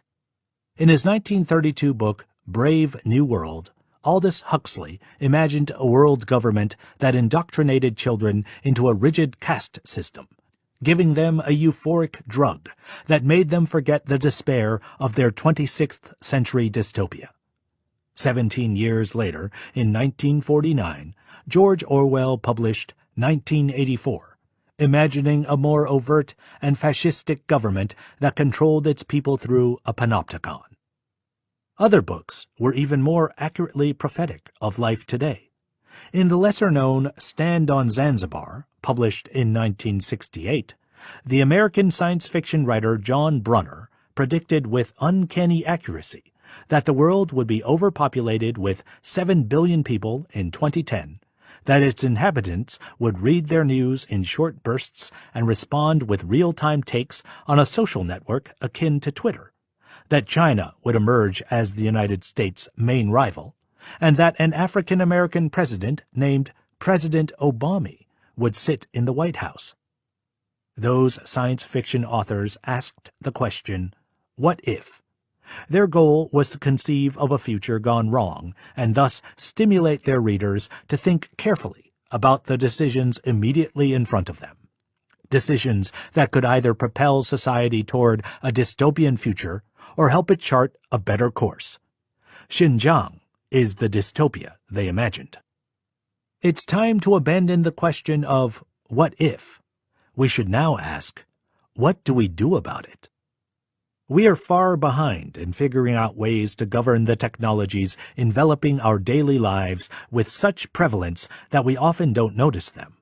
After a decade of advances in smartphone design, social media communication, and e-commerce, the world is on the precipice of another technology revolution. Artificial intelligence, thanks to the superintelligence it can create within specific fields, is shaping up to surpass human capabilities in some areas. But eminent futurologists and technologists doubt AI will be able to replicate the human brain soon. Nevertheless, to conclude AI will fail in that endeavor, or that the surveillance tactics unrolled in Xinjiang will not reach large parts of the world, is wildly optimistic. AI is already everywhere, barely regulated and poorly understood, surveilling our purchases and clicks and learning how to nudge our behavior. AI can fly and land airplanes, make billion-dollar investment decisions, diagnose electrocardiograms, and guide manufacturing. If all the intelligent software in the world were to suddenly stop functioning, modern civilization would grind to a halt, predicted futurologist Ray Kurzweil way back in 2005, when AI was far less pervasive and sophisticated. So the question isn't whether AI surveillance will permeate our society in the near future. It's whether governments and businesses, which own valuable intellectual property, will have the wherewithal to govern AI in the interests of protecting democracy. Or will they go along with shareholder demands for a greater profit or state demands for more security from pandemics and crime fighting? Over the past decade, hundreds of American police departments began rolling out AI and facial recognition systems similar to the ones in China, just not as authoritarian. Nevertheless, the use of those systems has been opaque and rarely audited. In numerous studies published in 2018 and 2019, the U.S. government's National Institute of Standards and Technology and other research institutes consistently found that AI systems were biased against people of color and women. A government study released in 2019 found that Asian and African American men were 100 times more likely to be misidentified than white men, and that women were more likely to be misidentified than men. Middle-aged white men were almost always identified correctly. What was going on? Wasn't AI supposed to be law enforcement's superintelligent savior, a check against human biases, ending discrimination? In the United States, the findings underscored a growing realization among our leaders that AI is a reflection of the people who create it. Humans create algorithms and input data for those algorithms, and the algorithms carry their designers' flaws. To make matters worse, we don't entirely understand how our police forces gather their data, whether it's quality data, and how these opaque algorithms process that data. The system has little in the way of checks and balances. In Xinjiang, too, the situation cannot be blamed on technological advances, but on the decision to use the technology oppressively and without due restraint or care. That's how innocent people are wrongly identified, falsely accused, and disappeared under ludicrous accusations that they harbor terrorist thoughts. In any case, the West has begun pushing back against deploying the same technologies used in Xinjiang. First came the departure of the Los Angeles Police Department's LAPD use of Predpol, a pioneering program in the field of predictive policing. In July 2019, it announced it was ending the program, which was originally intended to identify neighborhoods with a greater likelihood of property crimes. Other police departments followed the LAPD in dropping the program. It didn't help us solve crimes, a Palo Alto, California police spokeswoman told the Los Angeles Times. But there was still more work to do. Of the 18,000 police departments in the United States, 60 of them still used Predpol. And all the surveillance in the world didn't help China identify in a timely manner the most devastating pandemic in a century, COVID-19. On December 31, 2019, China reported to the World Health Organization, WHO, a cluster of pneumonia cases in Wuhan, a city in the central part of the country. That pneumonia, as China called it, was once believed to have originated in a messy, non-hygienic wet market selling indiscriminate cuts of raw pork, beef, and chicken displayed in the open air for long periods of time under little or no regulated conditions. It turned out to be the novel coronavirus COVID-19, which shut down the world and wiped out economic activity for much of 2020. When COVID-19 reached America and emptied out city centers and beach resorts, the consequences of China's rise as an opaque authoritarian government directly touched American soil. No longer was China a distant, looming police state whose culture and behavior the West could ignore as something that existed a long way away without any direct consequences. China had become so tethered to the rest of the world through trade, travel, and tourism that nothing, it seemed, could stop the swift global arrival of COVID-19. The world had to grapple directly with the poor decisions of Chinese leaders who imprisoned whistleblowers reporting the bad news, deployed an army of paid internet trolls to suppress online reports, and delayed a rapid response to the outbreak. Rather than address the pandemic as a global problem, China's wolf warrior diplomats, as they called themselves, launched angry and pointed rhetoric against countries that called for an investigation into whether there had been a cover-up. Chinese state media declared Australia was gum stuck to the bottom of China's shoe. The Chinese embassy in France falsely accused French nursing home workers of abandoning their posts overnight and leaving their residents to die of hunger and disease. The U.S. consulate in Guangzhou, a city in southeastern China, issued a warning that the Chinese government was discriminating against blacks in China. The government deliberately attempted to give the impression the virus had come from Africa, thus deflecting attention from the fact it had actually originated in China. As part of this campaign, police ordered bars and restaurants not to serve clients who appeared to be of African origin, the warning read. Moreover, local officials launched a round of mandatory tests for COVID-19, followed by mandatory self-quarantine for anyone with African contacts, regardless of recent travel history or previous quarantine completion. Zhao Lijian, a foreign ministry spokesman who tussled with foreign officials and journalists on Twitter, even posted a series of tweets suggesting American soldiers brought COVID-19 to China. It might be U.S. Army who brought the epidemic to Wuhan, he wrote. Be transparent. Make public your data. U.S. owe us an explanation. The conspiracy theory that U.S. troops brought COVID-19 to China spread rapidly there. COVID-19 was dangerous not merely because of the threat of the virus itself, but because the suddenness of its appearance was so overwhelming that governments scurried to embrace excessive powers for social control. Powers they had no obligation to relinquish. Some administrations are already showing signs that they will be unwilling to give up their newfound powers, and that they'll use the data obtained in the fight against COVID-19 to surveil political opponents or aid law enforcement. Many of the emergency legal powers don't come with sunset provisions that end them after a period of time.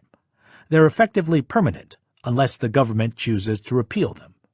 In March 2020, the British Parliament quickly passed a 340-page law giving government ministers the authority, with little oversight, to isolate and detain people indefinitely, shut down airports and ports, and ban public gatherings and protests.